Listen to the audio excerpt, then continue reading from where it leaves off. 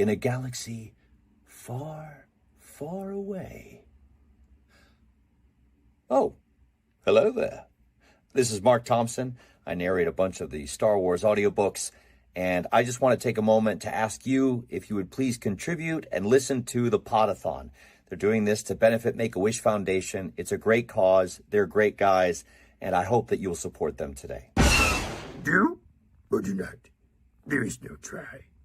For light and life, we are all the Republic, says Skier.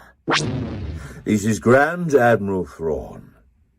May warrior's fortune smile on your efforts. Good luck, PODATHON. May the Force be with you.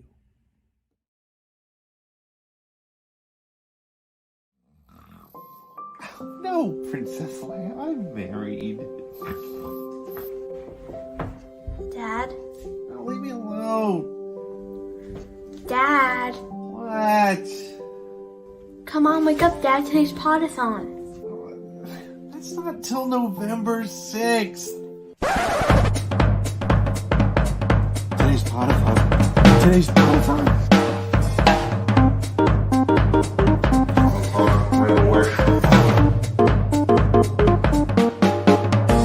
Scotty.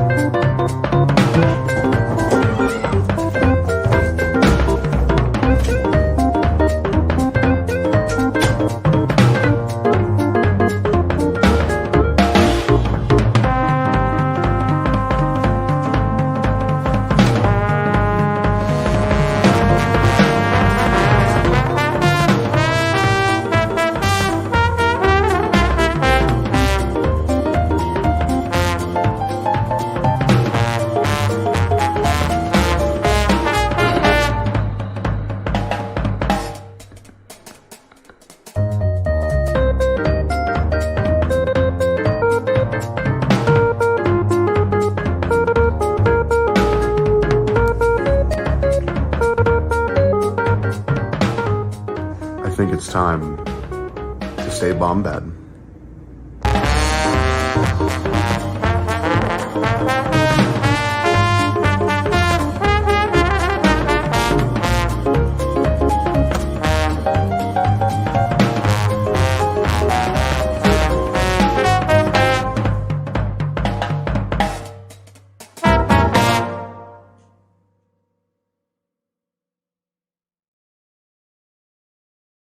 PODATHON 2021. Scotty J-Ro is sitting next to me. I am Pete Fletzer. How is everybody doing this morning? Scotty, it's a little earlier for you than it is for me. How you doing, buddy? Dude, I've got my cigar. I've got my Stay Bomb Bed coffee. Okay. I'm doing great. I'm doing great, man. What a worthy cause. What a great day we have planned for all of you. It is going to be unreal. You really have no idea. It is going to be unreal. It's insane. And first of all, thank you, Scotty, for being such a great partner and getting this thing going. We started talking about this about 6-8 weeks ago. Thought it'd be nice to follow up last year's PODATHON. And you know what? The amazing thing is we've gotten more friends and people from around the community to get involved. Yep. And so, before we jump into too much, I just want to thank a couple people right off the top. First of all, I want to thank our good friend Becca Benjamin from Tarkin's Top Shelf. Without Becca, a lot of the guests that we're getting this afternoon you would not see. She brought in Claudia Gray. She brought in Ian Convery. She's also got some really good friends who made some amazing donations. Oh, and also, Dave Filoni is going to be sending us a handful of things, including this. I just want to bring this up. I wasn't going to bring this up this early, but this is the grand prize to me. If I could win, this is what I would want to win. This is what you win. It's a hand assigned. And now here's the thing that makes it even more amazing. It's literally coming from Dave Filoni. Ian Convery, who you may not know, is Dave Filoni's wife. She literally is like taking it off his shelf and will be mailing it to the winner from their home, which is pretty wild. But it's so Becca has been incredibly helpful. Becca, thank you so much. She's got two great shows today. She's speaking to Claudia Gray later, who Claudia and her we're talking about this around the same time we started rolling. And Claudia has sent in, this is another amazing thing. Because of Claudia's generosity, every hour on the hour, we're going to give away an autographed book plate from Claudia Gray So that wild. will be signed. And she sent us 15. And so that's great. But as if that's not enough, she is also going to be on with Becca Benjamin and Mark Suter later on Tarkin's Top Shelf. And they are going to talk about all kinds of amazing things. But we're also, as part of the grand prize, Claudia has also donated a pile of Claudia Gray books and signed them all. And so somebody's going to take that home. But, honestly, it's really not about the raffle, although that is pretty amazing. And the list is insane. I've been posting about it for the last couple of weeks, and we'll go through it all day. But it's about raising money for Make-A-Wish. And that's why, thanking people like yourself for being involved. Thank you so much, Scotty. I really, of course, dude, we couldn't do this without you. This has been an amazing effort. Really. Yeah. In the back, you're not going to see them. You will see Nick Milkey, who has his show at 10 o'clock. And but Jerry. Nick is running there. Jerry's going to be on Bombad Cast. And I think we'll probably sneak in our good friend Jared Bauman Stubbs a little bit later. But we'll be, I think I screwed up his name, but that's Jared. You know him. He's the Dark Jedi. Yeah, from the Nerd Academy.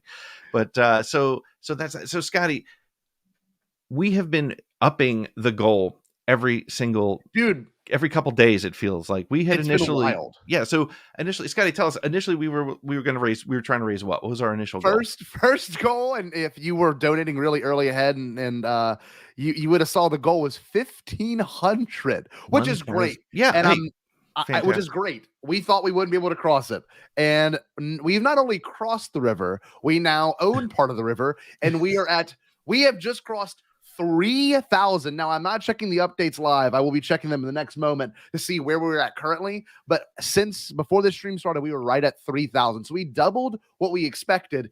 And Pete, let's announce our new goal today. And I think we're going to get it. I in my heart of hearts, I think we're going to get it. We want to hit $5,000 today. Guys, if we can do that, that would mean so much.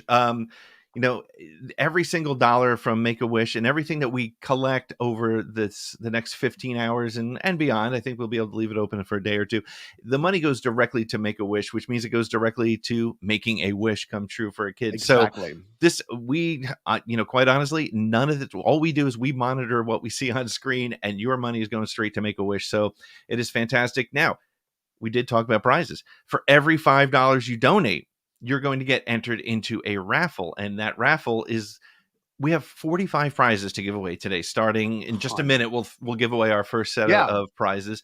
But, we were, as part of the promotion for the event, we were giving people twice the number of entries for every $5. So they have a little bit of a head start. So Scotty, what do you think? If people donate $5 and get one entry, they might want to double their donation so they can keep their odds up, right? So I pitched it to my uncle last night who likes The Mandalorian and Star Wars. I said, Uncle Ricky, dude, get this. I said, if you donate $50, that gets you 10 entries, right? I can do math.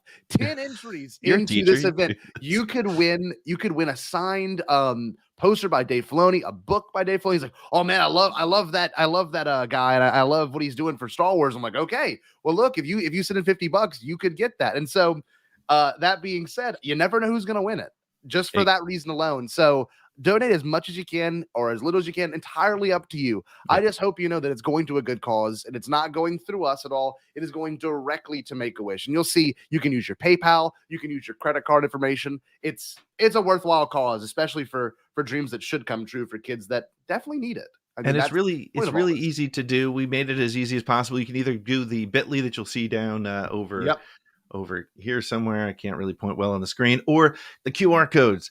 It's so funny. QR codes have become so commonplace. I went out to dinner last night and they're like, scan the menu. I was like, all right, I can do that. So QR codes are really easy. And so whichever way is easiest for you to get over there to did it. Literally, if you go to the QR code, it's already pulled up. Easy as that. It's right on your screen there. It does not get much easier. And we are now at $3,055. Holy cow, we've made $55 in the first 10 minutes. That's amazing. So I think that 5,000 is going to hit. I think we're definitely going to hit. I'd love to go past it. Yeah, go ahead, Scott. I want to say one thing about this. if it wasn't for the people in this chat right now, we wouldn't be doing this. So I want to give a couple special shout outs. If I miss you, don't get your feelings hurt. But I have a bunch of people, and including Rick. Rick also contributed a commercial that you'll see later in the day. Glad to see you here, Rick. We got, Jerry, my co-host. Jerry is also moderating in the back. This is early for Jerry, isn't it? This is very early. Jerry's a Ewok, so he hibernates during the winter.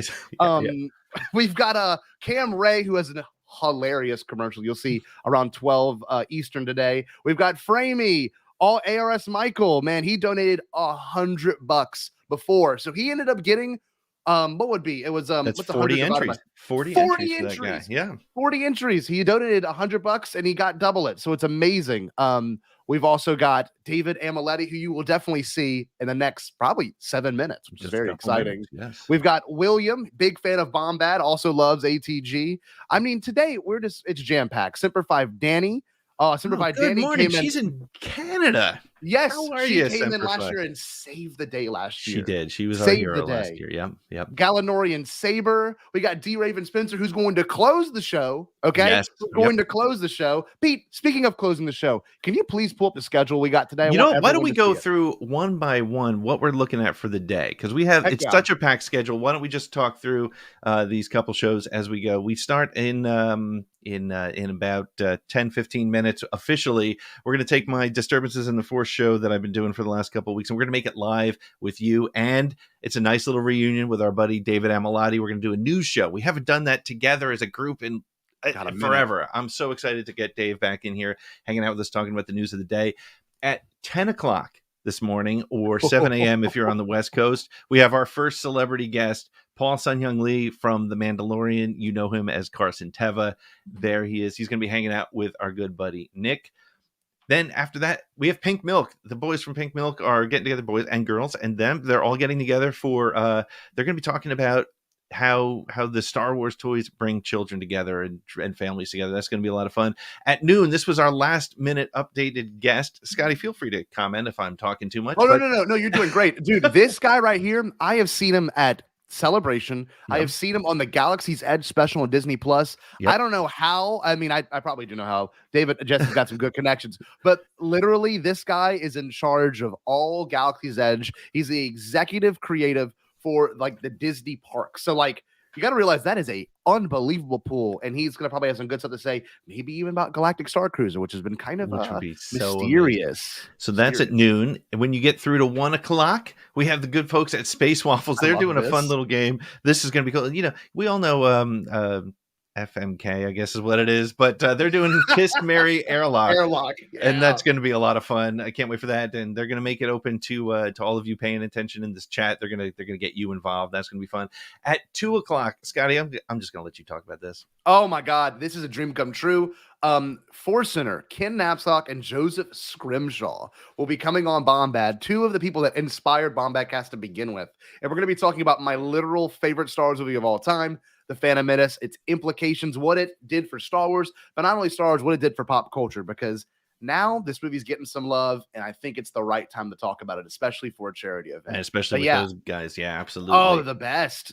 And then at 3 o'clock East, noon on the West Coast, you're just finally waking up on the West Coast. You're having your brunch. You're probably having some nice cocktails, mimosas, getting things going. Claudia Gray is going to join the Tarkin Top Shelf folks, and we're going to be giving away some stuff during that hour. Then at 4 o'clock, this is really important if you're watching. At 4 o'clock, we're switching streams because there's a limit to the amount of time you can stream directly through YouTube. So we're going to kick that one off with probably the most popular, quite possibly the most popular Star Wars YouTubers out there, Alex and Molly Damon, hanging out, and they've got a special guest, a couple guests. They're doing a fun thing. What are they doing, Scotty?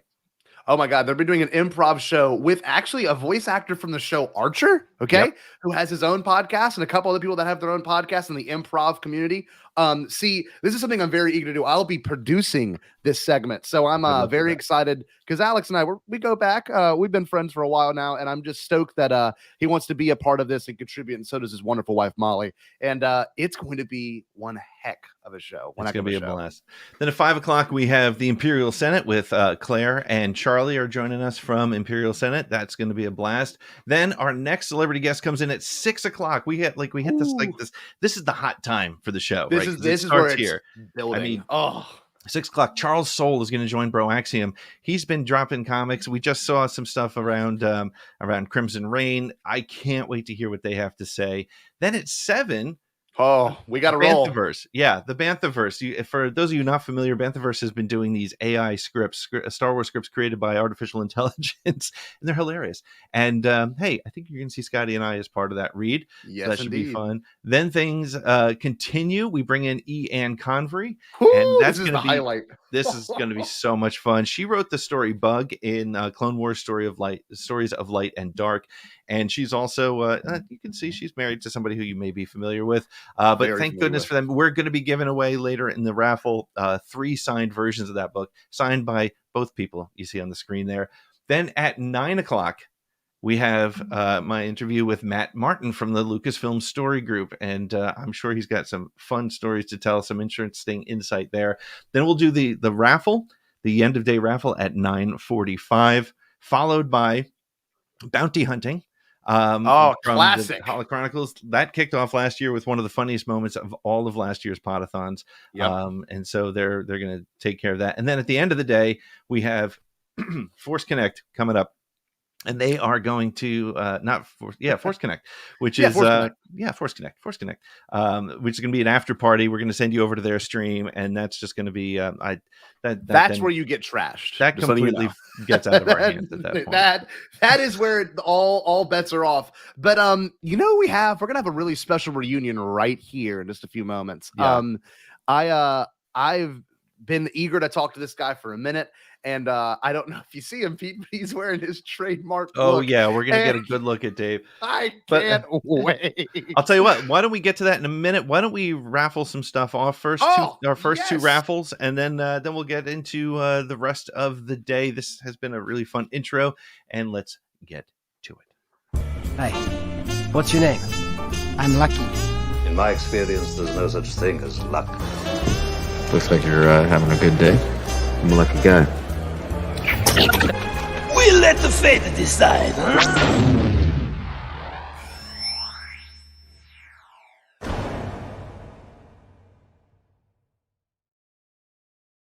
Pretty good, Pete. Yeah, that's kind of fun, right? So the first thing we're going to auction off is we have back here on the prize shelf from my own personal collection, a Grogu Pop with Butterfly. We're going to give this away to somebody right now. Hang on. Let's spin the wheel. See who it is.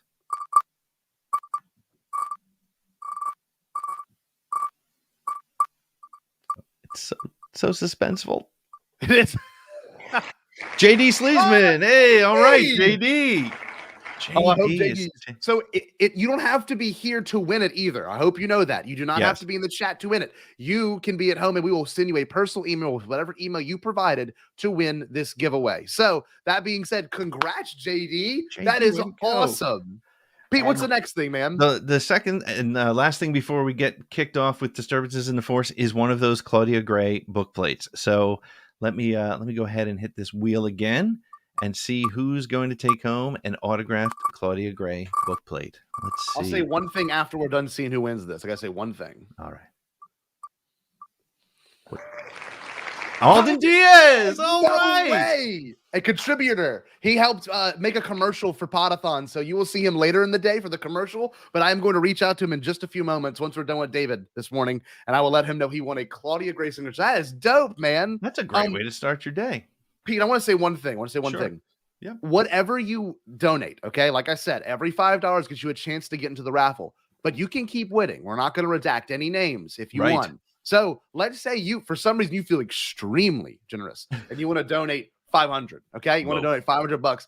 You will probably take up half of that board. So that is just kind of part of it. So we could have multiple winners. We can have a different winner each day. We have a ton of people that donated. But all that being said, I think, are you ready for our little reunion right here live? I think I am. But first, let's hear from 2 of our donators, and then we'll get right to that. Hey y'all, it's Bill Sheehy from Skywalking Through the League here with my Episode 2 Attack of the Clones cereal box. I'm urging you to make a donation to the Make-A-Wish Foundation for the PODATHON. Godspeed, Rebels. It's pretty cool, isn't it?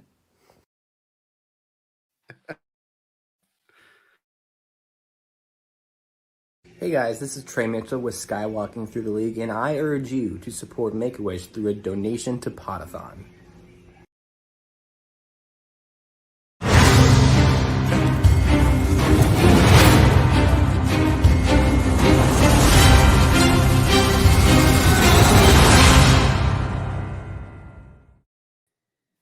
All right, the show's really starting now. We got our first guest in our first show. Who is that? This feels great on the screen. Who is that guy? This is such a nice place. It's like I've never been here before, but it oddly feels familiar. A few notes, guys. First off, thanks for having me on. This is really exciting. That wheel of giveaways gave me like epileptic seizure. That thing is crammed with names. It's great to see the community supporting it, but my God, I was like twitching out. And let me tell you, nothing gets me more aroused to donate, more excited to donate than Bill Sheehy holding, 17-year-old cereal at this point? Let me tell you. Take my money. Take it all. I'm willing to give it to you all. Actually, I just made my donation. I was waiting till this morning, so I just put that through right before coming on. So this is really exciting. Well, thank you so much, David, and thank you to everybody else who's been donating. Remember, if you want to donate, just you can scan the QR code in the corner or go to bit.ly/Podathon21. So, David, Scotty, this feels like a Wednesday night in February where we would get together and go live and talk about Star Wars news, and that's what we're going to do. We have 3 Everyone is so happy to see him. I love it. Look, sun's out, guns out for David. Look, I have been around for 5 months, so everyone's like, "Oh, he's not dead." I mean, because you wouldn't know on YouTube. I mean, if you're still following the Twitter, then you'd be like, "Oh, he occasionally has a thought that he still thinks that is worth sharing." But no, it's great to be out here. I was talking to Josh and Andy from Holo Chronicles the other day, and they're like, it's not going to be a Beyond the Blast Doors reunion unless you have a tank top and a golf hat on. It's true. And I actually have. One of the reasons why I took this shirt off was because I was already sweating through it. It's early in the morning. Nervous. Season or need knows no season. You always need to give, and that need always exists. But apparently, need doesn't know a time zone. It's freaking early. But I will say this: this is my Dave Filoni shirt. Nice. This thing made a circulation a few years ago. Well, I already pitted it out, so that shirt goes away. And now we're just rocking. I like the horizontal breeze across the chest, but we're not here to talk about what I do to keep myself from lactating or perspiring in front of you. We're here to talk Star Wars. We're here to talk Star Wars. So, we could not have picked a better week to do Podathon because there was a lot of news. In fact, I wasn't going to do my show this week because Podathon, but I had to. There was so much happening. So, there's 3 topics we want to cover tonight. I want to talk tonight. See, I immediately went back. I know, right? Honey, it's the morning. It's early morning. We're all here because that's what you decided. Yes. It's not like we showed up here by accident. Right. It wasn't like I got up this morning, turned on my computer. Oh, look, it's Scotty. I didn't have one of those dreams where I was like, oh, Scotty, I didn't have that, go off where I was like, oh my God, we got to go podcast this morning. No. This has been planned. Well, you haven't had that feeling in a couple months. I need a drink. I need whiskey. All right. So, hey, 3 topics we wanted to cover. I want to talk a bit about the Book of Boba Fett trailer, which dropped on Monday. I want to talk about this other movie that is now being rumored and get your thoughts on it. And then I also want to talk a little bit about Disney Plus Day next week and what to expect. So, guys, were you surprised when the trailer dropped on Monday? Well, Jordan Mason and a few other people, big screen leaks, had been like putting weird little gifts out. Adam Frazier put some weird little gifts out of like Boba Fett, and I'm like, oh, okay. This is like their new way of doing it. Instead of making a post about it, people are kind of just subtly hinting, and then that way they can't be wrong. That way they can't be wrong. Right? Yes. Yeah. They won't say trailer comes out tomorrow. They are just slowly putting these things out there, and I think it's important to talk about this. But this is a different strategy for Disney Plus. We're used to about 6 weeks in advance, and D23 is November 18th. So I would have thought they would have done it then. But nope, not the case. They did it way earlier than we expected. And the trailer itself, and I think we could be honest here, very subdued. Not very. It was intense, but in terms of story, we don't know much. We don't know much, which is a good thing. Mandalorian season 2's trailer did that, and look at the season we got last year. Are you kidding me? Like for real. I think Mandalorian season 2, because I think we all did a reaction video together too, and we were like, yes, yay! But I think if we were being honest, we weren't as excited as we were. We were pulling a Mark Thompson video review there. Dave, what are your thoughts, man? Well, what the trailer did well was kind of reconfirm a few things, right? We assumed that Boba Fett was going to be trying to organize the underworld post Return of the Jedi, post I guess leaving the Mandalorian and the other band of heroes. And so I thought that was really cool. I like the texture of it all. Very consistent with the feel and look of the Mandalorian, which is why a lot of people like it, because it feels like that texture from the original trilogy. I like the Twi'lek girls. Let me tell you, if there's something that Star Wars is lacking, is more LGBTQ relationships. And I'm just saying, I think we all Jennifer buy Beals. Those two Twi'leks, they should have a moment of romance together on screen for all of us to enjoy. And I would say this. Here's what my only peeve, and here's my thing. Okay. This was to do nothing more than get the conversation about Book of Boba Fett. New Star Wars is coming out in December. It's to get the fan base excited. For a very long time in 2021, it was bleak and dark. There wasn't much to talk about. The pandemic was still going on. There wasn't a lot of new Star Wars to talk about. We got Bad Batch. That was fine. We got Star Wars Visions. We watched it in an hour and a half. And now we get Book of Boba Fett. So they're doing exactly what I can't wait to see what they drop coming up later this month. If this is the teaser that they want to share with us now, what are they going to reveal to us towards the end of the month? That's what I'm really excited about. I got one pet peeve with the trailer. And if that's one minute thing, if that's it, then I think that it did its job, Absolutely. No, and I think, what was interesting to me too was that it seemed to I took away from it that it was really establishing the role that Fennec Shand has in that, right? I mean, lovers, and I don't know. I mean, there's like this long-term commitment to each other. Like, what if they're brother and sister? I'm just kidding. We haven't done that trope enough times in Star Wars. You're my sister. We made out. That's not all they did, but they won't confirm that. But I think it was cool to see her playing that role. It's almost like she's like a gutsier Bib Fortuna, right? Like she's standing next to him, and just like, I love that line about, if you spoke with such insolence to Jabba, he would feed you to his menagerie. And then Boba sits down and is like, feel free to speak, or speak freely, right? I think that sets sort of a real kind of a tone for it. How did you guys react to the first line of the trailer, which was, "I'm not a bounty hunter"? I liked it because we know where his goals are at now. And I think we're going to see a transformation of the character in terms of like what he's trying to do with this new position. I think he still wants to rule the crime syndicate, but he doesn't have to be through fear. He doesn't have to instill fear in anyone. When you walked into Jabba's place in the Return of the Jedi, you could feel the room was always tense. It just didn't feel like a safe place to be. But maybe with Boba Fett, it could be a pretty good place for people to have interactions with and talk and figure things out in the crime syndicate. But maybe he's working his way up to be the ruler of Mandalore. I don't know. It could get wild. It could get wild. And we know this is a very hot area for Star Wars right now in terms of like post Return of the Jedi. So maybe we'll see some connections to the sequel trilogy somehow. I hope he's not a bounty hunter. I hope he stays, Boba Fett, just a real cool character. I'm going to quote David Amalati and say, "Tell us what you're thinking down in the chat, and we'll pull up your comments. We'd love to hear from you."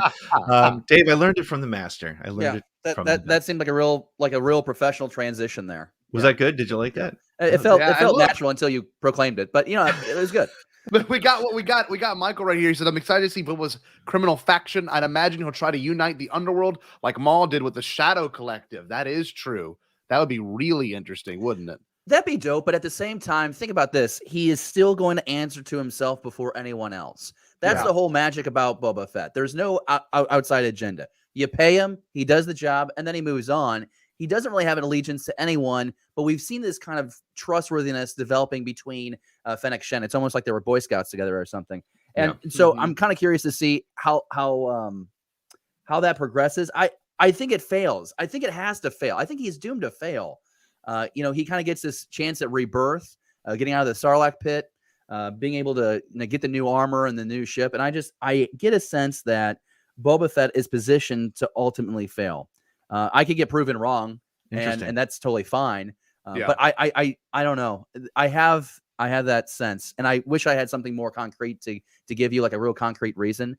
But the Fets have kind of failed at every turn going back to Attack the Clones. So true. You know, I think it's maybe he breaks the record with a character like this. And we know George, even Dave said it in a quote, you know, you always want to instill hope. That's what George told Dave about making new Star Wars live action. You always want to instill hope. And I really think we're going to get a pretty cool hero's journey character arc for a character that was always kind of a baddie, right? I mean, he put Han Solo in carbonite, he transported him. I mean, he was obviously going to shoot Luke directly in the back at that moment until he got, you know, hit by Han. So like, we're going to see a different character, which I'm very, very excited for. But do you think that serves the character in the best ways? Because sometimes bad people are just bad. Like I made this point, like Hitler killed 30 million people. He cuts a check to Make-A-Wish, for example. That doesn't absolve him of killing 30 million That's people. True. Boba That's Fett's true. a bad dude. He answers to a different code of ethics. I don't know. I think that some characters just need to stay bad. I don't think that everyone needs a redemption story. I think that's a really valuable lesson. I hope that, you know, I'm not doomed to be a bad person for the rest of my life and I continue to fail. But this is what's this? Gannon, Patrick. Let's not forget he's the only baddie because of Mace killing his dad. Wow. His dad trained him a little, but that was the catalyst. Is true. So let's say Boba Fett encounters Ahsoka or Luke in this show, which would be top tier Star Wars. And then we're going to have to decide who's the bad one here because the Jedi are the one that put him down his path, right? That's a really kind of beautiful story. So, David, as much as I'd like to see him go bad, I'd also like to see him go back to being good, but until a conflict like that shows up. And then you're the one who's morally stuck. You're like, who do I want to win this? Do I want Boba Fett to win it? I've been watching a whole show about him. Or do I want Luke to win this because he's a Luke? He's the always good guy. I just feel like Jango was training him to be a bounty hunter. I mean, even going back to those early scenes in Attack of the Clones where we meet Boba for the very first time, he knows how to fire that ship. He knows how to fire on the Jedi. He's been raised to pick who he trusts and who he doesn't trust. But let me throw this out there. You have this sort of moral ambiguity that Star Wars tends to play in, right? Vader blew up Alderaan or didn't stop it from happening, and he's redeemed. But the interesting thing is, here's a question in that ambiguity zone. Is a bounty hunter a bad guy, right? I mean, they work for all kinds of different people trying to bring bad people in. I mean, let's face it, Han Solo as a rebel, he was running spice for Jabba the Hutt. He was doing bad things himself. So Star Wars does best when it's in that moral ambiguity zone and gives people an out, right? Din Djarin, we met him and he literally sliced a dude in half at a bar.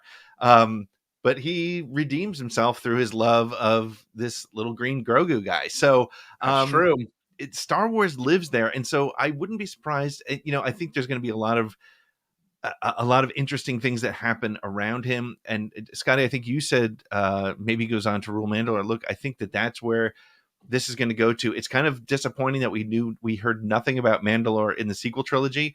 Not even a mention or a call out, but I think that's where the Mandalorian's going. I said it early on when actually it was after season 1 when so not that early on, about halfway through when Star Wars time. It's Star Wars time.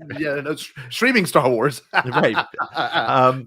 When the Darksaber appeared, I thought, well, maybe that's why it's called the Mandalorian. It's really about that journey to rule Mandalore. And how great would it be if you're seeing essentially two armies being built up, right? You're seeing the underworld army that Boba Fett is. Maybe Boba Fett's, he did show his chain code and all his information in season 2.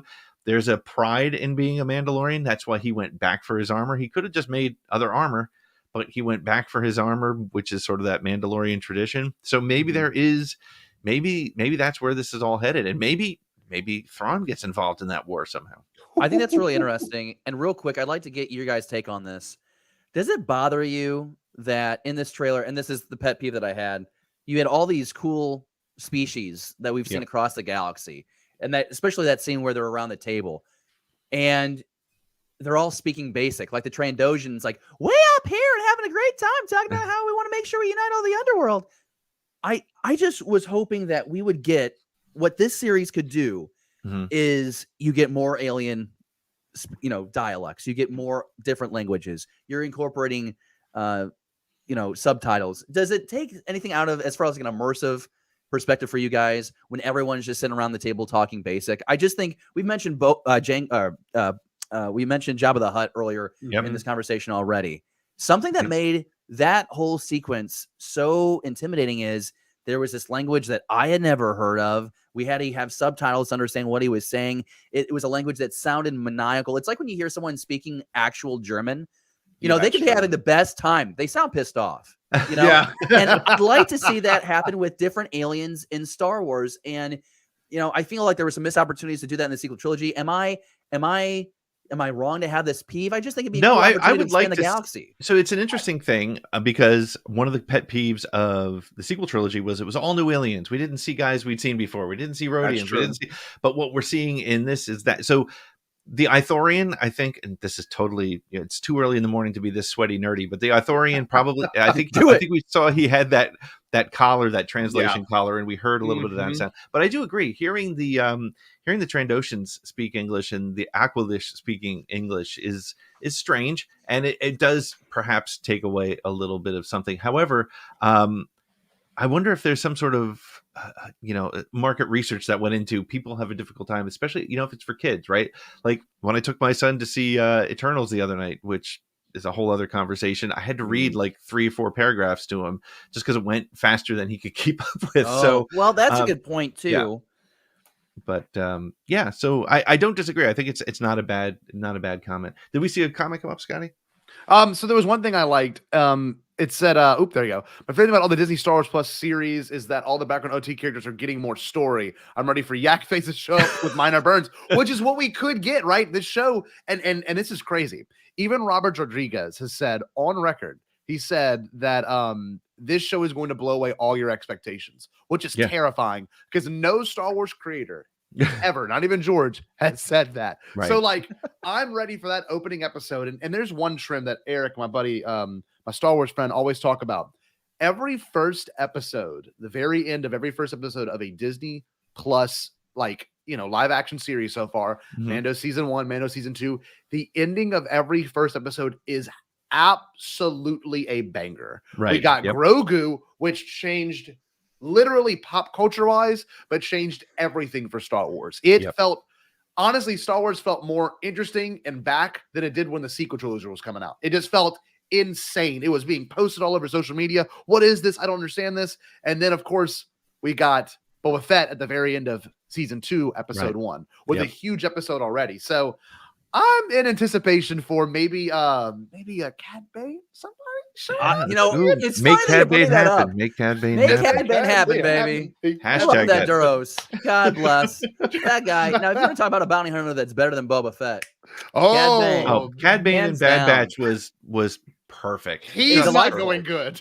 He's not going good, David. Don't have to worry about that. That guy's going to stay bad. But I will say this, in connection to what you were saying about what Robert Rodriguez said, he said this will blow away all expectations. That trailer blew away no expectations. It felt like it was probably all from the first 20 minutes of the first episode. Literally.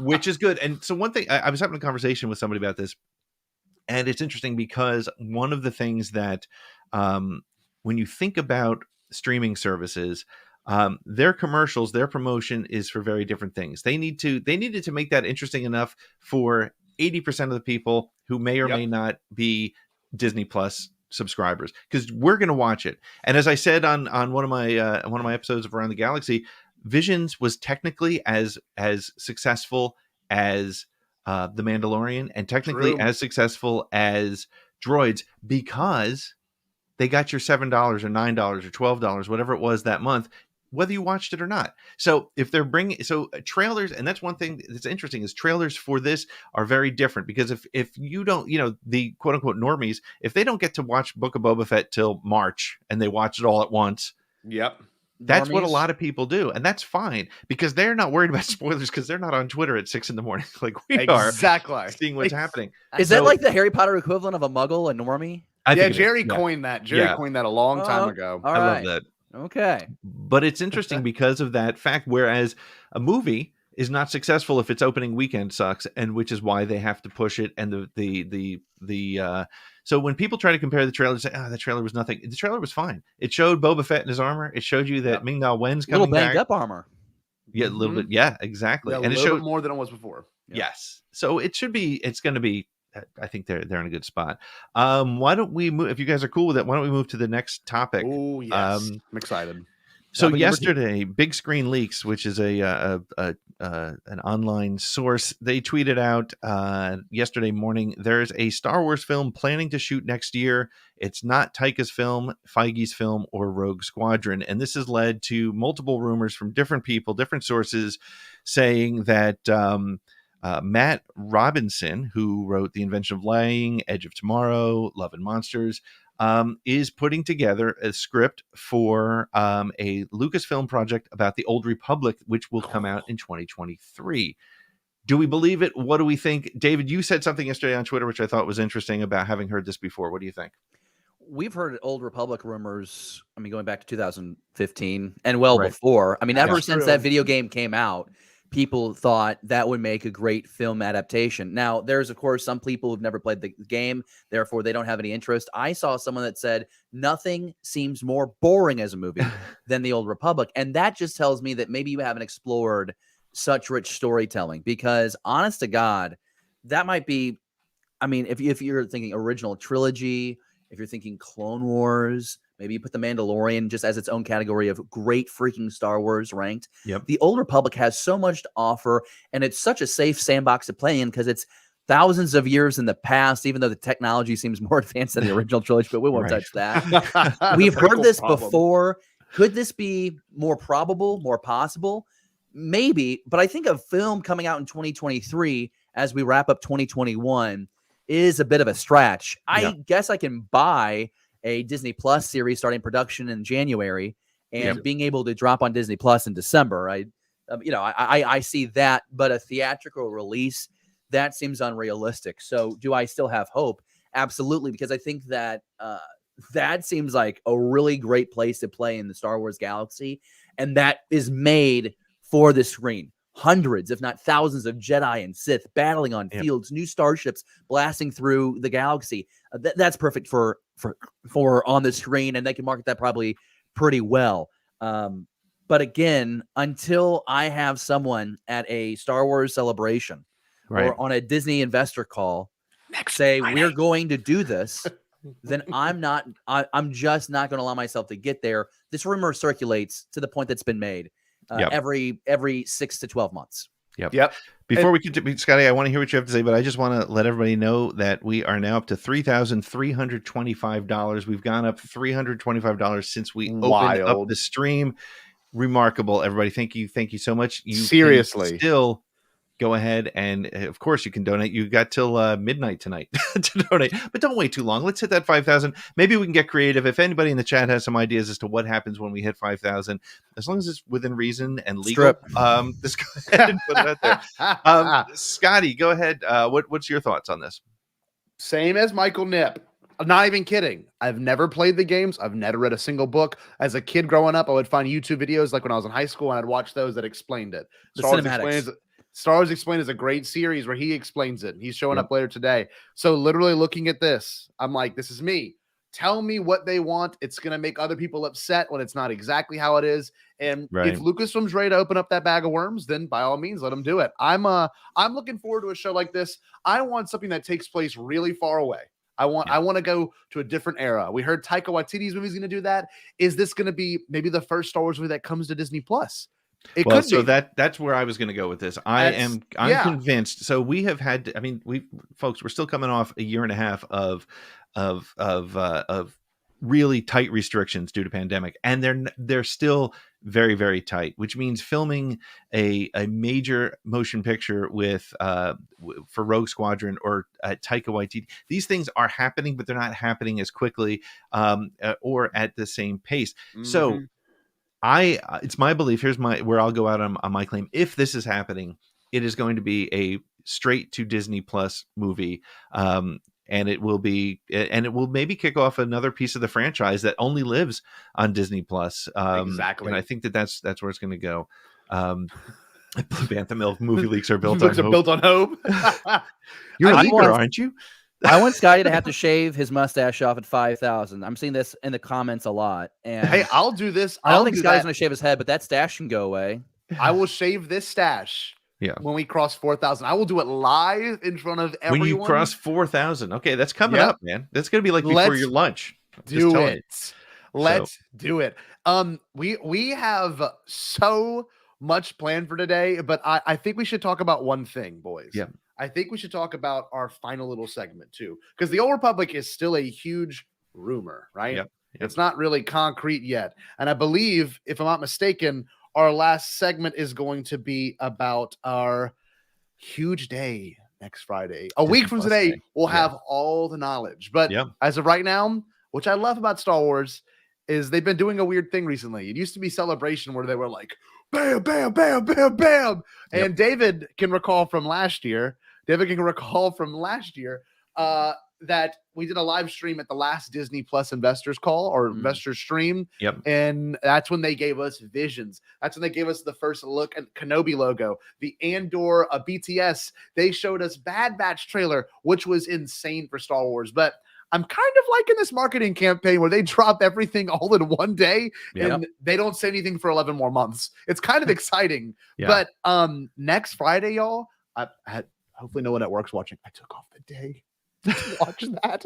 Guys, I mean, I don't know if you guys have plans, but I mean, I'd be down for a live stream, doing some live coverage of that. Let's all hang next Friday. Cool. I Well, say we do it. I'll see if I can get the time. I'd love to do that. So what do you want to see? Let's go straight into that segment. We got 10 minutes left here. What we'll start with you, Scotty, since you're big on the screen. What do you want to see and what do you expect? First of all, let me just say there's a lot of people out there saying you can expect to see Andor and Kenobi. Really? Do you think so? Do you think you're actually that's what makes me nervous. You're going to see that, right? So what do you think we're going to see, Scotty? What do you like predict what we'll see and what you would love to see?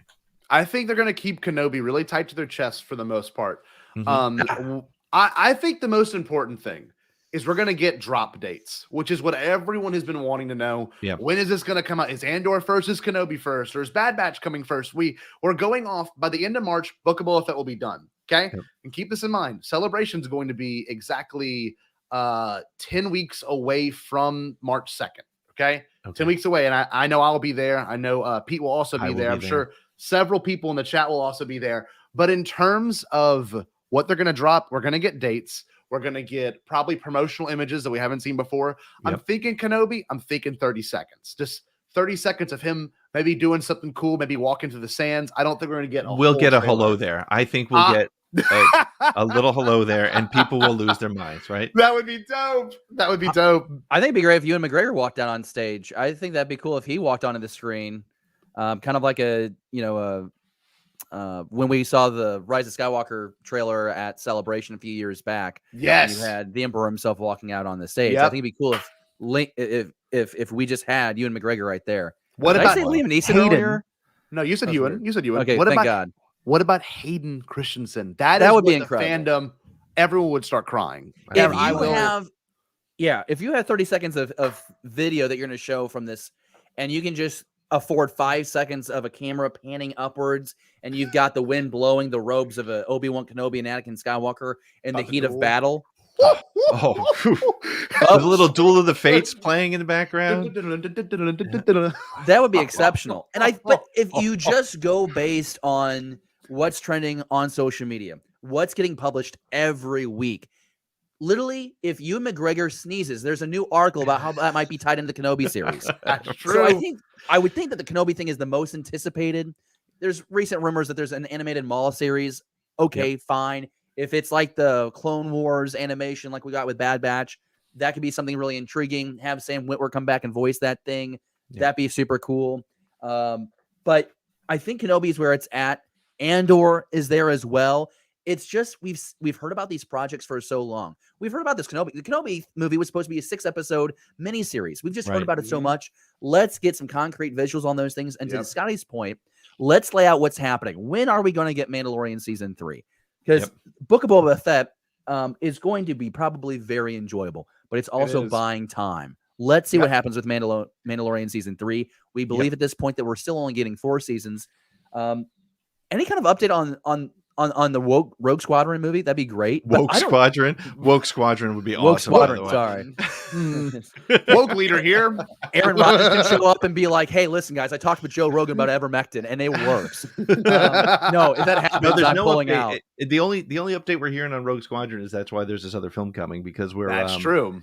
Right. Yeah. So no, we know nothing about that. We don't even know when Rogue Squadron takes place. So I think it's an interesting way to put it, Dave. I think you're spot on. Book of Boba Fett is holding us over, and it's a perfect way to do it because it keeps the people who, like my dad, like the people who don't line up to watch Star Wars but are Star Wars fans. If you see Boba Fett, you're like, oh, I'm in for that. I love that guy. So heck yeah. I think we're in an interesting spot. I think I would love to see us get. I'm exactly with Scotty. We need more dates. We need more updates, and we need more information. Well, about one it. date is certain, Pete Futzer. Good. One date is certain. Next Friday, we're gonna get everything we hopefully need for a while. Absolutely. Until celebration For the next year. So, for the next year, which is exciting. But is it going to be a letdown compared to last year, where it was like 7 shows, 3 movies, and a book? I mean, Well, so do you think let down? Do you think we're going to get something in live action that we didn't know about? Do you think they're going to announce this Republic thing? Do you think they're going to announce something? I mean, I think obviously, if we knew about it, we would not know about it. So I think if that live action project is going to happen, I think to your point, Pete, they got to announce it now, and they got to say it's coming out on streaming. But you're seeing this push to get film back into the movie theater. I mean, take a look at these MCU movies. I mean, collectively, they're making about $180 to $200 million. Well, they're used to making $1 billion. And, you know, I'm not a fan of the dual release personally. I think every movie should be in theaters for 4 weeks, then go to streaming. And so I think that if there's still this, not inconsiderate's the word, but if there is still uncertainty about the strength of the box office, I guess they'll put it to streaming. I mean, if you want to jack up Disney Plus's subscription numbers and you're telling the audience that's where you're going to get your next Star Wars movie, you got to sign up for it. They'll get you for at least that month. I like that a lot, and I think maybe that's what they do with this Republic movie, because they're not going to lose people, right? It's going to be people who've been kind of on the fence. And if I'm only going to get my new Star Wars there, but you know what, Boba Fett and Mando have been there. What's so interesting too is I would like to get some info on Mando season 3 because baby Grogu is like, it's a marketing machine. He's gone. But it's a marketing machine. So how do we make that happen? So exactly. More lightsabers. More like just every episode, show one. Every lightsaber. What's that off in the sand? Well, I don't like sand. It's coarse and it's rough and it gets everywhere. But look what's in the sand. It's a lightsaber. It's a lightsaber. Here's our MacGuffin for the next 12 episodes. Awesome. So we're coming close to the end of this. We have Podcast of the Wills coming up in just a minute with Nick and Paul Sun-Hyung Lee joining him, which is going to be great. David, where can people find you on social media? You can find me right now at Twitter at BTBD Star Wars, hanging out there, getting back. Been away for 5 months or so. Life happens, folks. And I think that it's so important that we maintain our priorities. If that's anything the pandemic has taught me, that's probably one of the three lessons I've learned. So you can find me on Twitter. I am going to get the show back up going in the very near future. I'm really excited about a new development. And this is not the time that I want to talk about it, because I just want the focus to be on Make-A-Wish. I just want to say thanks. You know, Beyond the Blast Doors is something that I love a lot. I got to share that with Scotty and with Pete and with Josh and Andy and Jerry and all those people when we did the network last year. To see you guys continue the Podathon, I think is absolutely fantastic. Glad we could kick it off in this way.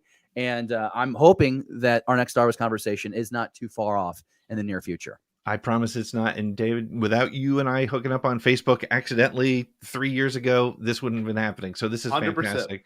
This is so good. Don't tell your wife we hooked up. I don't want that in my life. She might not take my marriage is finally stable. I'm still grieving over my father. The last thing I need is to have someone else's wife tell me what I did wrong. She would be vicious. I'm telling you. She would come after you. She seems like a nice woman. Why would you talk about your wife that way? I'm surprised we didn't talk about your parenting skills at this point. She's a lovely woman. But how neglected your children must feel with you organizing this Podathon. I mean, I had to sell the children for Podathon. You can't say that. This is a Make-A-Wish fundraiser. I've missed this. All right, guys, I'm going to let you all go, and we'll get to Podcast of the Wills in just a minute. We have a couple words coming up from friends, and we also will raffle off something, and then we'll get straight to Podcast of the Wills. Okay, hi, I'm Mark Newbold from Fantha Tracks and the Making Tracks podcast. And because I am so organised and together, I've written down stuff so I don't forget it. So this is what you need to know.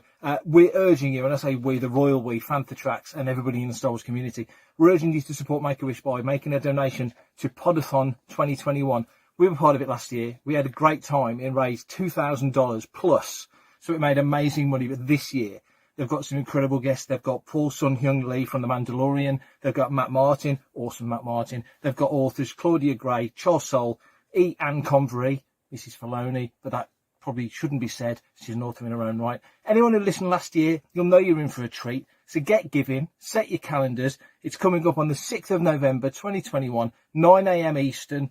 Join in with the fun. It's on all day. I'll be listening. You should be listening, and we should all be donating. So get your money in, and good luck to everybody. Greetings and salutations, Star Wars fans. I'm Christina Ariel, host of Star Wars The High Republic Show on StarWars.com. It is my pleasure to join my friends in the Star Wars podcast community for PODATHON to help raise donations for the Make-A-Wish Foundation. Make-A-Wish is a nonprofit organization that helps grant life-changing wishes to children from ages 2 to 18 that are living with critical illnesses. And we know that when the Star Wars community joins together, there's nothing we can't accomplish. Today we ask that you join us by donating whatever you're able to help bring some light into the lives of the children helping this amazing organization. Thank you, and may the Force be with you. Scotty, that was so much fun. Thank you, Christina, and thank you, Mark, for leaving a message for us and for people. And get those donations in if you can, when you can. Scotty, how great was it hanging out with David again? David, it felt like old times, man. Whenever he was starting to make jabs at you, I was like, I've missed this. I really missed it. Somebody needs to keep me in line, so I'm really glad he was there to do that for us. Let's give a quick donation update here. I'll look at it right now. Currently, I'm gonna refresh the page right.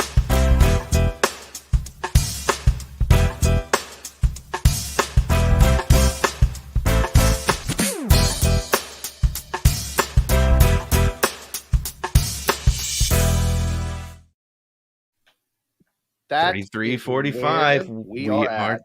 We are tracking. That is fantastic. So brilliant. Thank you, everybody. We're on our way to 5,000. We're only an hour in. We got 14 more hours to go after this, and I couldn't be more excited. Let's you know what? Let's get to a quick raffle. We're gonna give away two things at the top of this hour. Again, an amazing gift from Claudia Gray. We will be sharing one of her book plates from High Republic, signed. Thank you, Claudia, for doing that. And hey, since Nick's coming up, let's give away one of his t-shirts. Shall we do that? Let's do that. Yes. Hey, what's your name? I'm Lucky. In my experience, there's no such thing as luck. Looks like you're having a good day. I'm a lucky guy. We'll let the fate decide, huh?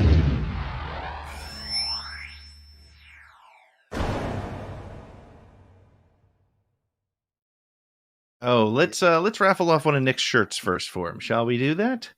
What do you? How does he feel about that? 4 hours to go casually. Yeah, just casually, just casual, fly casual. Here we go. Podcast of the Wheels T-shirt is going to.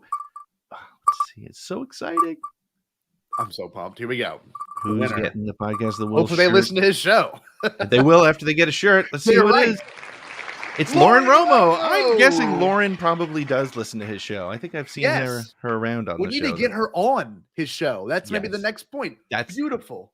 Awesome. She'll get a shirt. She'll put it on, and then she'll wear it. She'll wear it. Yes. Wow. Okay. We have one more Claudia Gray autographed book plate coming up. Well, we have 13 more, but we got one more this hour, and it's going to go to. Let's see who's going to get this. The Wheel of Seizures. Let's see. Here we go. The winner is Amy Mulder. Framey. No Fantastic. Framey.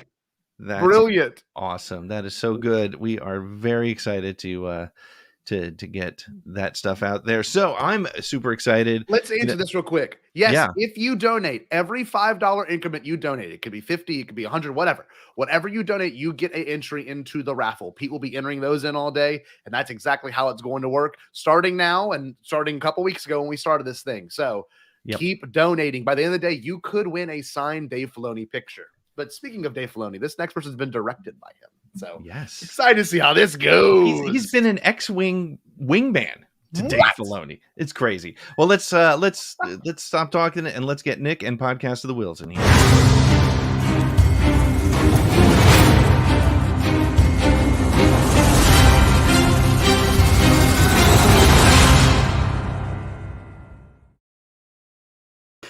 Grace, peace, and welcome to Podcast of the Wheels, a podcast that treats Star Wars like a sacred text. I am Nick Milkey, and we're actually here in the daytime. That's so weird. We were talking about this earlier. There's light coming through the window because normally this show takes place on a Sunday night. So why are we here on a Saturday morning? Because we are a part of PODATHON, and we are raising money for the Make-A-Wish Foundation. So thank you so much for hanging out this morning. Thank you to Scotty and Pete for putting this whole thing together and allowing us to be a part of it. This is a really exciting day. I'm really excited for the opportunity just to be a part of this amazing lineup of shows, to get a chance to hang out and raise money for such a worthy cause.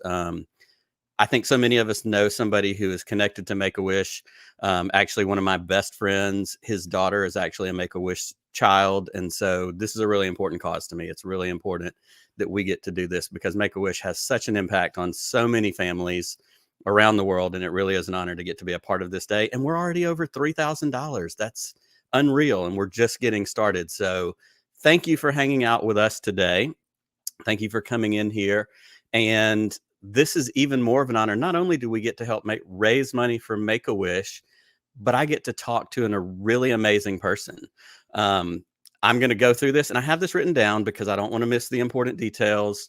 We have an amazing guest today. My guest today is Mr. Paul Sun-Hyung Lee.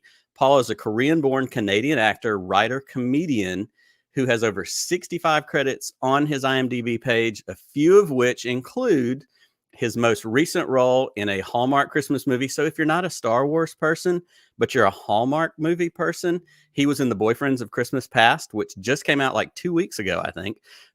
You certainly know him as Appa in Kim's Convenience, which is a Canadian sitcom that I am like halfway through, and it's phenomenal. I'm so in love with that show. It is so much fun. Of course, most relevant to us as Star Wars fans, he played Carson Teva or Teva. We're going to talk about that because I don't know which one is correct. In 2 episodes of The Mandalorian, he has his own streaming channel. He does geeky unboxings in the Geeky Basement. One of the things that Paul does, and we're going to talk about this too, Paul is also a sports fan. And so for me as a sports fan to have the crossover between nerdy, geeky things and sports is phenomenal. So he has a show called DFA. If you don't know what DFA stands for, it's designated for assignment.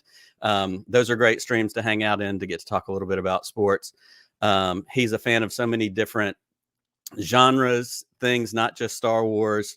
And also, as if that wasn't enough, and as if he wasn't amazing enough, he is also a member of the 501st Legion, which is no stranger to raising money for charity, going out and doing great things, costuming, trooping, doing all that kind of stuff. So without further ado, I am so excited to welcome Mr. Paul Sun-Hyung Lee. Hello. Thanks for having me, Nick. My friend. Oh, it is my pleasure to have you today. Thanks so much. Yeah, this is great. I mean, get to talk about Star Wars, get to talk about fandom, and raise money for a fantastic charity. That's a win-win. What could be better? I'm gonna get this out of the way first because I did mention that you're a sports fan, which I love, and I've popped into some of your streams to talk sports. You're a Toronto Blue Jays fan. Yes, I am.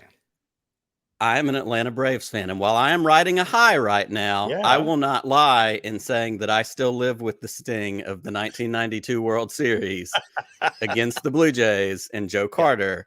It's still fresh in my mind, even if the Braves did win the World Series just last week. So I'm glad that you and I can bridge things and overcome that difference and still hang out and talk. Look, and that's fantastic, too. I mean, there are other ties as well because, you know, Alex Anthopoulos, who's the current GM of the Atlanta Braves, was the GM for the Toronto Blue Jays. Correct. And he was instrumental in terms of breaking that playoff drought that the Jays had for, like, I believe it was 22 years. That's right. Back in 2016.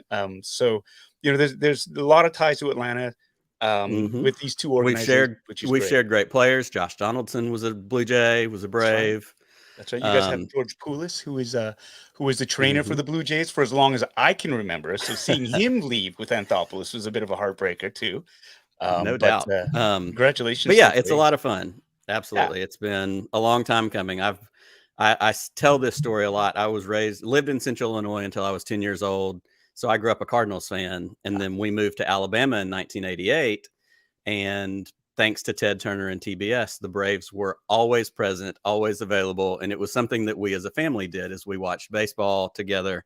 So I became a Braves fan in the terrible Braves years with Dale Murphy in the 80s, early 90s. And so to go through those years of winning the World Series in 95, but then like the 14 division championships and all the, the constant, it was nice to get one last week. So it's a lot of fun, but we didn't come here to talk sports. We did. We talk about whatever we want. It's my show. But we're going to talk about your journey. We're going to talk about your Star Wars experience, certainly, but also your experience with being a fan of so many different things. So before we get into your nerd cred, which there is plenty of, tell us a little bit about Paul. Tell us a little bit about your background kind of in general. Oh, wow. What can I say? I think I'm the luckiest man in the world. A lot of times, the things I've been able to experience have been, I keep saying I'm like Cinderella at the ball. That's what I feel like, especially with the way my career has gone. Like my family immigrated to Canada when I was 3 months old. And, being of Asian heritage, Canadian heritage, I never quite fit in. I felt like I didn't fit in. My parents didn't speak English very well. I looked different from the other kids. And as a child of immigrant parents, basically they were always working and I was at home with my sister and the TV was my babysitter. So that's how I learned how to speak English, by watching television, consuming voraciously all the different shows on TV. And that really stoked the fires of my own fandom. And so I became a fan of very, very many things. But one of the things that I didn't notice at the time, but really didn't have an effect on me until later on, was the fact that a lot of the stories that I consumed were North American stories, right? So there were a lot of, there weren't very many Asian people on TV back then. There were a couple, but they didn't drive the narrative. And whenever you did see an Asian face on TV, they were either, the bad guy or the other or the butt of the joke. And so when you raise that way, you kind of raised thinking that, hey, you know what, my family doesn't really matter. People look like me are on the outside, and I didn't want to be on the outside. I wanted to conform. I wanted to be part of these stories. And so I really pushed away my family's heritage. Didn't want to be Korean. I didn't want any of that. And so, the direct result of that is really, I lost out on a lot of things growing up because I just didn't want them. So, in terms of language, I don't speak Korean anymore, right? I lost that ability. Just learning about my parents' heritage, I think there was a missed opportunity. And irony of ironies, when I became an actor, a lot of the parts that I was allowed to audition for were, ethnically specific. Even though I've been raised in Canada, even though I speak perfect English, I was never considered for any of these lead roles or supporting roles or this or that. But I loved acting, so I became a character actor. And back in 2005, a play came my way. I was asked to read for it and help develop it. It was called Kim's Convenience. I jumped on it immediately, but just because I wanted to help the playwright Ince Choi, because he was a young and upcoming playwright and actor. And he wrote it for himself because he wasn't getting any work as an Asian actor. So he's creating his own work. And thus began that journey. And, Kim's Convenience, for those of you who don't know, it's a television show. It's on Netflix right now, all 5 seasons of it. And it is about a Korean Canadian immigrant family. And I play Appa, who's the father. Basically, Appa means dad in Korean. And but it started off as a play. And that's what really sort of kickstarted my career, because the play caught on fire, became a huge hit in Canada. We toured across the country, did like 2 weeks in New York, just off Broadway, and it got developed into a television series. And that series just sort of took off in Canada, then exploded on Netflix in the States. And that led to my getting a role on The Mandalorian. And so, it's this huge chain of events, sequence of events that really had to sort of happen for this. And so now I kind of feel like I'm living my best life, because now, being a fan of all these things, people didn't know I was a nerd and a geek and I was into collecting and cosplaying and this and that. Nobody knew anything about that. And it's now that I have kind of this platform where more eyes are on me in the show, and people are so shocked. They're like, what? Appa collects action figures? It's like, yeah. He collects comics? Well, yeah, I used to, And so it's a lot of fun exploring that side too, and using my own voice too, because people know me. A lot of people know me as Appa, and he speaks with an accent. Right. right? And so when people hear my real voice, they're really sort of like, whoa, wait, what's going on here? That's, like, I'm shook. I don't know how to respond to that. Like, my whole world has changed. But it's nice to just sort of let my geek flag fly and to celebrate all the things that I love and uplift the community too, because I think that's the best part of fandom, is that interconnectivity and doing the best you can, like the 501st, like this podcast-a-thon, where we're raising money for great causes. And that's the best part of the community itself, was when we uplift and support each other. And this is something that I feel very strongly about, especially in this community, because it was always there for me growing up. I always felt like I fit in and I belonged, and I want to see that continue as the next generations of fans come in and get excited and learn. And there are new franchises and new different things that we can all sort of share that joy in. And that's what excites me. That's amazing. And I love that story. I love hearing you talk about, your connections and wanting to help out that playwright and the ability to share and give back, which is obviously what this day is about, is sharing and giving back. And, your story so naturally goes side by side with that. So I think that makes it even better reason why you get to be one of our first guests of the day. As we're continuing to raise money for Make-A-Wish, and just a shout out to everybody, if you haven't done it yet, there's plenty of time for you to donate. We're going to be on all day. If you see in the bottom left-hand corner of your screen, there's a QR code. Hit that, donate, hit the link on the other side on the bottom. There's plenty of ways to get there. The link will be in the live chat. So thank y'all for donating. Thank you for doing that, and giving back. And that's, like you said, that's a part of your story, is giving back. And I've seen that in your live streams. You love connecting with the community. You've created this community of the Bitter Brigade, connecting with fans. I've seen you on other shows, and you're so generous with your time, which is, I think, awesome. And I think is also indicates to me your recognition of the opportunities that you have, and especially to get to work on something like Star Wars, which is why we're here today. So as we start to kind of transition into Star Wars a little bit, like any great story, there is an origin. Tell us about your Star Wars origin story, if you don't mind. Yeah, no. I was 5 years old, and my dad took my sister and I to see a movie called Star Wars in the movie theaters. And, having never, I think the first movie I ever saw was Jaws. Okay. My parents took us to see that, and it was traumatic, but awesome at the same time. But Star Wars really struck a chord with me for just the scale of it, the beginning of that opening crawl. And I couldn't read, but like, you see all these massive letters come up, and then you see that, the blockade runner go, the Tantive 4 go across the screen, and then this massive Star Destroyer just going, and it just kept going and going and going. So right away, I'm engaged as a 5-year-old, because they're massive starships chasing each other, exchanging fire, and then the boarding party, and then all the rebel fleet troopers, they're trying to repel the stormtrooper boarding party. And I was just like, I was hooked. And then the introduction of all the different characters, from Leia to Luke to Han, Obi-Wan Kenobi, Darth Vader, Grand Moff Tarkin. These things stuck with me, and I was immediately hooked. And I keep saying this in different interviews too, but like, Star Wars was like a benchmark in my life, because my dad took my sister and I in 1977 to see it in the theaters. My babysitter took my sister and I to see Empire in the movie theaters. And then in 83, my sister and I were old enough to go by ourselves to watch Return of the Jedi. And so those are the 3 stages. And then for the prequel trilogy, it was like, episode 1 came out just as I met my wife, right? Okay. Episode 2 came out and I was married. And episode 3 came out and like I had kids. So like there are all these different Star Wars has always kind of been there at those sort of big, different changing points in my life.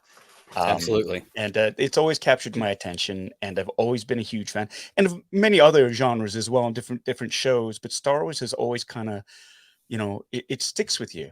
And for the longest time too, that stretch between Return of the Jedi and episode 1, I mean, it was like, what, 99? So it was, you're talking a number of years, like decades in between. And you think, okay, well, we're not going to get any more Star Wars. And then they announced another trilogy, and like, the whole world went just went nuts over that.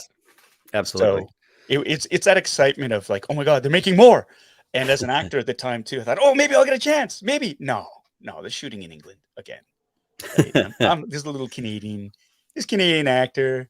And, so it was interesting To finally, when with the Mandalorian getting the call for that was just like, I still don't believe it. Absolutely. Absolutely. Well, and we're gonna come to that story in just a minute as well. You talked about Star Wars is something that sticks with you, and it's certainly, I love the way you said that about the stages.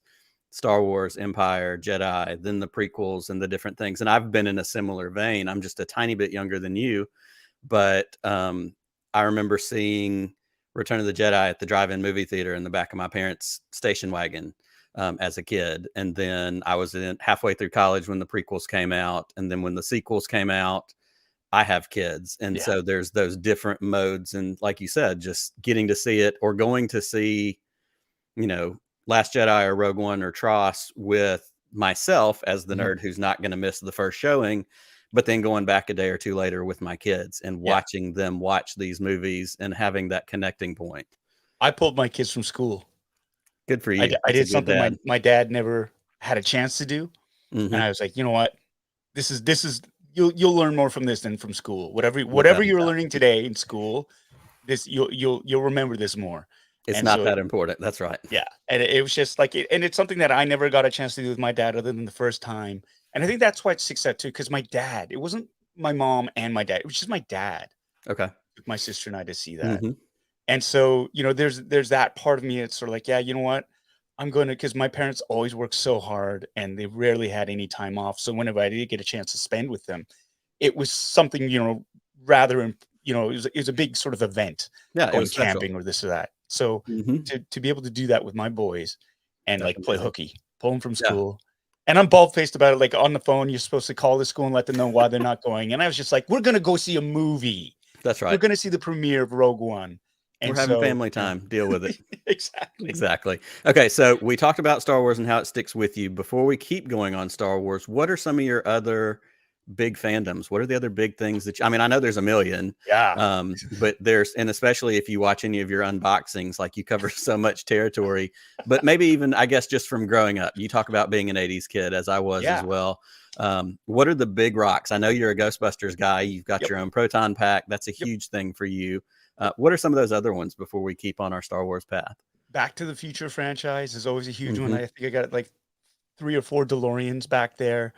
As well. Let me see. Star Trek obviously was that was a huge tent pole in my life too, because like with the Star Wars void, there's always Star Trek because the television series, you got like, how many episodes? 69, 72, some odd episodes from over 3 seasons, plus all the novelizations, plus all the movies that were coming out. So Star Trek I was heavy into that. And yes, you can love Star Wars and Star Trek at the same time. Absolutely. It's really funny that how there's that sort of that division of fandoms are there. Like you can't have like one and not the other. I would disagree with that. The Terminator, the Alien franchise, starting with like Alien and Aliens, even Alien 3, like the director's cut of that is like really trippy. What else? Oh my gosh, different shows. So many television series, like Space 1999, huge fan of Lost in Space, the original from like I think that's the 50s or 60s. What's that? Red Dwarf is another big one from across the pond. Really love the humor of Red Dwarf. But like things like Gilligan's Island to like, Gunsmoke, Rocket Robin Hood, the animated series, Spider-Man, the animated series. I used to watch Electric Company. Like there was no tomorrow because they had a live action Spider-Man, little snippets in there. The Adventures of Mighty Hercules. So much stuff. Yeah, it's just how much time do we have here on this? The list could go on and on. Exactly. And again, if I encourage everybody to check out your streams and see some, and again, the excitement for you in each of those things is just as exciting as it is for Star Wars, and that's very evident in your fandom and your unboxings and talking about digging into trailers. You did a great stream a month or so ago when they released the Ghostbusters trailer for the Ghostbusters movie that's coming up in a couple of weeks. And just the excitement and the joy. And so it's so fun to see that. As we jump back to Star Wars, I'm a little over the map. Talk about finally getting that call, getting that opportunity to get cast in Star Wars. You got cast in The Mandalorian. And I love this story. And I want you to tell it for the folks that are watching today. Well, it started in 2018. And I'd been invited to the Unforgettable Gala in Los Angeles. And the Unforgettable Gala is basically it's a celebration of Asian Americans in the media. And Kim's Convenience had sort of arrived, and we were on the radar, and the show was doing really good things and was critically acclaimed. So we got invited down, and so I was down, and I'd never been to LA before. And there I was at the Beverly Hilton, which, you only watching, you've seen it on TV, you've heard about it, and they do the Emmys and they do the Golden Globes there. And I'm like this Canadian kid who's there going, wow, okay, here we are. And this woman jumps in front of me and she goes, Paul, do you remember who I am? And I look, and it's my friend Deborah Chow. I hadn't seen Deborah in 25 years. Now, Deborah Chow is a director who is a director. And she directed episodes of The Mandalorian, but she's also like right now she's working on the Obi-Wan Kenobi show. Yes, she right? is. That's kind of her baby right there.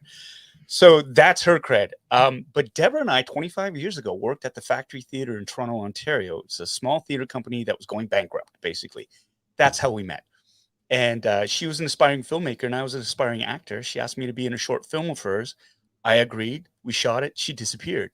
Next time I see her is at the Unforgettable Gala. So I'm saying to Deb, where have you been? What are you doing? She says, well, that short film got me into Columbia Film School. So she went there, became a director, and now she's working in Hollywood. And I said, well, what are you working on? She says, a show called The Mandalorian. And my jaw drops, right? So, oh my God, you're working on it? I didn't know you were working. I'm so excited for the show. She said, well, that's great. Because I've been trying to get in touch with you because Dave Filoni is a big fan of yours, of Kim's Convenience, because of Kim's Convenience. And he's thinking about, he wants to write something for you. He's writing something for you. And I was just like, you have those moments where you just sort of black out a little bit, I could have swear like my nose could have started bleeding. I was just like, oh my God.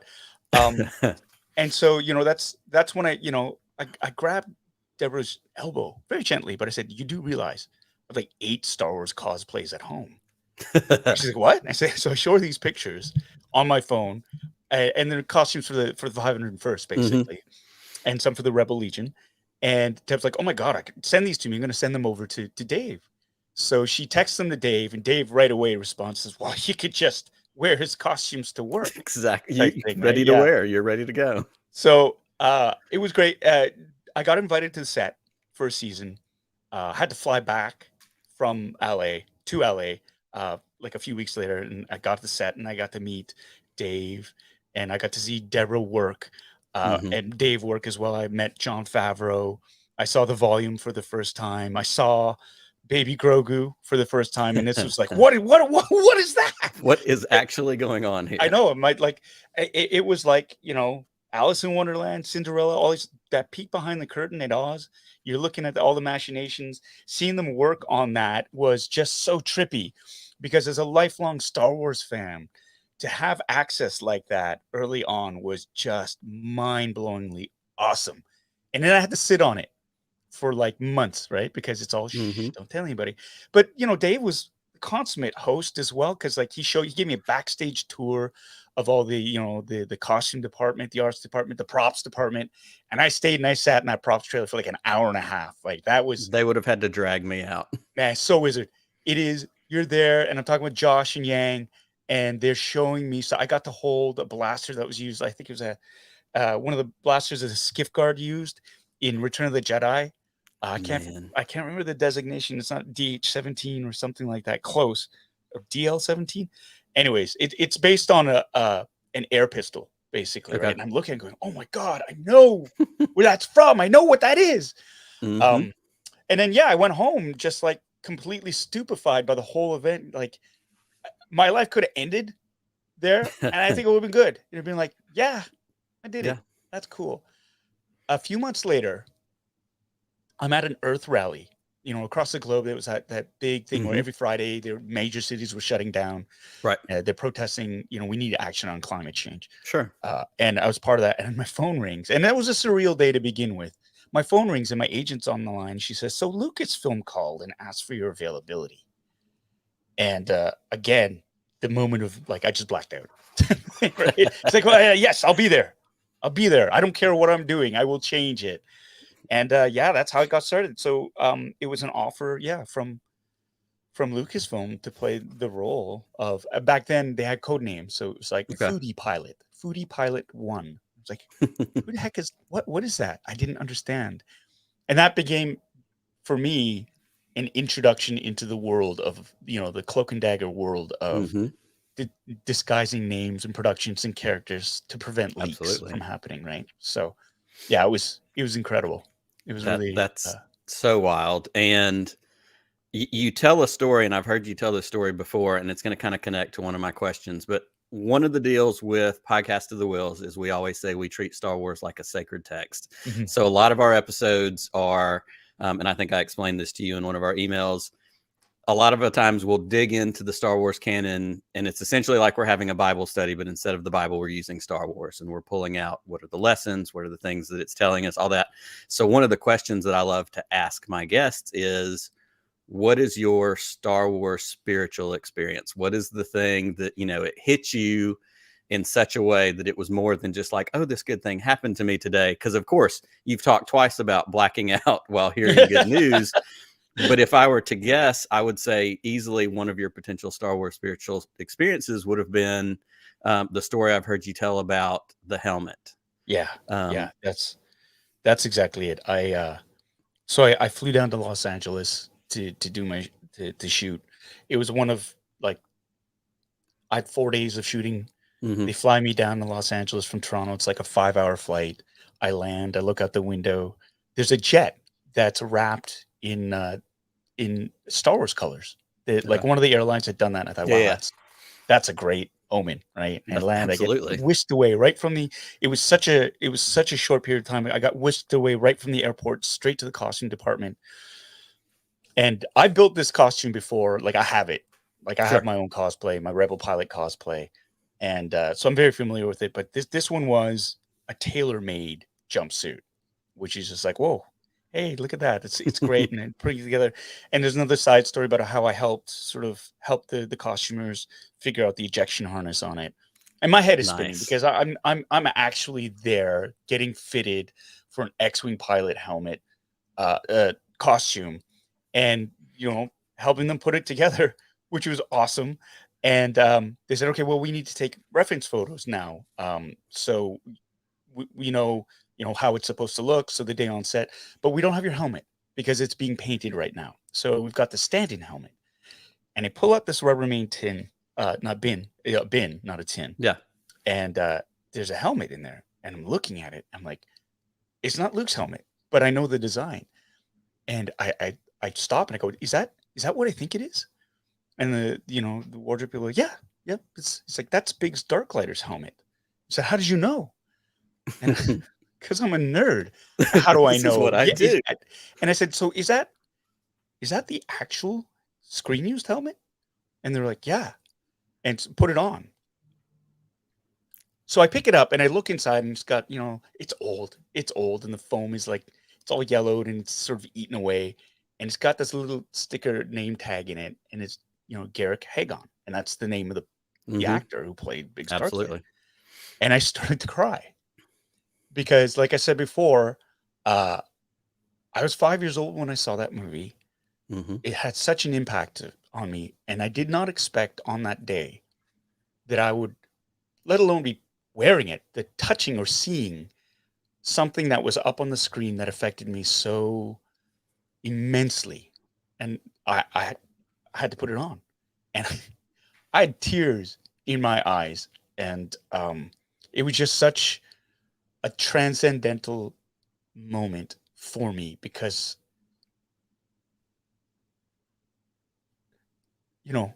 43 years later, I'm wearing this thing on my head. I'm living the dream. And I don't believe it. I felt so blessed and grateful.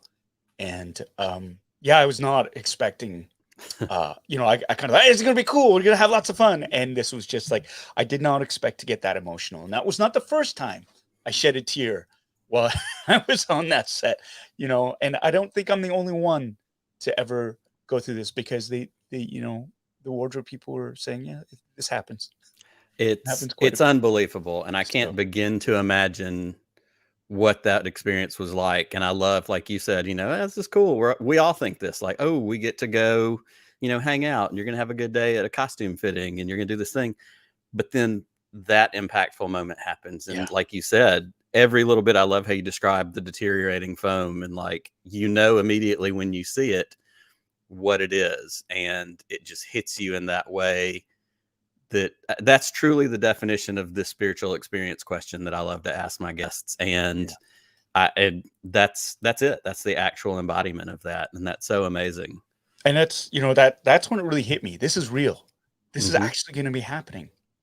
To see that, because to have them have that kind of access and have it in a Rubbermaid bin type thing. It's just, it's tremendous, because all the costumes, the props, all the different things from the movies get filtered down to the production to save on fabrication costs and whatnot. Absolutely.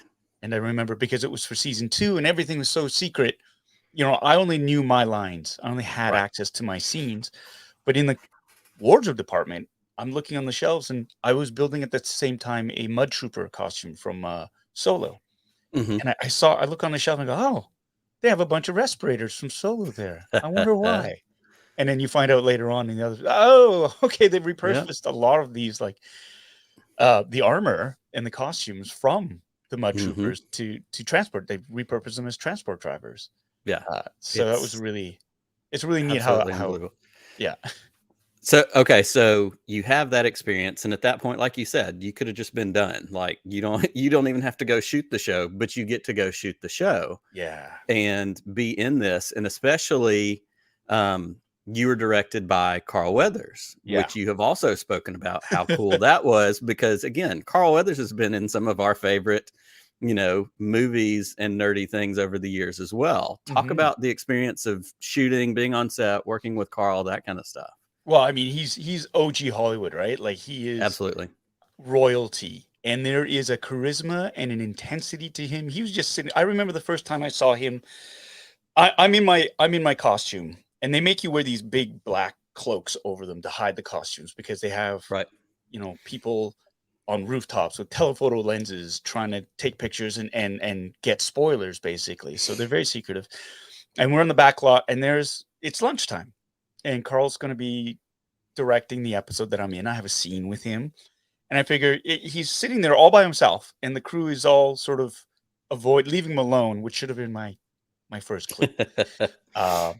And I was like, you know, I was feeling kind of saucy. And I was like, I'm going to go up and I'm going to introduce myself, because we're going to be working together, and I'm a professional and blah. Oh boy. So I walk up to him with this tray full of food, and he's eating his food. And I said, do you mind if I sit down? And he looks at me, and he's chewing his food, and he's looking at me. Carl Weathers he's not only just looking at me, he's sizing me up. And I'm like, is he going to fight me? Is he, what is this? And then he kicks the chair out across from him. He kicks it out so I can sit down in it. And I'm like, oh, that is such a baller move. And I go to sit down, and as I'm sitting down, he says, just as long as you don't expect a conversation.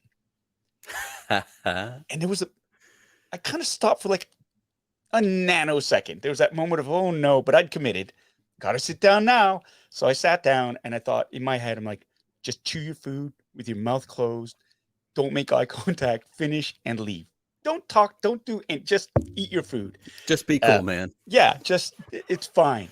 And, you know, we're eating. He's looking at me while we're eating, and I'm like, oh man, I made such a big mistake. And I said, you know, we're actually going to be working together. I'm playing the Captain Carson Teva. And he's like, oh, he's quiet. And he says, where are you from? I said, I put Canada. I'm from Canada, Canadian. And he says, no, like, where are your people from? I said, oh, well, my parents are Korean heritage, Korean Canadian. He says, because you remind me of a friend of mine. It's your eyes. I said, oh, who's your friend? Do you know a guy named Pat Morita? I was like, yes, I do. Yes, I may have heard of him. Yeah. And it was just like, wow. And it was really cool. But it was one of these things where, because Carl didn't cast me, I got cast by John and Dave, basically. And so as a director on an episode, I would imagine that you would want to know who you're working with. He didn't know who I was. Why would he? Like, I'm famous. I'm like Canadian famous, right? Right. Like, Netflix show, but it's a Canadian show. We weren't really on the map of America yet. It wasn't until the pandemic that the show really, really landed in America. But, you know, we had a small following. Sure. And so he didn't know who I was. And he's looking at me, he says, so whose friend are you? And I'm like, oh, that's Hollywood code for how'd you get this gig, Right? Because he certainly didn't audition me. And I was like, well, I guess Dave is my friend. Yeah, Dave's my friend. And he was like, okay. But it was kind of, I felt as overjoyed as I was also very nervous because I just didn't want to come across as some goppy sort of super fan who just like who think who doesn't know how to act and is too busy freaking out over different things instead of being a professional. And that's the other side of it. It's just like, I'm there for a job. I'm there to be hired. I want to do a good job. I want to prove I belong there. I want to prove that I'm worthy enough to be directed by Carl Weathers. And so that was the whole thing. And like, I had zero street cred on that set. Didn't matter what I had accomplished. Like, I'm a multiple award-winning actor in Canada, but that means nothing in America. And I get it. That's part of the gig. Sure. And so like, that was the thing. So I had I really, really wanted to prove myself and that it showed that I had some craft and I can be professional and stuff like that. And so, working with him was an absolute blast because he's an actor's director. He's very, very smart. He's very direct as well. He doesn't couch things to make you feel better, nor is he like so blunt that he hurts your feelings, right? He gets to the point. It's Carl Weathers, for God's sake. Sure. So it's like, yeah, okay. So in terms of him giving notes, in terms of how he crowd, it was great. And it was an absolute pleasure. And after the first day, because it was a tough scene between myself and Gina Carano. Right. We shot that. I didn't really know who the character was at that point either, right? It was just still little snippets of the script. And so I had a very, very generous partner. Gina Carano was so generous and so great to me. And everybody was super nice to me as well, And Jon Favreau came up and said, we're going to keep doing this. We shoot this like a film. We keep going until we're happy. And then, so we're not going to go, okay, we're out of time. We have to move on. And you're stuck with a crappy performance type thing. And so it was great. And so after the first day, I think I proved, okay, I'm not just some guy that fell off a tomato truck and snuck onto set. He was way more relaxed around me and was very, very happy to have me there. And it was great. And so the second day, he just really, really opened up. And I learned he used to play in the Canadian Football League back in the day. It was like really, really great to sort of be in that comfort zone where he felt comfortable enough about me and my abilities that he could sort of treat me as a peer, which was just, again, I was floating on a cloud after that. So absolutely amazing. And I would imagine, and as we've talked about already, with so many of the experiences that you've had being cast, the helmet, all these things, just being on that set. And obviously it doesn't look completely on the set like it does when you watch it on TV, but dealing with things like the volume, dealing with things like it looks a lot more like it does on TV than it used to when, you shot things or you had to reset and all that. Just being there, X-Wing, like you get to be an X-Wing pilot, you get to be in an X-Wing cockpit, like just all those little bits. It's amazing. Yeah. I mean, again, it just brought me back. I've been role playing Star Wars my entire life, it seems. And then to be sitting in an X-Wing cockpit with working lights and the starfield projected around me. And it is like certain perspective things look weird in the volume when you're standing far back, but in the camera, it translates perfectly. But I'm in that cockpit and I'm looking over to my right and there is a high def projection of the Razor Crest and another X-Wing that Filoni's character is flying. And it looks real. It's stupendous. And so it's so much better than, some dude with a tennis ball on a stick. Well, that's a Razor Crest, right? Like I could have done that anyways. Sure. But to have the actual projection there, and we're living in the future. That's the volume is magic. It's the closest thing to a holodeck we have right now. And I loved it. And the fact that there's a chase sequence afterwards where we're chasing the Razor Crest through the atmosphere of Maldo Kreese. And man, that was better than any ride I've ever been on to go through that. And it was just like Peyton Reed's directing, and he's saying, okay, now you're hitting this, you're banking really hard. You're feeling that. And I was just like, at the end of that sequence, I was like, again, and we'd reshoot it. And I didn't want to get out. I did not want to get out of that cockpit. Could we do 5 more? Can we just keep going? I kind of screwed that one up. I can do this better. Well, and in the scenes that we have with Carson Teva and, the stuff that you did, it's obvious, that the joy comes through, as an actor, as a whatever. But some of those scenes, like you talked about the scene with Gina Carano, and I've heard you say before that you actually shot that first before the other stuff that you did. You were new on set. But in all of season 2 of The Mandalorian, like obviously there are some really great big parts. We get Ahsoka, we get Luke, we get, all those things. But I'll be honest, that's one of my favorite scenes in season 2 because I love the personal nature of that. And I love, Carson talks about, I served on Alderaan, and, we all know what that means. We all know what Alderaan is and what happened to Alderaan. And, I compare it to a challenge coin that he leaves on the table, as he walks away. Just that really personal kind of connecting moment that we do get those throughout The Mandalorian. But I love that. And I love what you brought to that. But also in that chase sequence that you talk about, there's some little humor bits, it's Mando trying to pretend like the beacon doesn't work and the whole deal. And when he starts to run and Filoni says, "We've got a runner," you're casual, just like, "I'm on it." Like, we deal with this all the time. Yeah.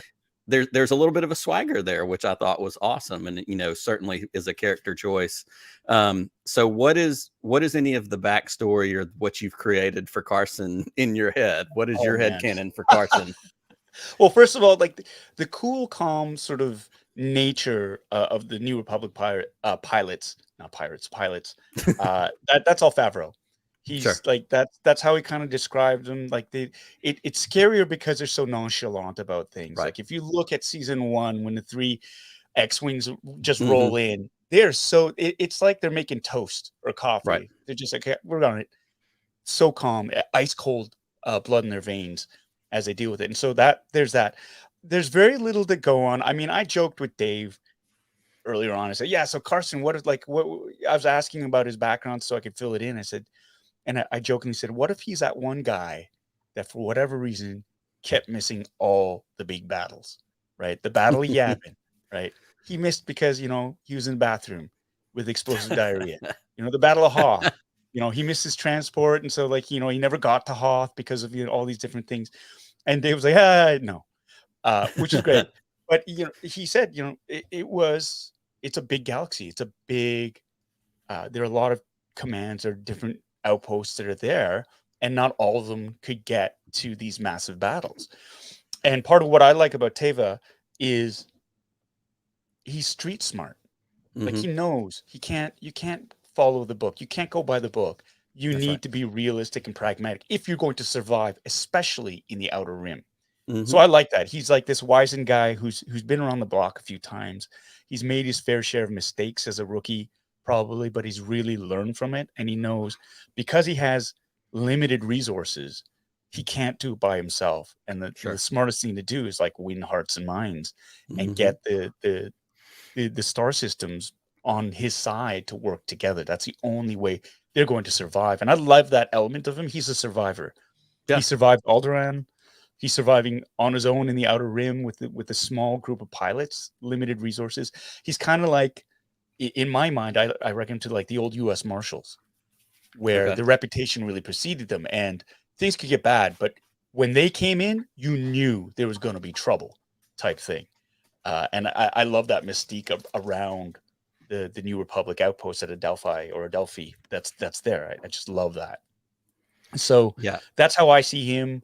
I would hope we'll find out more about him. I don't know.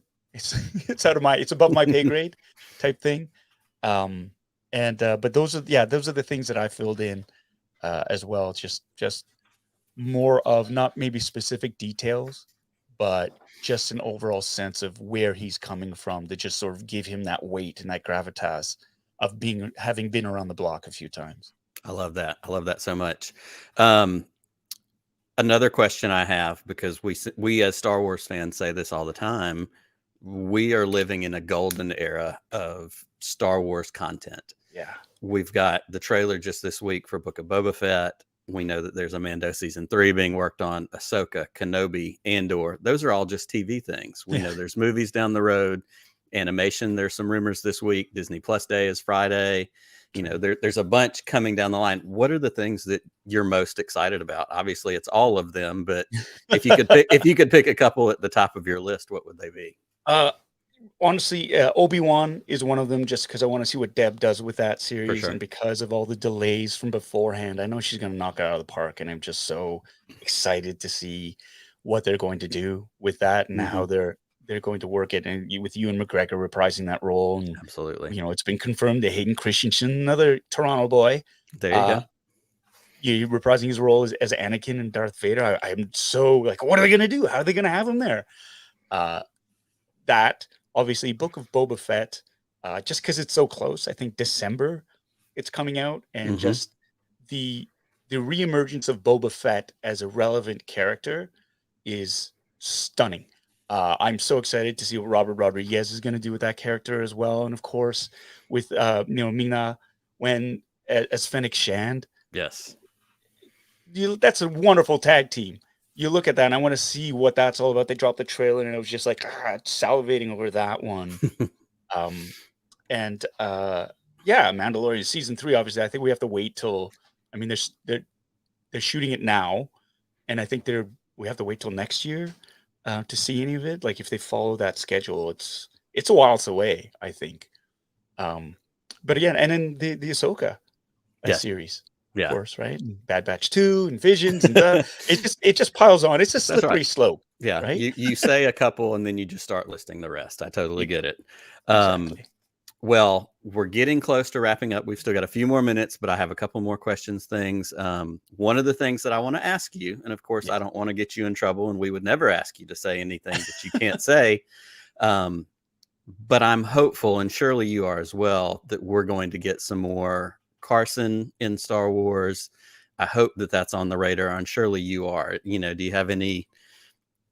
I would love that, honestly. Like I said after season 2, it's like if that's it for him, hey, I got to live that dream. And now it's sort of like I would love to do more. Absolutely. Who wouldn't want to do more? I got nothing to say though. That's right. That's fair. Totally fair. I just like everybody else. I mean, God, yeah. Can you imagine? Yeah. You get a recurring part. It's like not just like a one-off. That's right. But well, you've already recurred. You've been in more than one episode. We just need to keep that going. Yeah. Another one I have for you, and these are things that you probably don't know, so we're just kind of talking in the wishful thinking category. Yeah. Surely you agree that we need a Carson Teva Black Series figure. We need a licensed, straight up. You know, I've seen some of the customs that you've posted that people have made. Yeah.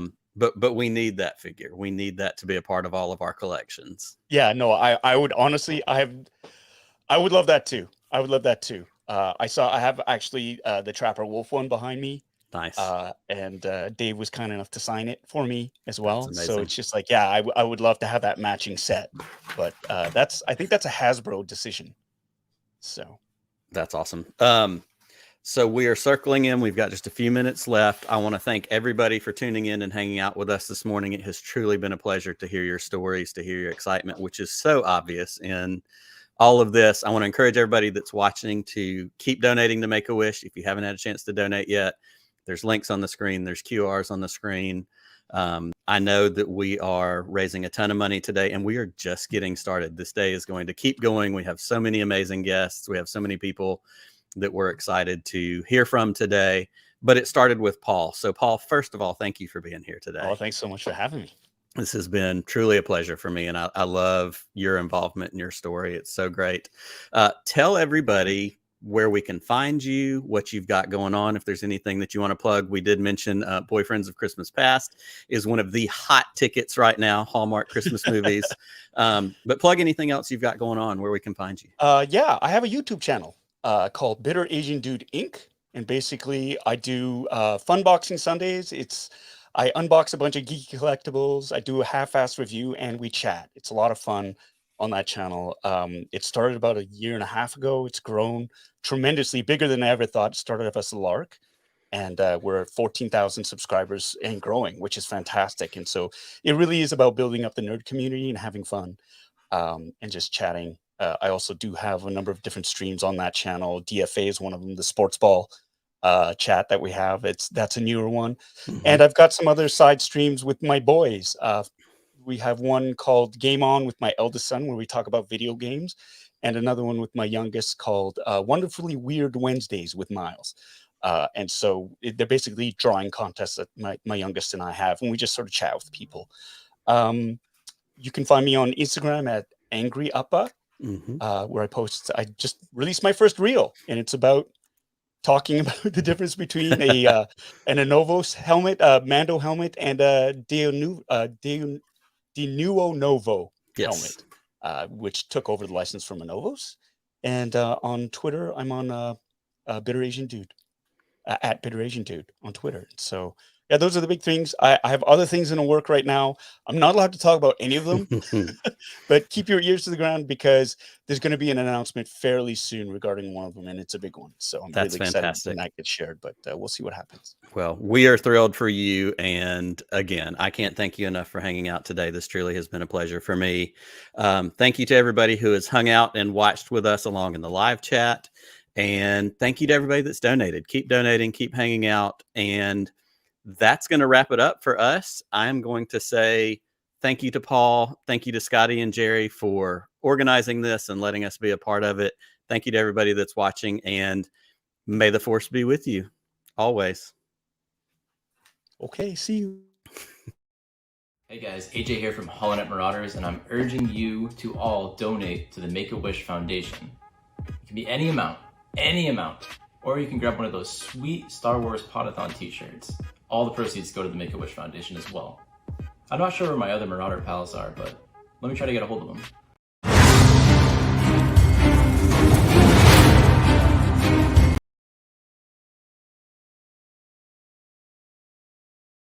Hey guys, AJ here from Holonet Marauders, and I'm urging you to all donate to the Make-A-Wish Foundation. It can be any amount, or you can grab one of those sweet Star Wars PODATHON t-shirts. All the proceeds go to the Make-A-Wish Foundation as well. I'm not sure where my other Marauder pals are, but let me try to get a hold of them. Matt, do you copy? Matt, this is AJ. Do you read? Matt, are you there? Matt, do you copy?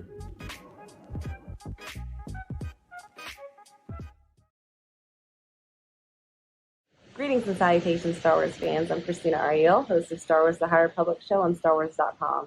It is my pleasure to join my friends in the Star Wars podcast community for PODATHON to help raise donations for the Make-A-Wish Foundation.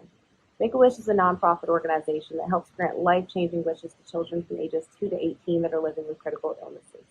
And we know that when the Star Wars community joins together, there's nothing we can't accomplish. Today we ask that you join us by donating whatever you're able to help bring some light into the lives of the children helping this amazing organization. Thank you, and may the Force be with you. Scotty, what a great interview. That was so great to see Paul and Nick. Just were you tearing up when he was telling his story? Because holy cow, he was literally living the dream right there. The Biggs part, I was like, man, I couldn't even imagine that weight of like, this is truly what I'm about to do. That was awesome. That was fantastic. It was so great, so great. And what else is great is everybody donating. We let's get I got it right here. Okay, hold on. I'm going to run the video and then you share the number. Here we go.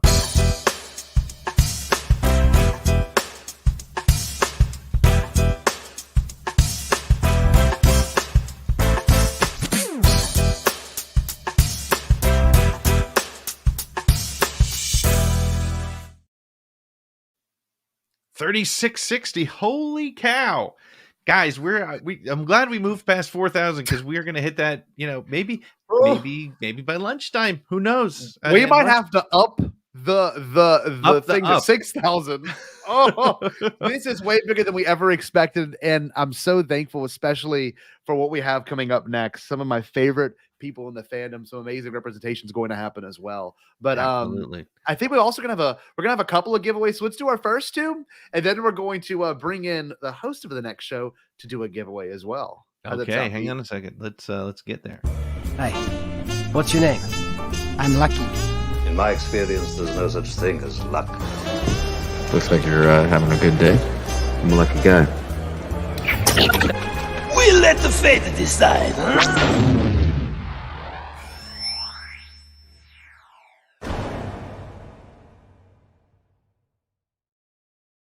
Did before.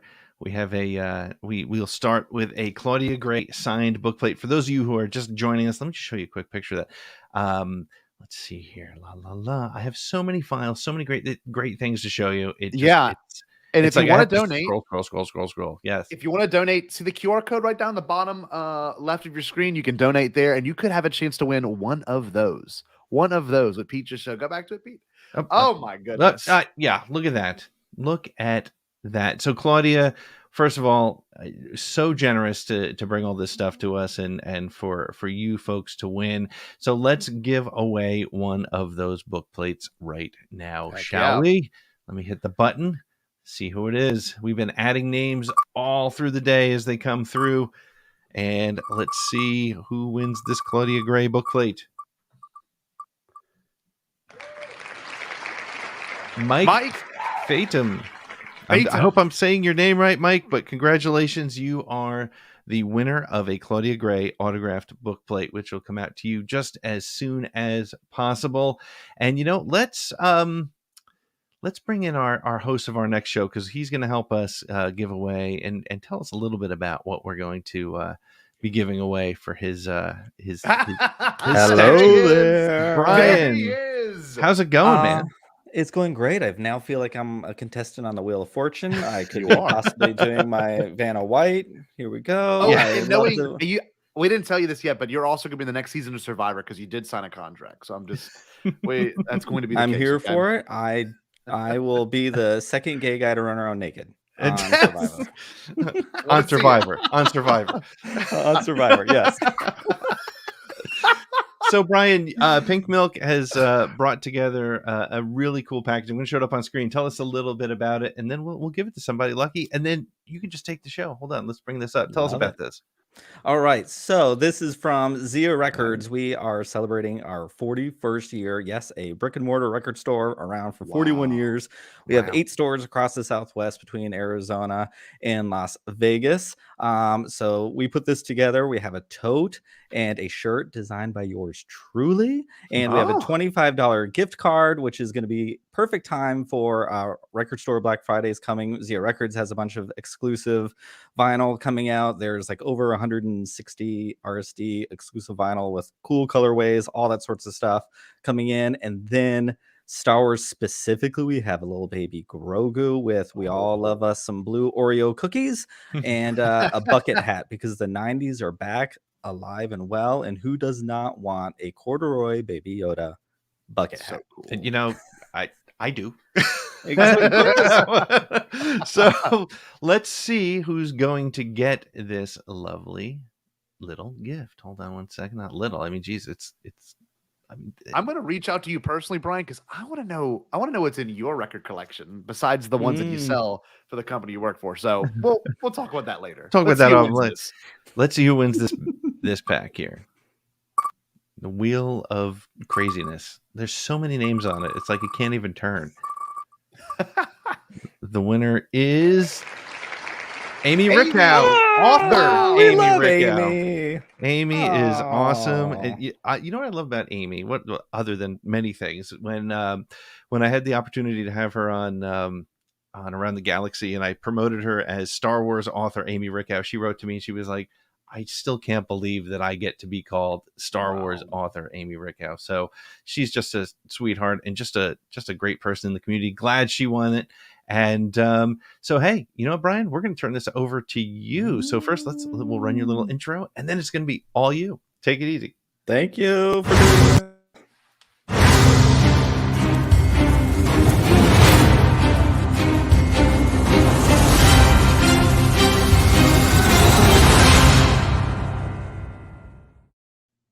Holy Moses, was that fancy? We've got to up our game over here on Pink Milk After Dark. Hello, everyone, and welcome to Pink Milk mid-morning here in the South. Well, it's early morning here. East Coast, happy mid-morning to you. I am your host, Brian, and we talk Star Wars queerly here on Pink Milk. We have a morning show where I talk Star Wars with my husband, who is a casual fan at best, and you're about to meet our After Dark crew, where every Friday night here on YouTube, we take deep dives into Star Wars. But whenever we talk Star Wars here, we always talk it queerly and discuss the intersection of Star Wars and our queerness, and it's a really, really great time. So we have Emma, Mark, and Chase with us. Hello. Hi. How are my friends? Good. I'm awake. I'm so excited to be here. I'm like, this is awesome. Yeah. There is no tea tiki tonight. There is wake up coffee. Yeah, With an Danny iced Grogu. coffee from Starbucks. I was going to say we could have had Every Irish day. coffee, but hey, here we go. It is 5 o'clock somewhere. Should we spike it? Maybe should we spike it? We can Sure, spike it. why You don't not, have to tempt man? me This twice. is supposed to be family friendly. I believe that we have already failed. Oh, Figures right out the gate. oh, and we have two parents. Like, oh, this is not looking good for us. This is, but it's gay brunch time. Like, there's always This is true. hippies involved, right? Love the most and never hurt nobody. Yeah. No. Oh, I'm very excited to talk about this because we're going to talk about some Star Wars Lego, which we have never talked about before. And I think we all have some great connections to Lego. I'm super excited to hear Chase because we're talking about how Star Wars Lego can bring in a whole new generation of fans, one brick at a time. And it worked with one of us right here on this very panel. So I'm super, super excited. Everyone in the chat, hello. Thank you for joining us. Thank you for donating to Make-A-Wish. Let's get all of these things done. Let's do it. I think we can go past 5,000, right? We can Oh do yeah, it? we're gonna blow past 5,000. Absolutely. No problem. Absolutely. We got I love this. it. I love it. Be like Kylo, more. That's right. That's us. Maybe more with a little less aggression. Who is someone who's like really Oh, let's do a Finn more. Like if Finn was doing more, like Finn's gonna be really loud and have a lot of fun. Let's do it. Yeah. Okay. All right. Or Ben, maybe Ben. Yeah, some good Finn energy. Hi, Danny. All right.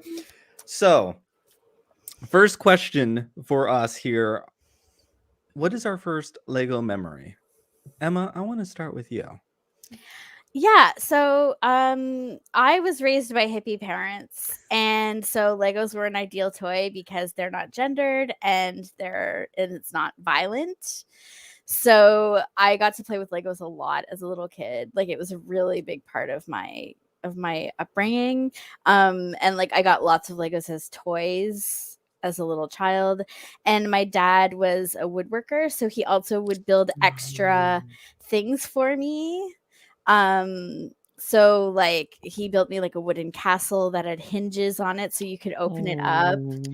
Yeah. That's so cute. That's amazing. Yeah, so yeah, like I spent a lot of time playing with Legos as a kid. I have very, very positive memories about Lego. Sweet. Love that. Love it. Mark, how about you?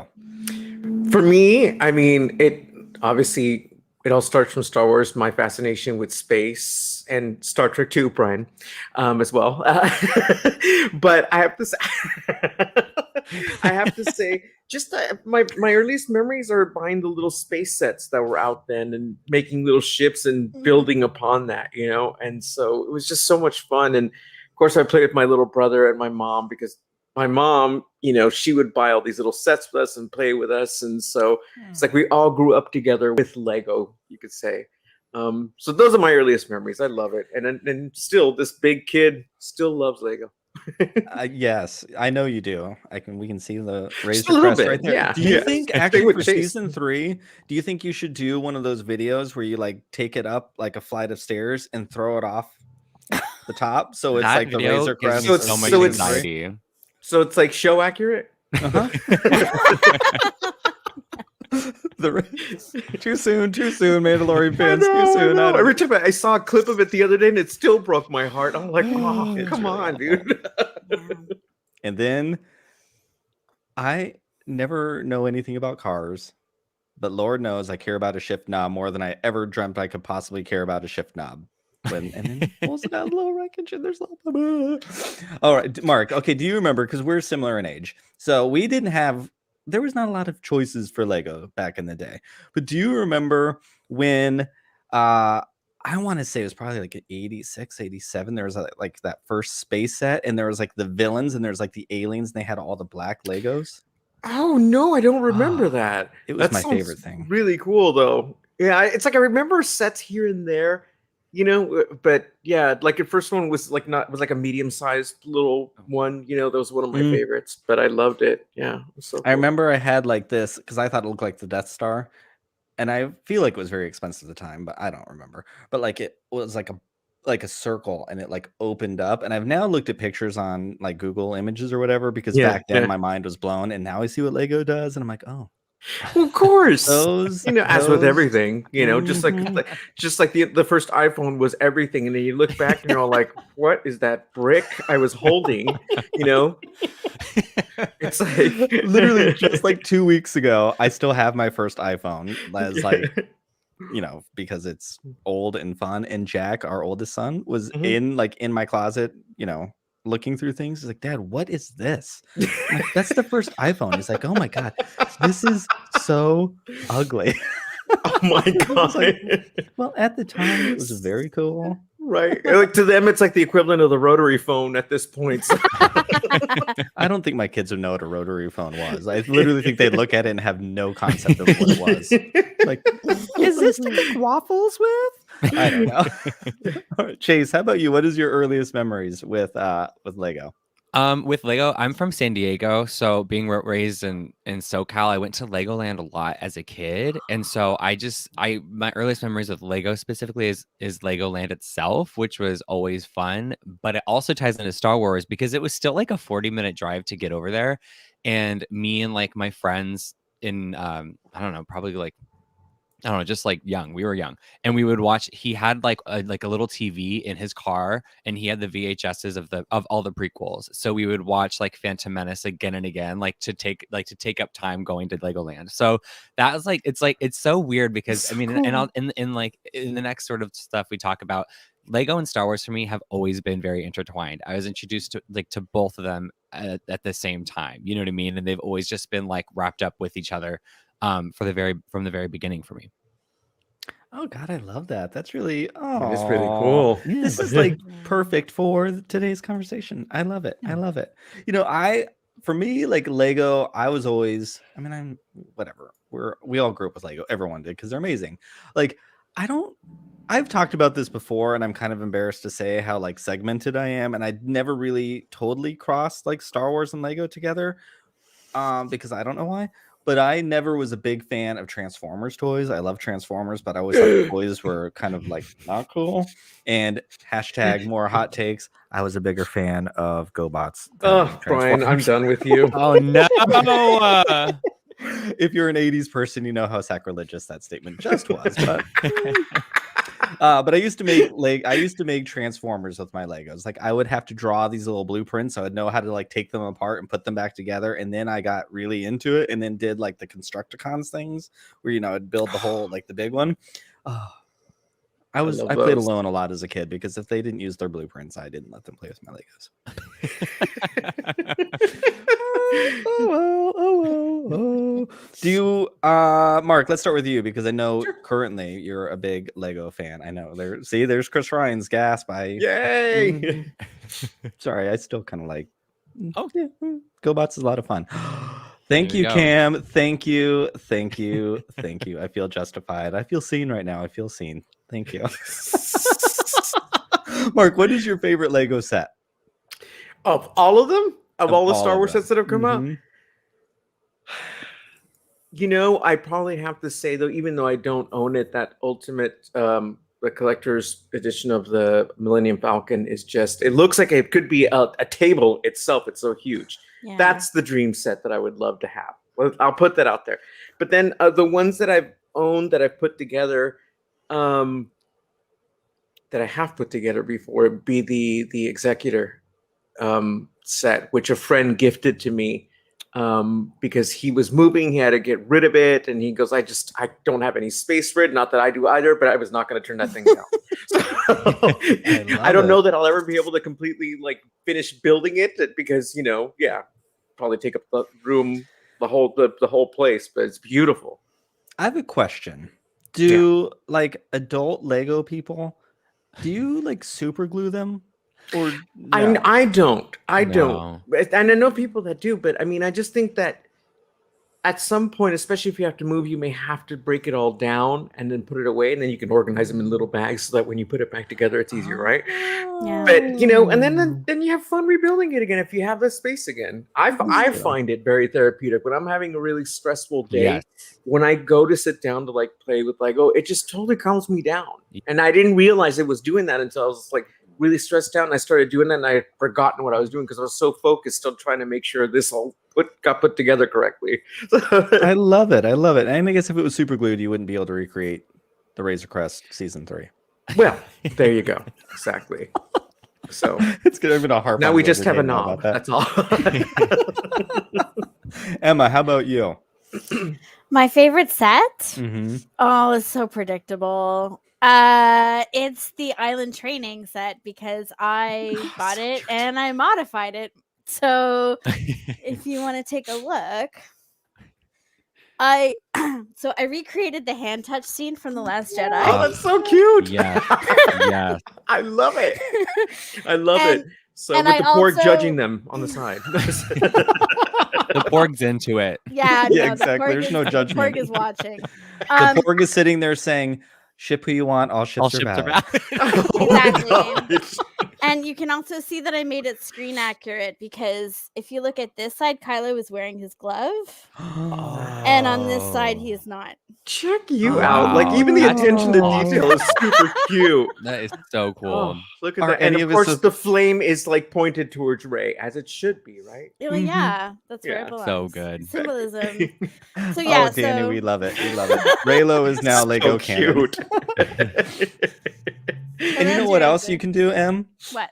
You too can take that up a flight of stairs and throw it down, and that can also be screen accurate. And you can have Luke Skywalker, who doesn't only. Oh, wait. It's okay. I took his hand. That's the hand that Kylo has. Okay. So he, that's perfect. He takes little baby Yodas away from their daddies and ruins relationships. Yes. Luke Skywalker is like. What has happened to my childhood hero? By the way, Emma, all that's missing is just a little Lego blue butterfly. Oh no, I'll find one. Oh, I love it. Just saying. I'll find one and add it. I'll put it on top of the hut. Woohoo! Chase, how about you? What's your favorite Lego set? Well, you have the Razor Crest too. Oh yes. And I have the 40th every single Friday, and I have never noticed. Okay, this is actually one of my favorites too. Yes, the 40th anniversary. I mean, this is Mama. This is the moment. I just love this. It's such a dynamic set. It's such obviously an iconic moment, and I love the little 40th Empire sticker on it. But also like another one of my favorite sets that I just never have gotten is the Ewok Village set. Like no one talks about that set enough. Yes, and it's so adorable. Love to get it. It's such a good set. It was at a time when I wasn't focusing on it, and unfortunately, like passed by before I could get it right. Totally. And I'm like, come on. Yeah, I know that thing is really great. And then of course, like I mean, I do love the Imperial Star Destroyer. Even like I mean, it's just like the sheer mass of that is incredible. It's such a cool thing. Not when they throw it down the stairs, but yeah. So I have a question for you, Chase. Yes. When your Luke jumps off that weather vane, does he scream no as he's falling down, or is he silent? Oh, which is your Luke? I mean, I know like the history of it, but my Luke is screaming no. Okay, there we go. The whole time down. But I'm self-aware. I know the story. Yeah. I also Chase, prefer it your way for sure. Yeah. I was going to say, Chase, I love that set and the medical frigate front that they released as well too. Yes. My friend David, shout out to my friend David, who got me a set from Wicked Brick where you actually put it inside of a little case and it's got the background and everything. It was a gift. I think it was like a year or so ago. And I was just thrown aback just seeing it. I was like, this is so beautiful. I was like, I can't believe I have this, right? So we need more medical frigates because that is an amazing ship. Like I love the frigate. It's so great. It just doesn't. Oh god, it's perfect. So my favorite Lego set, surprise, is no one. It's going to be related back to Tatooine, and I know I just said some horrible things about Luke Skywalker, but he is my childhood hero. I love and I don't have the people anymore because this was bought for me on my very first birthday when our son Jack moved in. Oh, he was our first child. We talk a lot about, as a queer person, I never thought children were possible for me and my husband, and then the world started changing thanks to many allies that are right here in the chat room now, and together we all helped right some wrongs that had been happened, and we adopted our son Jack, and he knew I loved Star Wars. And I also think he secretly wanted the people, like most children buy gifts for their parents, but secretly it's also for them. But I still have this, and it's my favorite thing because I also am here for Luke's Landspeeder. It's one of my favorite ships. Yes. And so that's my favorite. But then the following birthday, yes, I have that I one also too. got Han Solo's speeder, and I love that. I will say sometimes it's easy to overshoot things. You think it's going to fit in a certain spot and it doesn't. And then sometimes I have a sassy gal pal that's like, yeah, I told you it wouldn't work. And it's a lot of fun. Brian, it's funny. I have those two sets next to each other, but I have the little old school one of this bad boy, which, if I remember correctly, was released with the first sets in 1999 when they first brought it out. But yeah, this is the old school one. So I love it. You know, I love those old cones. I don't really know what they're called, but they're like the jet engine things with all like the lines in it. Like, my God, Lego's come such a long way. Yeah, it's fun because even that design then, like, it's not as sleek as the stuff now, but still I look at it and I'm like, that was so awesome then, right? You know, it's like it worked because you're finally able to build a Star Wars vehicle. It's like, oh, I love it. Who doesn't? You know what we should do? What'd you say the background thing was from that your friend got you? Oh, from Wicked Brick. That's the name of the company. Brick. Yeah. Head on over to Wicked Brick and order some backgrounds. You know what they should really make? They should make a background of Tatooine, because there should always be lots of backgrounds of Tatooine. But then we should have like a Vaseline jar, and it can just sit on top of a Vaseline jar, and it'll be like very straight. I was a little afraid where you were going with that. I was Brian. like, Brian, family friendly. Just reeling back in. Well, see, the thing is, they couldn't wheel the wheels back in back then, so they had to use Vaseline to cover up the wheels. Look at that! Look at that! To give it a little fuzzy look, kind of like that they used to with like the old school TV shows, where they would do that with the lens to make them look soft. That's right. Yes. Yeah, like the first season of RuPaul's Drag Race. Literally. That's right. Yes. I remember there was like a skit where they were making fun of it on some show, and like the person was totally blurred out when they were on screen at one point, overlit, and everything. It's just so weird. You know, I will tell you, no one's known I've been doing that for the last year, right? No, I haven't. I really look like Palpatine post lightning. That's what I really look like. But you know, the magic of RuPaul. The attempt on your life has left you scarred. I think no one would know I was in my 40s. They're all like, "Oh my God, what is that 12-year-old doing with a live stream?" That 12-year-old with the mustache. Yeah. Oh my God, if you haven't watched when Podcast of the Wills was just on, and they were talking about Biggs Darklighter helmet, and I was like, oh my God, why am I crying over Biggs? And I was like, oh my God, I have a mustache too. And I'm not even a Biggs stan necessarily, but that was really, really great. So go watch some of these back. Yes. Oh yeah. We're so close to 4,000. Let's do it. Gays, reach out. Our stereotype is we all have expendable income. Exactly. So reach into those pockets. We like to think we do. Reach into those pockets. Come on. Mm-hmm. That actually we all did before all of our allies, like I just talked about, helped us raise children, and now I have 3 children. So there went all of my extra money that I once had.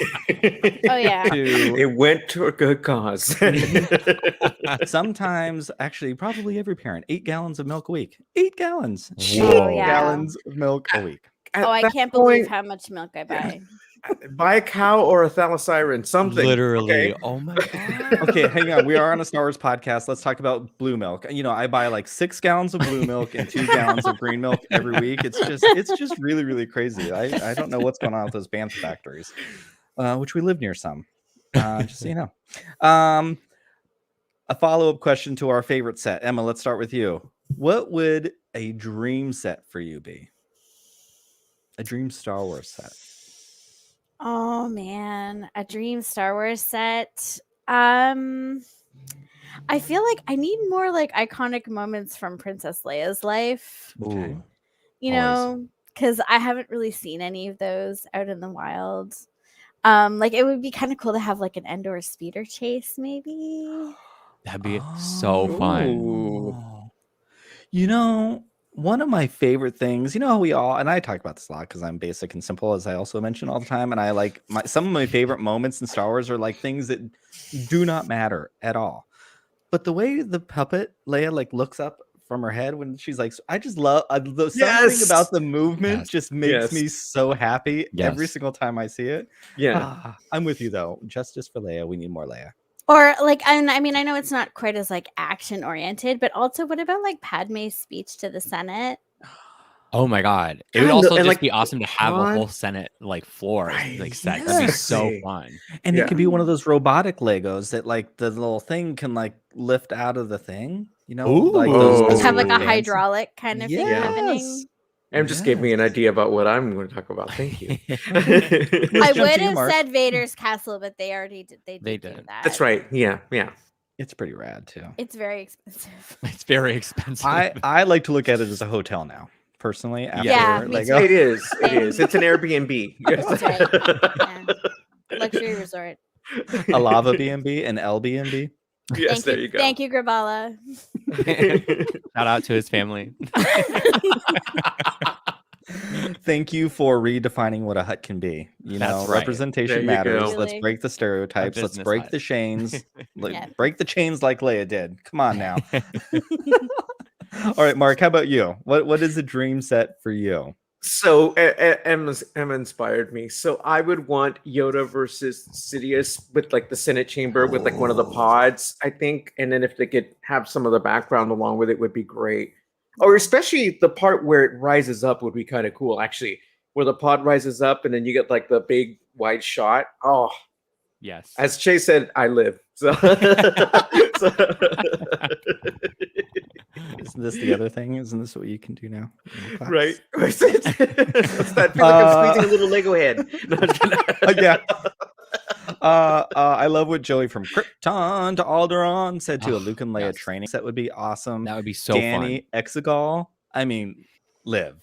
Like so who doesn't want some translucent like Lego pieces? Imagine how rad that First would be. Lando set in Lego. And on theme for the day, you could also like throw it off the second floor, and when it crashes, like Star Destroyers can come out. Brian has chosen chaos this morning. What is up with you? I've been up since 5:30, and this is my 4th cup of coffee. That's I what's up. see There that you go. now. Dex's Diner. That would be Dex's super- Diner Dex's would be Diner would be so cool. fun. Can you imagine getting a little Lego flow? It's like, Yes. oh, that was Hi, so Molly. cute. Yes. Oh my god, Who yes. said Texas Diner? Oh, Alex, I am here. Yes. And maybe a real life Jamba Juice station. Jamba Juice. Otoa Ganga, yeah, that would be cool. Oh, so fun. Chase, how about you? What would your dream set be? Okay, so I have to say, like, first and foremost, Dr. Aphra's Archangel ship would be such a fun Lego set. And like literally just to have all the minifigs from Dr. Aphra and to have the Archangel would be so much fun because it's such like just like it lends itself perfectly to Lego because it's such like an over the top ship that she has like built to be her own in every way. So I just think that's like a really cool way to do it. And also be kind of fun if there's like some room, like, I mean, like any Lego set, there's room to customize, but I don't know. I think the Archangel would be really, really fun and also be good for Dr. Aphra because always down to talk more about Dr. Aphra. But then I also think it would be really cool to have Okay, I'm excited. I think it'd be really cool to have Anakin's Mortis arc when he's like fighting the daughter and the son, and he's pulling them down, and Ahsoka and Obi-Wan are in their arms, and the father's watching. That Lego set, I'm ready to back that online. Like, I'm ready to go. Yes, I need it kickstart so that business.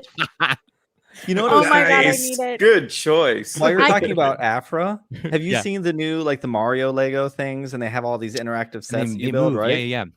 Can you imagine little action adventure sets? So you have like the big set, and then like little like Afra side adventure sets. I would That'd live. be rad. I would That'd live. be great. Yes.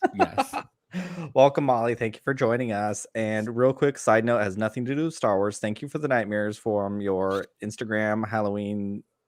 Oh my God, video you Molly's posted, the Halloween walking costume was backwards thing. I don't know. everything. Yes. Nightmares. Thank you. Yes. Thank you. Appreciate it.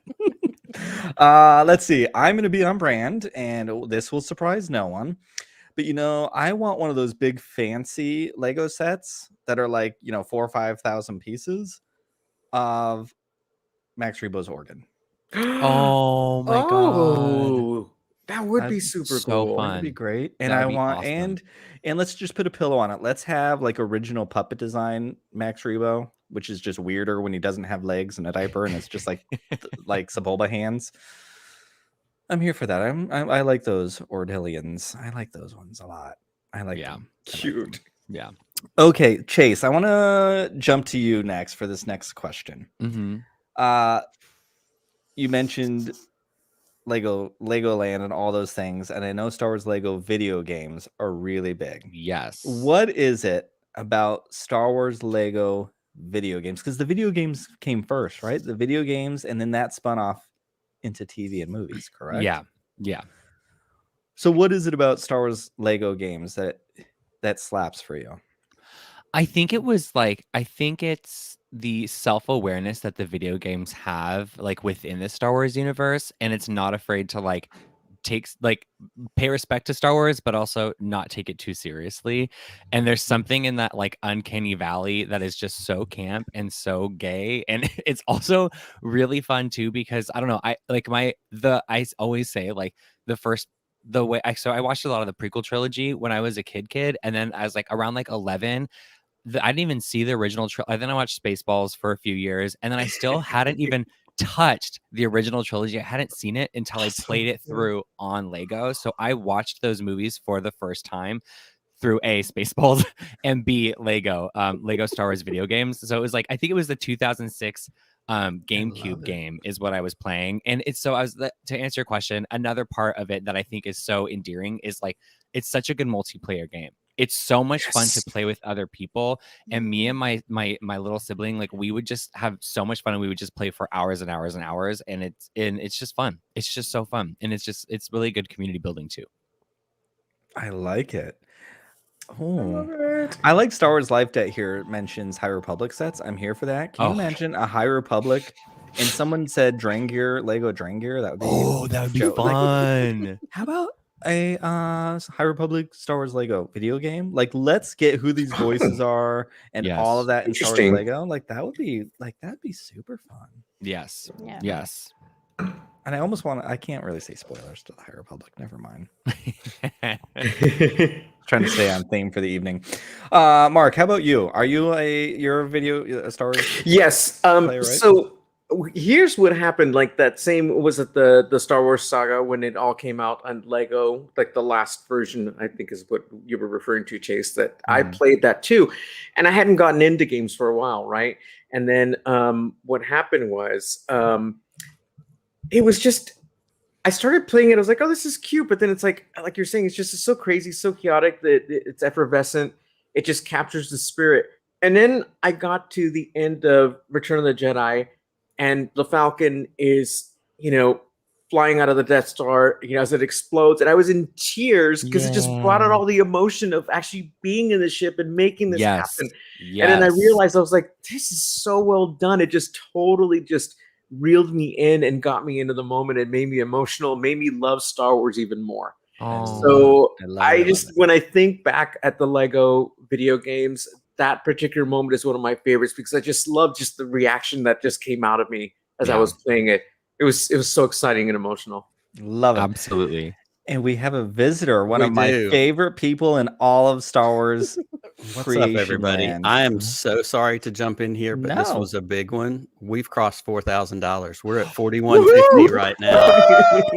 So I just wanted to jump in, bring you guys that good news. Thank you so much. Gaze, thank you for skipping brunch one weekend. We appreciate you. You can buy some mimosas from the Mimosa grocery honey. store for probably a lot less money. Absolutely. We crossed a big milestone. We crossed $1,000 mark. So I wanted to just jump here and say that. Thank Y'all you. carry on. Y'all are doing a Thank you, fabulous Nick. job. Love everybody. That's awesome. Thank you, everyone. That's so rad. Awesome. Great. Breaking barriers left and right, people. That's Boom. right. That's what we Breaking do. bricks. We're breaking bricks left and right. Breaking bricks. Emma, how about you? So playing this. Okay, so Thank you, Beza. Thank you. Thank you. You can still get your nails did if you need to. You can do that at home too. Go to Walgreens. I haven't played the Star Wars Lego games very extensively. Like I've just kind of dipped in.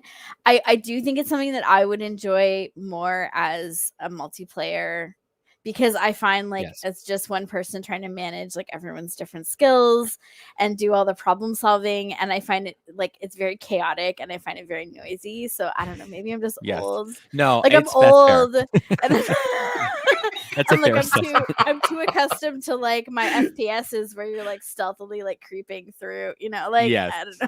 Yeah. And it's just so like loud and there's so many things going on.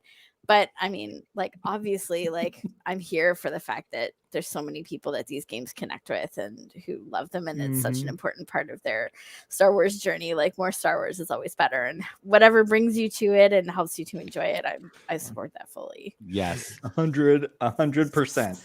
You know, I think I also have played the game that Chase was talking about, and you're not that old, because I could never start the game. You start off like in Tatooine, right? Favorite place, but you're supposed to go to like the cantina. I literally never got anywhere outside of like walking around. I had no idea how to get into a level. So I've never made it past. I literally had no idea. I think it's just because you don't understand video game mechanics, right? I was gonna say you can at least walk into the cantina, right? I did do that, but then I didn't know what to do. I'm like, okay, this is like okay. You, I mean, you, I'm go a up there, you nerd. order a drink, you make sure somebody gets their hand, their arm cut off and cause a fight. I mean, come on, you know the story. All I know in video games is side scrollers. Give me some Streets of Rage or some Mario, or I need 2D and like just a side scroller. That's about as far as I can get. That's all I know how to do.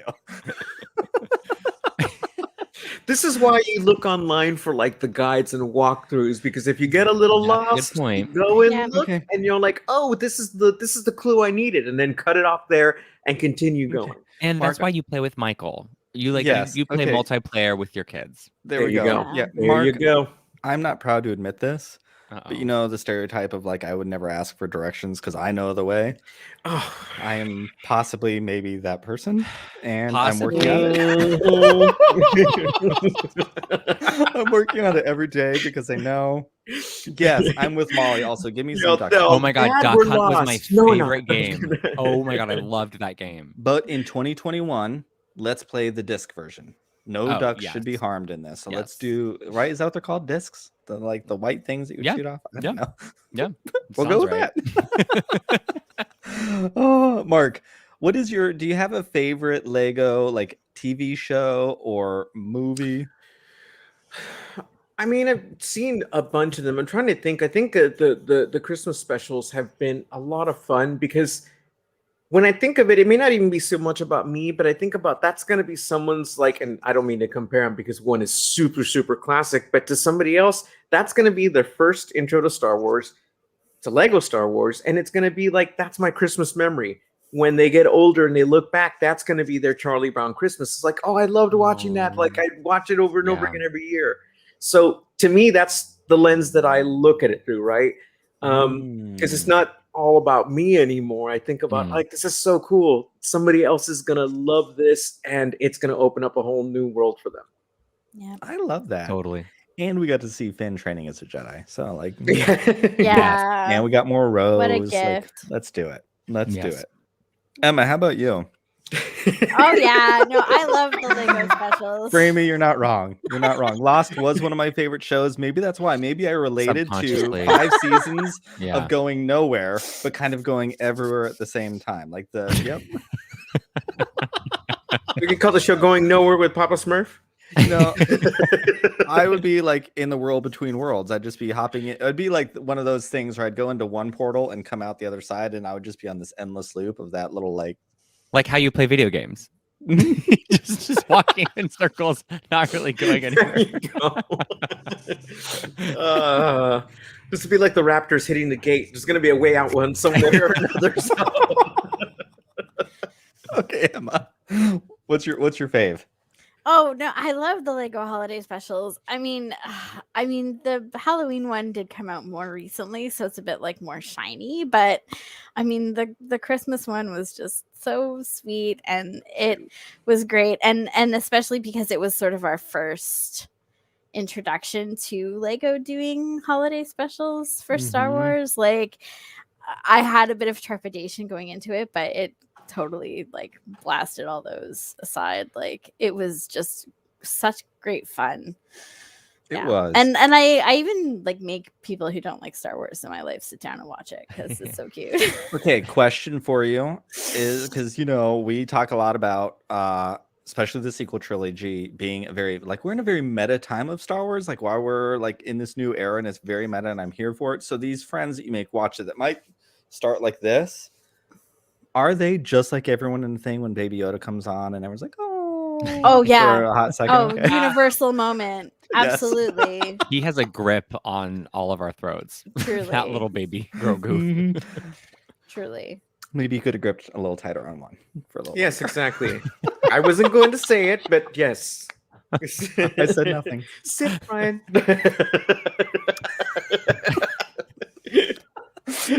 Chase, how about you? I am with Em and Mark on this. I think I actually enjoyed the holiday special, I think, more than Vader's Castle or Halloween's Terrifying Tales. Thank you. I enjoy the holiday special the most so far. I just think it's super. I love like the scope of it. Like, it's just like it covers everything. And again, like kind of what Mark was saying, it gives us some good post-Tross content, and that's what I'm hungry for. That's what I want, and it gave me that, and I love that. While also like hitting my Ewan McGregor and Hayden like Kenobi Anakin spot, like that needed to be hit. Oh, that scene was so good. Oh my god, that scene that is so good. I want to interrupt you just for one quick second. If everyone's interested in Chase and their take on Obi-Wan and Anakin, you can watch the episode from After Dark last night to get the full deets. Yeah. We're not going to do that here because it's morning time. But just know it makes me feel some type of way. I love it. Yeah, Cat is here. Oh, hey. It's been, I have to say, I really, really liked the Terrifying Tales, like a whole lot. Like, like it was really into it for sure. I think my favorite though is one of the Lego All-Stars episode. I'm here for all those little shorts. We're talking a little bit about this last night, but there's an episode with Roger from Freemaker Adventures where he is telling the tales of like what's happened in Star Wars, and it reminds me very much of like the C-3PO in the Ewok village moment. Yes. And I feel like it's what everyone's been talking about. They're like, Lego is so they're perfect at this with everything, but specifically with Star Wars, there is a level of poking fun and a camp to it, but out of love and respect, I love it. But like, I love the way like it just looks back on all of the Star Wars that has come before with like such joy and poking fun of the things that we can poke fun of. And as Chase mentioned earlier, it's very camp. And one of the things, and honestly, everyone also, I'm going to plug Chase's That Gay Jedi YouTube channel real quick. Yes, and after tomorrow, because we're here all day for PODATHON, tomorrow, watch all of their videos. But specifically right now, watch the C-3PO one, because honest to God, like it is a lot of fun, and it is so gay on every level because it is pure camp, the video itself. But then underneath that is some really important conversation going on, and Chase talks about like inner homophobia and all these kinds of things that are like a big part of our community, and it's something that we're all working through. And honestly, some of that inner negative talk to ourselves extends to everyone, I'm sure. But there's great stuff going on here. So Thank I you. want to talk about, and Chase, I want to start with you because you're like now the expert in this. You're Professor Chase here. Oh my god, it just made me think of I'm a dad, and now I thought of Paw Patrol, and Professor Chase is on the case. Sorry. Side. I watch a lot of Paw Patrol. But what is it about camp and Star Wars and gayness, and how does Lego approach those things? I mean, it is one of the biggest things I'd say is kind of something I alluded to earlier, where it's taking itself like serious while managing to not take itself seriously at all. Like, it's something about being able to hit that mark that is very, very specific, and like one of the many definitions of camp. Like, camp isn't something that can be sort of like defined just in one way, but that's one of them for me that really sticks out with the Lego Star Wars franchise. And then also just the fact that like it hits such levels of like drama. Like, Star Wars itself is like the melodrama, right? But then the way Legos is able to like amplify like smaller moments become so much bigger in Lego Star Wars, where like they like, you don't really get a lot of like the big moments that you get in like regular Star Wars, but in Lego Star Wars you get what's in between that's so small, and it's like blown to like the 10th level, 11th level, and that's the camp, mama. That's like so fun. That's what's so fun about it. That's also very gay. Exactly. No, exactly. Exactly. Yeah. And it's so unapologetic too. I mean, it's literally just there to like subvert, the traditional things that we find in Star Wars. Yeah. Yep. Mark, what do you think about any of that stuff? Because I agree. It makes it just fun. Yeah. No, I love it. I mean, because I think one of the biggest things in our community is obviously there's so many things that are larger than life, but it's also the humor we find within that, the ability to laugh at ourselves, how larger than life, and some of the ridiculous things that we do. Because, here goes, like, whether it be Halloween, whether it be a drag show, the bigger, the larger, the louder. I mean, if you go to a really, really, really good drag show, there's going to be like a splatter zone, because they're going to do like a whole production number, whether it be like a Sweeney Todd number or something. It's like, stand back. They'll warn you, but it's the fact that it's got humor, it's got heart, and all that reels you in. And so the fact that Lego has like tapped into that, because it was already a great toy, but then it's like on top of that, they found like this formula to be able to get like this certain like way of like the movies are, the specials are, it all carries across all of it. And I love it, because it's like, now when you see a Lego special, you know what you're going to get, and you're looking for that. And they always find a way to make it hilarious. Like I said, the little moments that like stand out.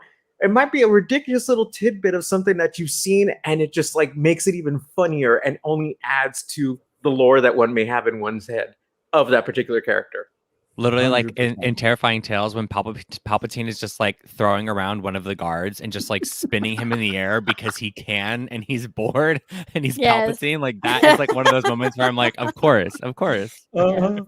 I love what Cam says here. I think if we as fans could take a lesson out of the Lego's playbook and just enjoy the different elements of Star Wars, even making fun of them while respecting each other's diversity, we would be gold. 100%. I mean, that's like true. Yes. Isn't that what we do every week here on Pink Milk anyways? Like, that's just kind of our thing. And like, if you don't find the joy in it, and especially M is so great at this, if you don't find the joy in it for you, find the joy in it for someone else, and then just like be happy for them and feed off that energy. If Star Wars isn't giving you the energy, then take it from the people around you who are enjoying it.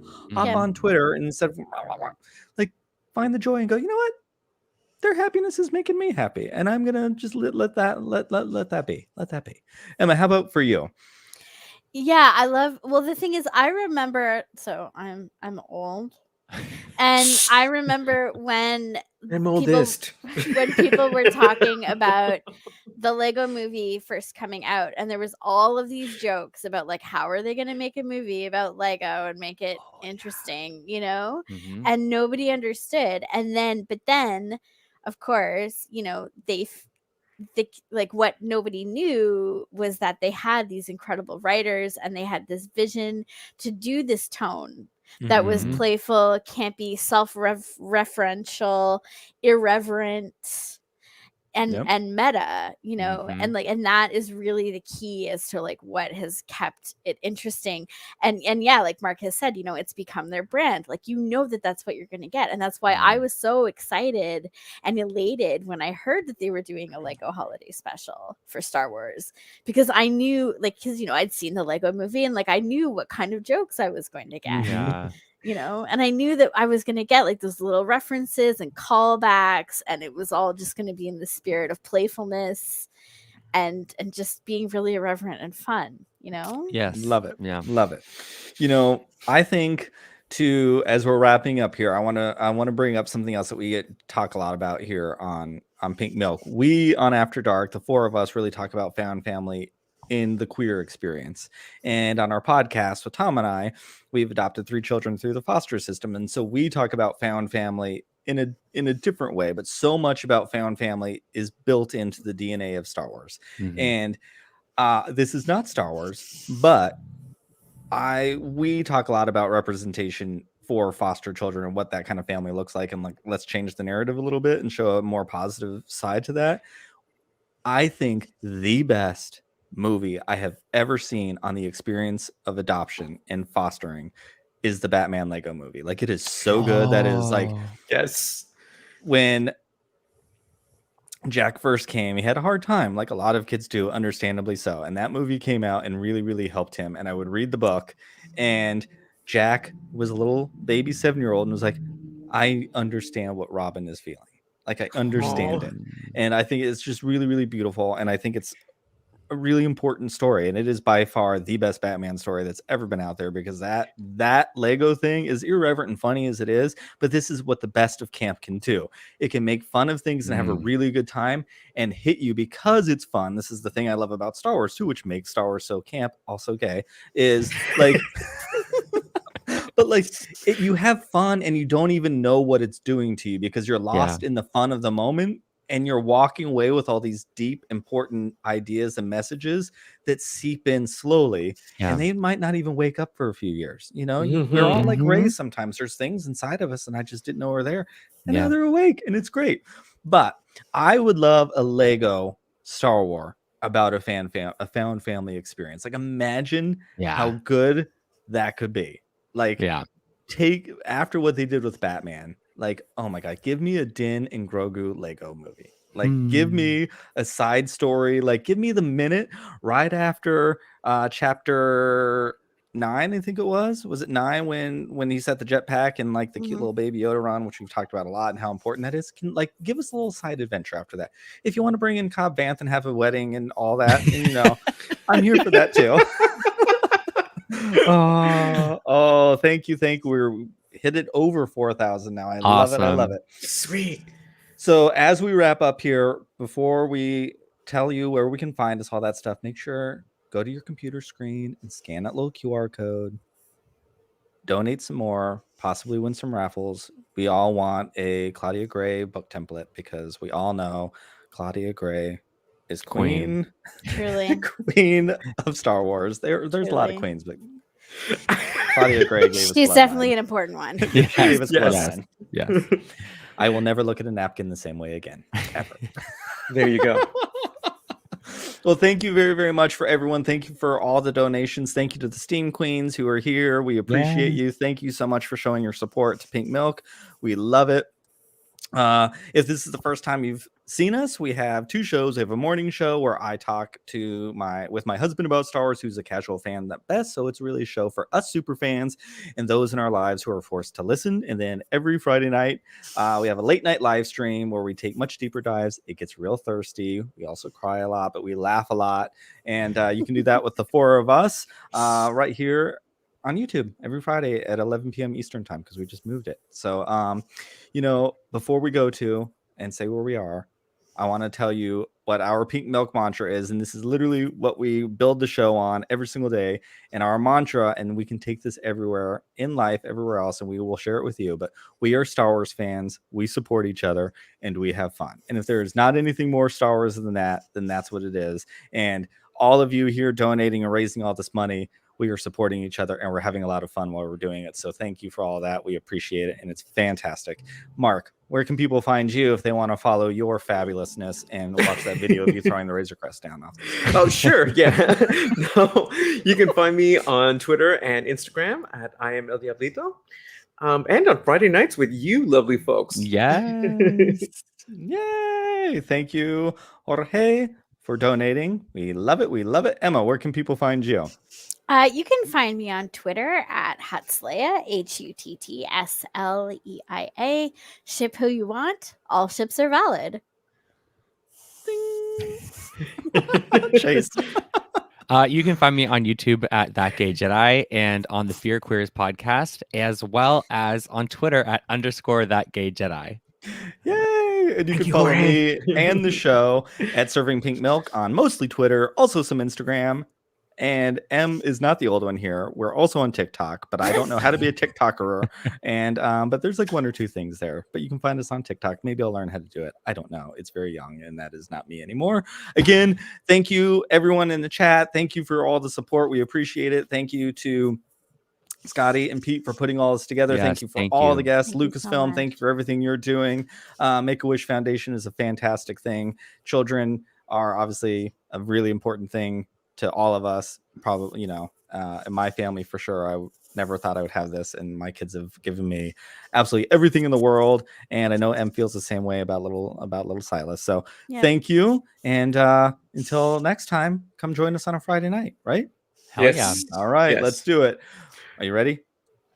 Drink up. up.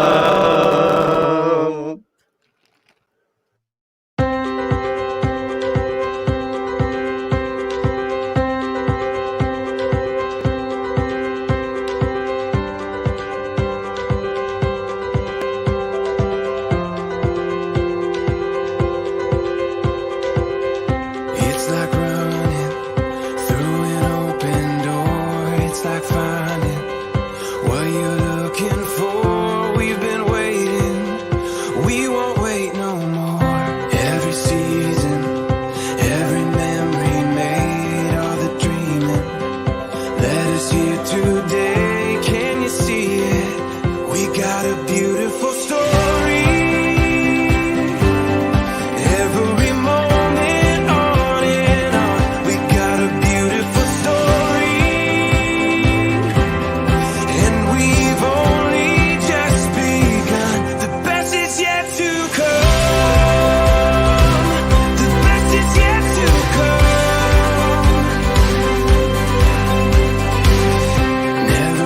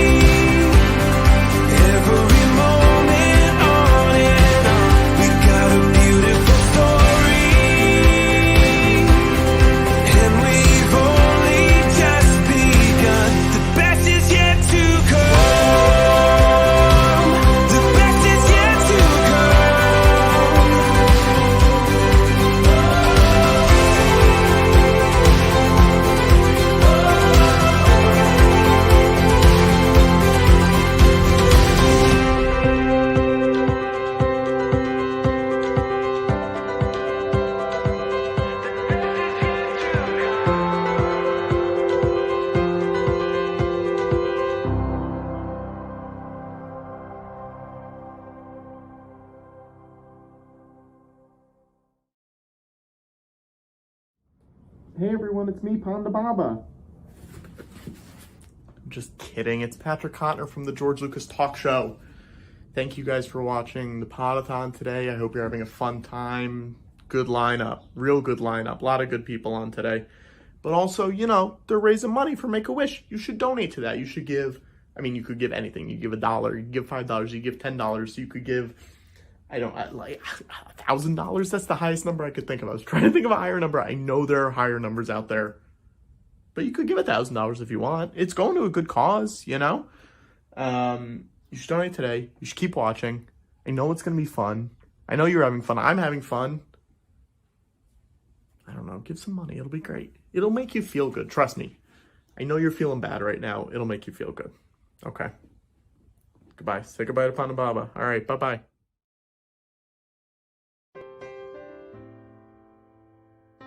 So, Matt, thank you so much for joining us to tell us a little bit about your story. Why don't you tell us about your daughter and your Make-A-Wish experience? Violet is my daughter. My wife and I have 2 children, and Violet is our youngest, and she's 7. And she was diagnosed with a rare, non-inherited genetic disorder when she was just shy of 2 years old. And so when we found out Violet had Rett syndrome, the research was kind of all over the place. Some people were like, you know, there's nothing we can do for your baby. Go home and just love her. And whenever her time is, her time is. Well, that doesn't work in my family. We refuse to believe that. And our Make-A-Wish story kind of happened by sheer happenstance. Some friends of ours who have twin girls that are also afflicted by Rett syndrome, they applied for and received a Make-A-Wish, and they encouraged us to apply through Make-A-Wish Alabama. We did. We were accepted. And right now we're on track to get our wish. Some of the wish process is what your child wants to do. And Violet selected, she wanted to go to Disney World during Christmas. So, and you know, we'll definitely want to get there and do the Star Wars stuff and the new Star Wars ride and the new Star Wars world. My son is super excited about it. And so that's what we're waiting on. But we are a proud Make-A-Wish family. The people with Make-A-Wish, both nationally and internationally, and Make-A-Wish Alabama have been wonderful. They send Violet goodie bags and little care packages, and we're still thinking about you, and we're here, and we're so excited, and they do a great job of keeping in touch. So no donation is too big or too small for this group. It is truly putting your money where your heart is. And if your heart is with children and helping those children who have these dire medical circumstances and tough situations, I can't think of a better charity that I would want to support. Watching a child on their Make-A-Wish and watching a family who is awarded their Make-A-Wish will melt your heart. And so for that, I would say thank you to all the people who have donated. And I would encourage everybody who hasn't donated to really push and make that donation during the Podathon. Scotty, welcome back. Out, baby. That's what it's about. Pete. Yeah. You know, honestly, yeah, before we get there, first of all, Pink Milk guys and girls team, all of you, thank you. What a great show. That was so cool to hear a different perspective. And just honestly, it all is about children, right? Everything we do, you know, Star Wars, we forget that Star Wars it's a children's story, right? I mean, it's not just a kid's story, but it strikes us at that moment when we were children, and it's all about that wonder and all we get to share and what family is all about, which is remarkable. It really is. And this whole day has been nothing but proof of that. And as a community, we've come together so far to raise a lot of money for charity. Currently, actually, we'll get to that in a second. But I'm just thankful that this could happen today and that people are joining. We got a lot of people watching right now, and that just means the world to us. And if you can, share it on your socials, get more people watching, get more people donating. We want to make sure we reach our goal. And I think it's definitely going to be possible, Pete. I think it's definitely going to be possible. I think we're going to get there. Well, let's check it out. Here's the video. Here we go.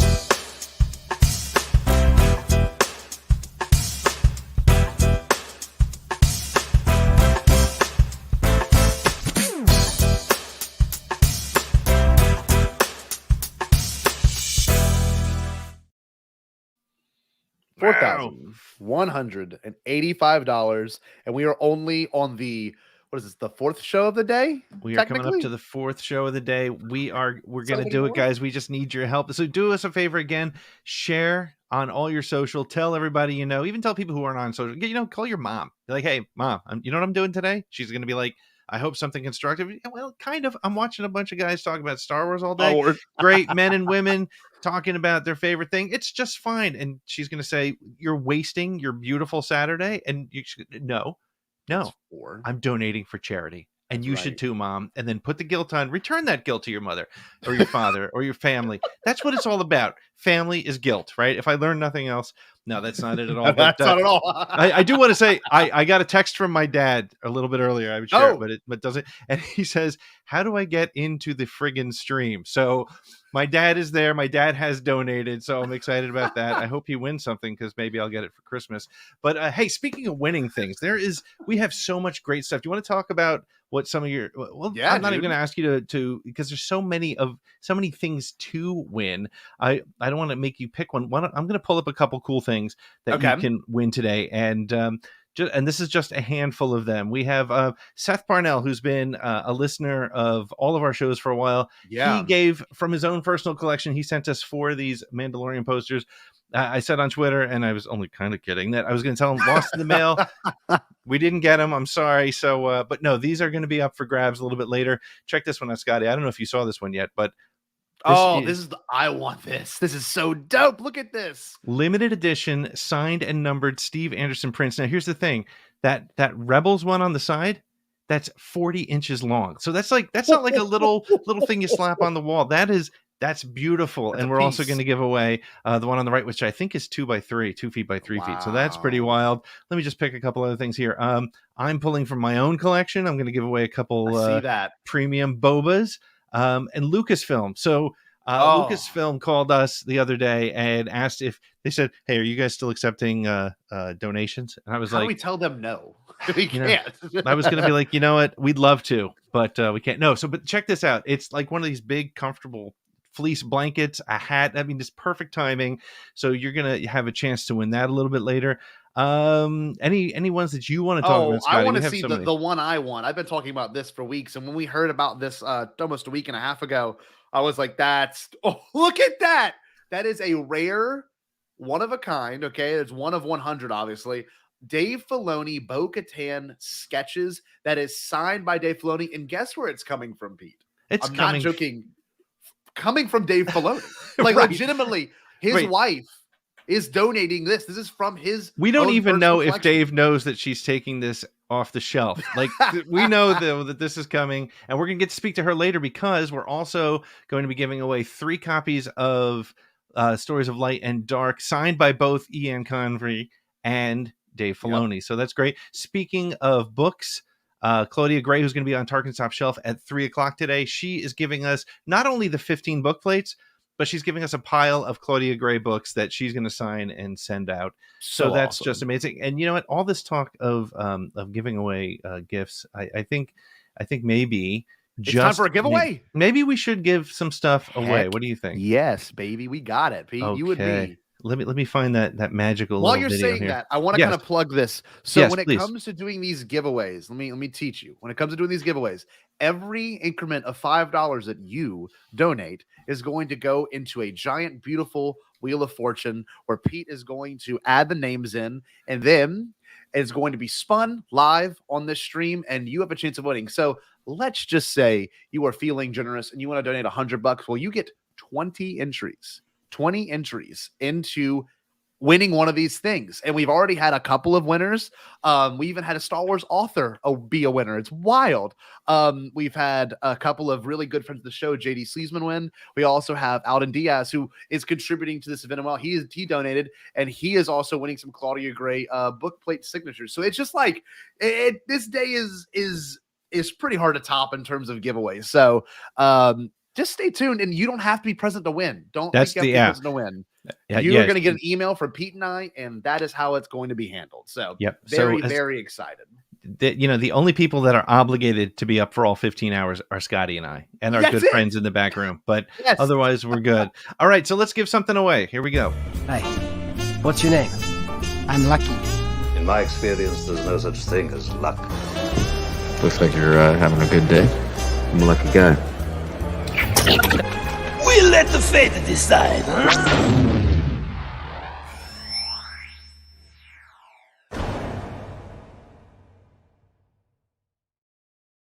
All right. Here we So go. we're going to give that, before I hit that, I'm going to add a little bit to the suspense because I want to show you what this is. This is really very cool. This came from our friend Jackson, who apparently has a connection with oh, wow. Jamie Yeah. Cosley. So he's an artist. I think he's been in Tops magazines. He's also been in Star Wars Insider for a couple of correct visual Star Wars comics. Insider. He does a whole lot of cool stuff like that. So we're going to give away literally the ones you saw there, like on napkins. He's giving that, and he's also what I just found out this morning is he's also doing a Ventress sketch to go with that group. So here we go. Let's see who the lucky winner is going to be. Please say me. Please say me. Please say me. Please. Oh, I can't win. I can't win. Not allowed to. The winner is Cam Ray. Holy cow! I love it. Speaking of Cam Ray, Pete, do you want to show his commercial real quick? Because Cam's also got a commercial. Yeah, let's show his commercial, and then we'll give away Claudia, and then we'll get our friends who are waiting so patiently, Tatooine Suns, who have a great show coming up. But here's Cam. Hey everybody, Cam Ray here with Cam Ray Semi Productions. And Bub. Supreme Chancellor Bub. Anyway, the New Galactic Republic, right. I'm getting some serious Palpatine vibes, dude. Maybe kind of Ixnay on the... Sorry. It's okay. Anyway, go check out Cam Ray Semi Productions on YouTube and Twitter for mostly Star Wars related comedy, parody, and satire. But today, we are so excited to be attending the PODATHON 2021 benefiting the Make-A-Wish Foundation. Now, last year's PODATHON was amazing, but this year's lineup is even more incredible. But all that Star Wars stuff doesn't really matter if you're not supporting the cause behind it all. And that's why we want to urge you... Strongly urge you to help the younglings. Again with the Palpatine thing. Maybe younglings isn't where you want to really... Sorry. Keeping up with two identities is tough. You're telling me. So please, support PODATHON 2021 by donating to the Make-A-Wish Foundation and helping children in need. I can't really think of a greater cause. So anyway... Do it. Okay, alright, stop. We really need to address the pink elephant in the room. Who's the cutest little pink elephant? You are. Yes, you are. Oh, you're cuter than a pork on an Ewok. Oh, yes, you are. Oh. So anyway, enjoy the Podathon, and may the Force be with you. Had to be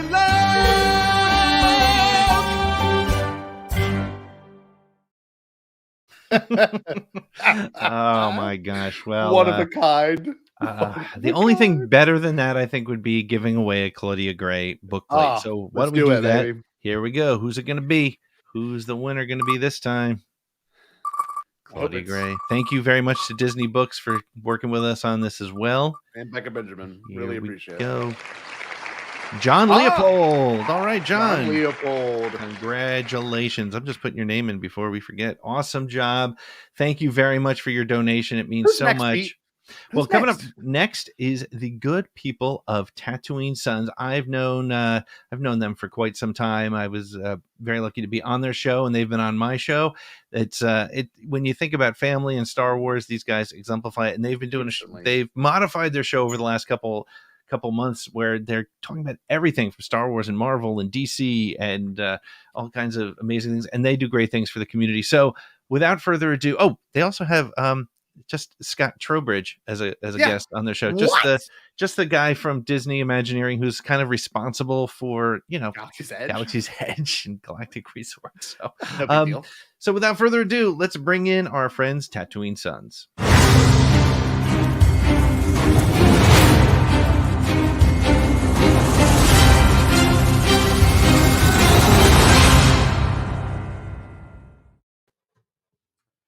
I wasn't sure the mic was going to be on. I saw mute. What's up, guys? Welcome.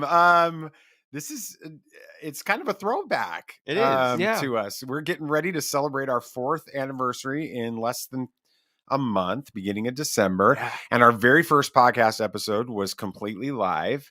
Yeah. And a little bit of a train wreck. That's for sure. A little bit. So it's probably going to be just like this.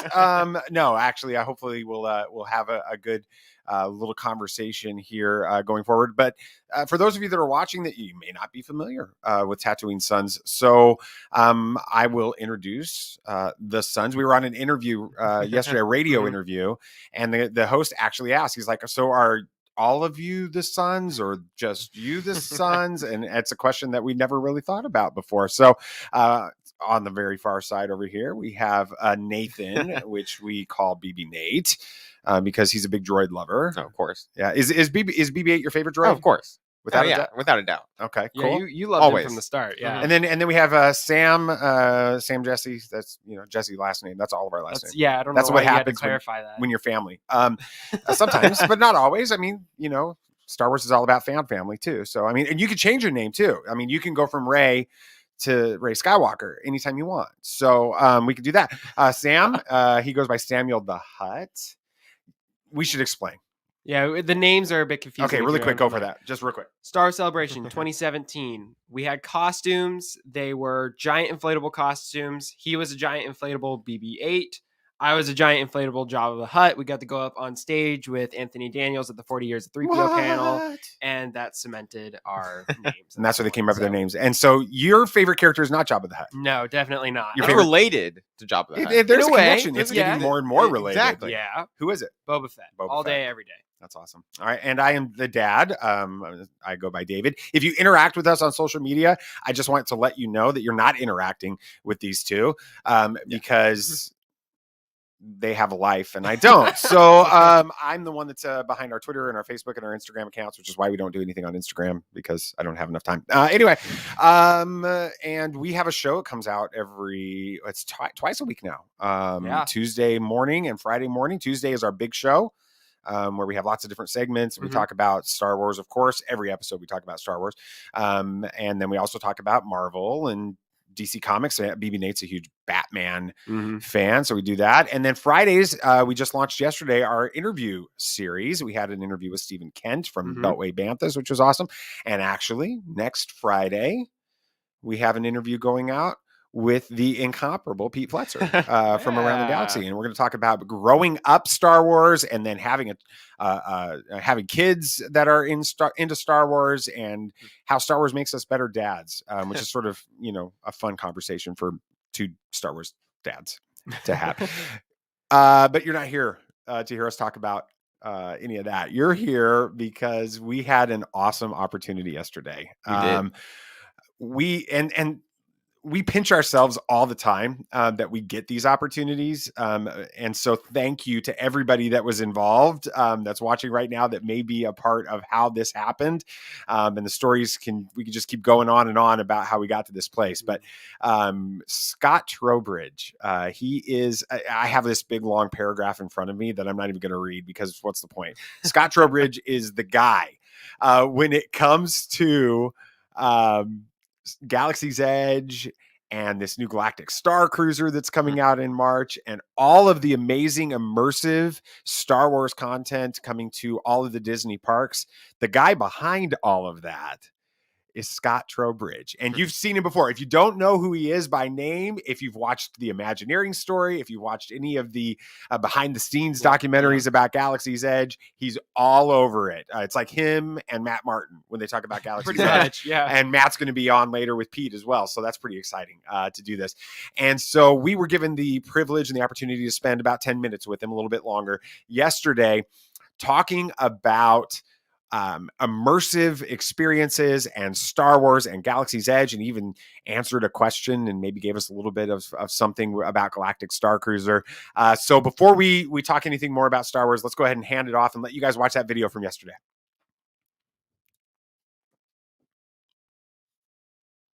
To give you some context, Scott, we are mega super Star Wars fans. And we lived in Orlando for about a year and probably went to Galaxy's Edge 30 times while we were down there. We had annual passes and went constantly. And we were so totally taken back by how just immersive the entire park is. And then when I think about the making of Galaxy's Edge and Batuu and everything, my question is, was there ever a moment when you were in that development stage and something came to the table to discuss, to make, or to develop, and you thought, how is this even going to be possible? Oh yeah, I mean almost everything. We're always as we think about these projects, we're always kind of looking just over the horizon to what's almost possible, right? As we're thinking about the new techniques and technologies and all the things we want to bring to life in these experiences. So for Galaxy's Edge, it was everything from the how are we going to pull off a big epic ride experience like Rise of the Resistance, all the way to how are we going to create like real-time gaming technology that is kind of at the heart of the Millennium Falcon Smuggler's Run experience. I mean, that's an example of when we started the project, that technology didn't exist. We started that project kind of with the hope and faith and trust that along the way we would be able to develop that technology, partner with others who are developing the technology, but that by the time we needed it, that high-end real-time kind of gaming engine would exist and be available for us to use. But, there are definitely days along those journeys where you're kind of like, I hope this is going to work out the way we think it does. I hope this we're kind of jumping off the cliff in the hopes that the mattress is going to show up when we need it to show up. That's awesome. Now you guys are in the process of finalizing something else that's going to be completely immersive down there, which is this Galactic Star Cruiser. It's set to open next March. How is this property and resort experience going to take immersion in Star Wars to a whole new level? So I think we're going to break some ground in a couple of new ways. The first is, this is the first time you're going to be able to spend such an extended time in any single story, right? Instead of whereas Galaxy's Edge is a great way to invite you to step into the world of Star Wars and spend a couple of hours there. We're inviting you to spend a couple of days immersed in your Star Wars story, where you're truly a character, right alongside the other characters that are part of it. Some of them are characters you've known for a long time. Some you're meeting for the first time, but you're right alongside those folks, living out a Star Wars story that is truly a result of who you want to be in the galaxy and the choices you make in the galaxy. I think that's a new idea, both for the level of immersion and also the level of agency that you kind of get to bring to that experience, to the Star Wars Galactic Star Cruiser experience. That's awesome. Yes. And you've designed some of the most awarded ride experiences in the world, including The Amazing Adventures of Spider-Man and Harry Potter and the Forbidden Journey. Just like Galaxy's Edge and the Galactic Star Cruiser, these rides are known for immersing the guests into the story they're telling. What makes a ride immersive, and why is it something that you're so committed to doing? Well, I'll give you two reasons why I'm committed to doing it. One, those are the things I love, right? Those are the things I want to do. I want to go into experiences and have these experiences that I can't believe are really happening, and they probably aren't really happening, but I can fully believe that they are, right alongside, these characters that I know and love, and stepping into these story worlds. So part of it is because those are the things that I love to do, and I'm just such a big fan of any experience that transports our guests or transports an audience into a new reality. I love that. I love doing it. And I just want to help create those experiences and help teams that are creating those experiences for everybody else. Because, selfishly, I love them. Less selfishly, I think everyone else loves them too, or at least a lot of people do. So yeah, they absolutely do. When you spend so much time working on these projects and these experiences, when you go back through and you finally get to experience them for yourselves and ride the ride again, how is that experience? Are you just sitting there thinking like, oh, could I have done that a little bit better? Or is it still just as fun as if you were a guest coming to the park for the first time? It is. This is going to be a weird answer, but I love watching the people, not the experience. I mean, ultimately, at the end of the day, we're doing all of this work for audiences, right? We're doing it for fans. We're doing it for our guests. We want them to have a great time. They are the reason, you are the reason that we do these things. So when we get the opportunity, I'll just speak for myself. When I get the opportunity to go in and, revisit something, I'm always watching the people. I'm not really usually watching the thing. Because I know the thing like the back of my hand. I don't, there's no surprises in the thing, in the experience for me, because I know it like the back of the hand. I could probably, recite the whole thing by heart by that point. But watching the people who are experiencing it and just hoping that they're having a good time and paying attention to what they're paying attention to, that's the interesting part for me. Oh yeah, it reminds me of the last few times we got to ride Rise of the Resistance. How we'd been on it, a dozen plus times at that point, and we were getting on the transport at the beginning, and we're with other people, and you can tell this is their first time, and then you realize, wait, they should probably move to this spot and see this, and we're moving them around on the thing. That's so awesome. Go stand over here. This is a better spot. We'll trade spots with you, that kind of stuff. So that's I totally so understand awesome. what you're saying on that. Yeah. Well, and it's kind of fun to see those things through fresh eyes too, right? If you've, absolutely. it's especially little kids, Yeah. Yeah. Absolutely. Yeah. I mean, that is what I love the most about creating these things is, and when we, you said like when we finish one of these things, what's that like?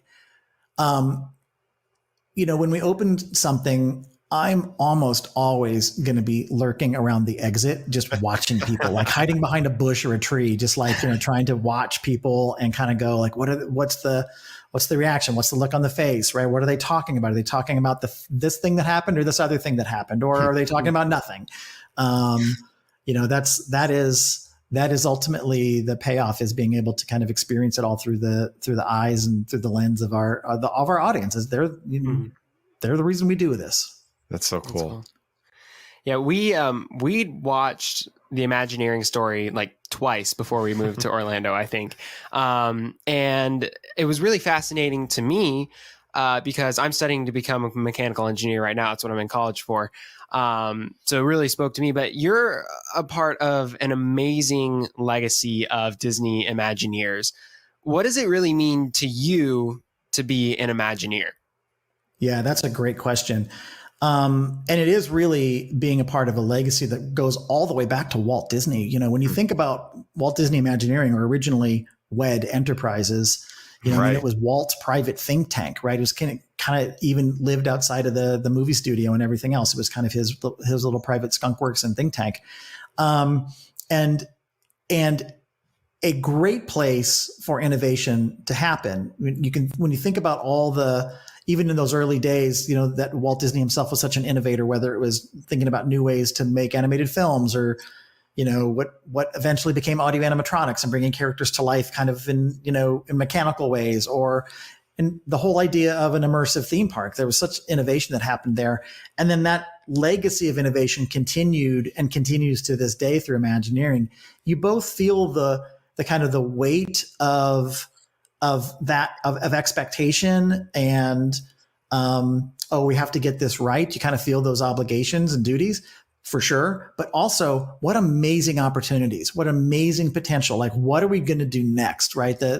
So many Imagineers are focused on, wouldn't it be cool if, and what are we going to do next? And how can we make this real? And we have such amazing talent, whether it's artistic talent, technical talent, engineering talent, fabrication and construction talent, all that, that are all focused on that same goal of how do we bring dreams to life, or make it seem like we're bringing dreams to life? And how do we make magic real? I mean, you're in school for engineering, a lot about how this works. That, a lot of times we use, you may be familiar with that Arthur C. Clarke quote, any sufficiently advanced technology is indistinguishable from magic. Mm-hmm. Right. That's how we spend a lot of our day thinking about how can we use or misuse or use in unexpected ways, the technology of today or tomorrow to help that be a proxy for the surprising, the unexpected, the magical. And we have just an amazing group of people that's what they think about all day, every day. Yeah, it's mind-boggling to think about how different the world would be if there wasn't the Imagineering team down there and the things that they've developed in history. It's stunning. We love to ask this question for everybody that we talk to that's got any connection to Star Wars. For you, how does Star Wars inspire hope? One of the things I love about Star Wars is the core story that for me, is there are many core stories, but it's the one that I think resonates the most, which is that idea that anyone can make a difference. Whether you're a poor moisture farmer on the outreaches of Tatooine, or whether you're a parentless scavenger girl stuck on some planet someplace, anyone can rise up and through the choices they make a difference in the galaxy. And that to me is a fantastic expression of hope. We all have the opportunity through the choices we make to make a difference. We can make choices. Those choices have consequences, but those choices can matter. That's awesome. Scott, thank you so much for joining us on PODATHON 2021 as we work with other fan podcasts to raise funds for Make-A-Wish. We know that Disney has had a long history of love for everybody over at Make-A-Wish. And so thank you for taking some time with us today. Oh, anytime. It is an organization that I am incredibly proud to help out in any way that I can. Thank you so much. And thank you for what you're doing. I appreciate that very much. Wow, that was cool. It's so amazing that we got to do that. Yeah, I mean, it's when we began to have the conversations about the interview with Scott, I was like, I know that Sam and Nate, I knew you guys knew who Scott was, but this is a dude that I had wanted to have on the show forever and never dreamed that we would be able to. So it was such a joy and a privilege. I love what he talks about when he talks about Star Wars and how it inspires hope in him, and how it's about, anybody can make a difference. Just like you. I know that this isn't even scripted at all. You can make a difference right now by making a donation to Make-A-Wish and not just helping us reach our goal of 5,000. I mean, honestly, we'd be thrilled. It's already exceeded all expectations from when we started this process with Scotty and Pete months ago as we had these conversations about this. The goal has already blown it out of the water, and we're going to continue to do that. We're going to blow through 5,000, I'm confident, and that's all fun. Really what it's about is you get to make a difference in the life of a child, and it's you can do it from your computer screen sitting at home, watching football on some other thing, although you're not paying any attention to the football, you're listening to us right now. Anything else stand out from that interview from you guys that you really enjoyed? Yeah, I love how he talks about doing the impossible and stuff, because that's one of my favorite quotes from Walt Disney is it's kind of fun to do the impossible. And that's what Disney's about, and especially Galaxy's Edge. We walked into Galaxy's Edge for the first time, and it is a feeling you can't describe, honestly. It's everything you could want and more. Not only is it an amazing experience for people who are more casual fans, but for people like us, we were able to recognize the numbers on the trash cans that were a reference to stuff. I mean, there's just so much. And then the rides are so immersive, and the animatronics in just a shop. They have a highly advanced animatronic in a shop just because. Why not? It's fun to do the impossible, and they pulled it off somehow with it, and I can't wait to see how the Star Cruiser and it's that what you're saying right there is a perfect marriage between Star Wars and Disney as well. And I know that people like to kind of throw shade at the Disney era of Star Wars, but it's actually perfectly married together, because everything that George Lucas did in the development of the first Star Wars movie before it was even A New Hope, all of the stuff that happened with that, and then again with the prequels, with the CGI technology and everything, he was doing the impossible. When he talks about that in that opening portion of the interview, when Scott talks about everything they did with Galaxy's Edge was pushing the envelope. They weren't even sure if it was going to work. That is Star Wars. And that's, as much as Star Wars moved movie making to a completely different level, that's exactly what Scott is and the team there are doing when it comes to Galaxy's Edge. If you haven't had a chance to ride Rise of the Resistance, there isn't a way to describe that experience if you're a Star Wars fan. And we've ridden it with people that are sort of not really Star Wars fans. I mean, Mom.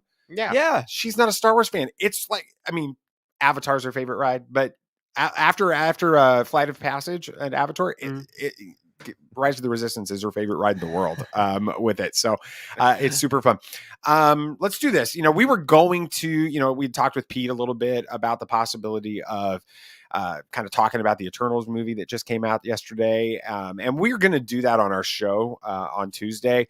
And I want to spend a lot more time digging into that. And since this is, I mean, let's just be honest, when you look at the roster, everybody on this podathon are Star Wars geeks, and we are too. I mean, Star Wars is why we started this podcast. Exactly. It is part of every episode. So we decided we wanted to talk about Star Wars, and we pivoted this morning, which is something we do on our show all the time.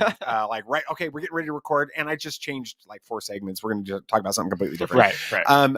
We pivoted because the Star Wars fan community gets a bad rap. It's sort of like a stereotype of being a Star Wars fan is toxic and complains about everything that happens with the movies. And we all of you watching, that there's a reason that happens. But let's be honest, the Star Wars fan community is awesome. Yeah. And being a Star Wars fan is fantastic. And so I decided this morning and talked with these amazing guys here about, let's talk about like sort of the 5 best things about being a Star Wars fan. And since I'm the dad and I planned it out, I get to go first. And it really goes back to what we open every episode of our show with. We open every episode of Tatooine Suns with the statement that we believe that pop culture, Star Wars, Marvel, DC, Lord of the Rings, all these things, those are the mythology of this generation, and that there's a story that's written on our souls, and that these myths, all of these things speak to that story.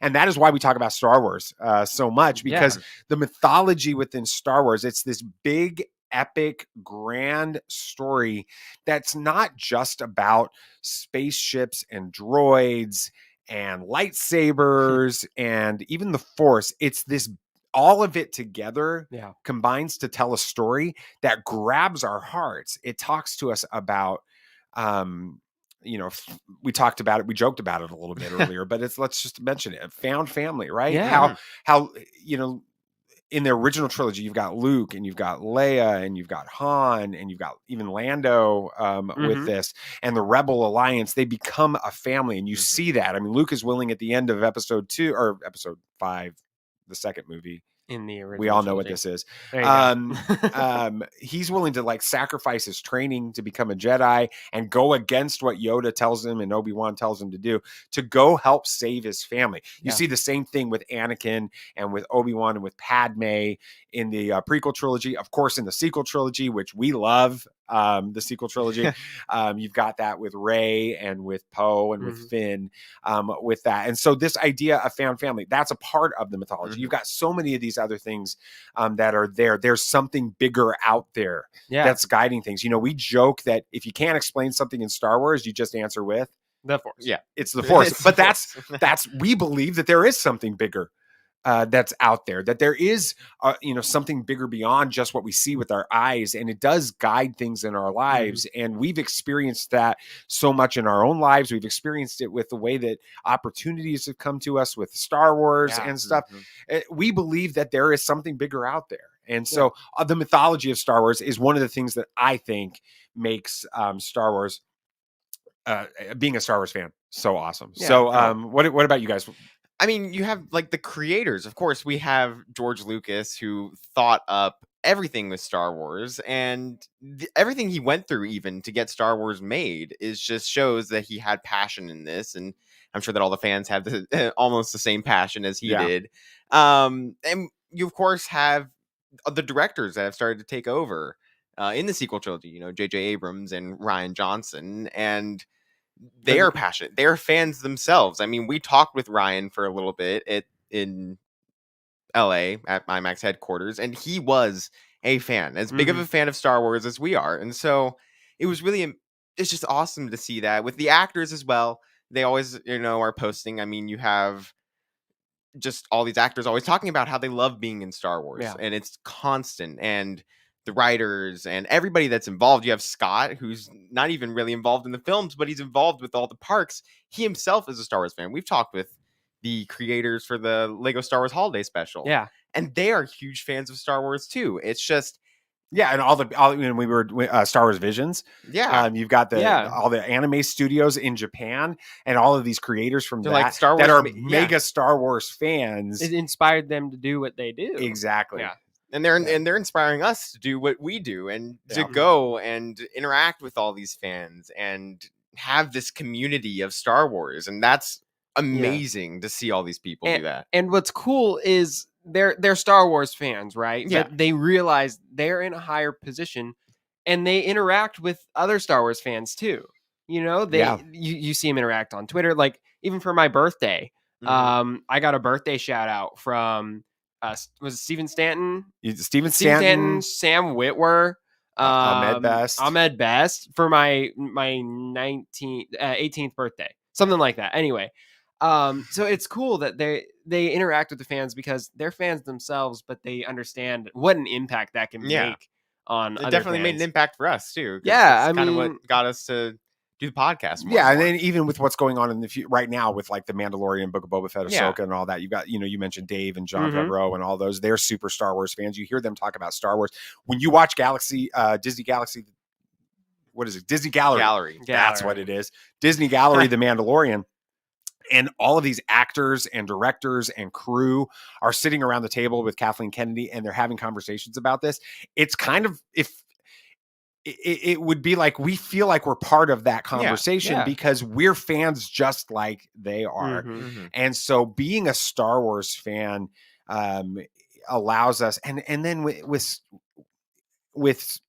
social media, being able to interact with different people in the Star Wars community. And so, sometimes the dark side of Star Wars fandom has been a challenge for that. But I remember, BB Nate, you've gone through some medical stuff you're still going through some medical stuff. But back in May, I put out I just sent out a tweet on social media about it. And Freddie Prinze Jr., Kanan Jarrus just reaches out and starts DMing us with, just wanting to encourage you because he's gone through some of the similar things that you were going through at the time and wanting to just be, a support to you and that kind of thing. That type of interaction is one of the things that makes Star Word fandom so awesome. Yeah. What about anything else? I mean, I think for me, it's this legacy that it's become. It's been almost 45 years since the release of A New Hope, and since that point, it has become a phenomenon. Like that's just unprecedented, right? And what's interesting is not only is it just a film legacy, but it's across every sort of medium you could think of at this point: audio, visual, animated, books, comics. Now you've got anime. I mean, literally any medium you could think of, it's got Star Wars in it now, just because fans want more of it. And there's always something to talk about. And it's just the legacy that it's become. Yeah. Let's talk about that for just a second, because looking back at Star Wars, there's so much that's out there. But we should celebrate some of those things for just a second. What's your everybody favorite Star Wars movie? Favorite Star Wars movie? Ooh. I think it's agreed. All three of us? Okay. All right. So we're just going to go out and say it. All right. For us, our favorite Star Wars movie is The Last Jedi. And we've been on record for that before Rian Johnson said that Turbis's name is Turbis, which is on the comics back behind us and all that. So let's throw The Last Jedi and put it in a different category here for us. Okay. But outside of The Last Jedi, favorite Star Wars movie? I'm gonna say Empire. I've always loved Empire. I mean, I know that's such a cliche response. It's like almost everybody's favorite Star Wars movie outside. Why?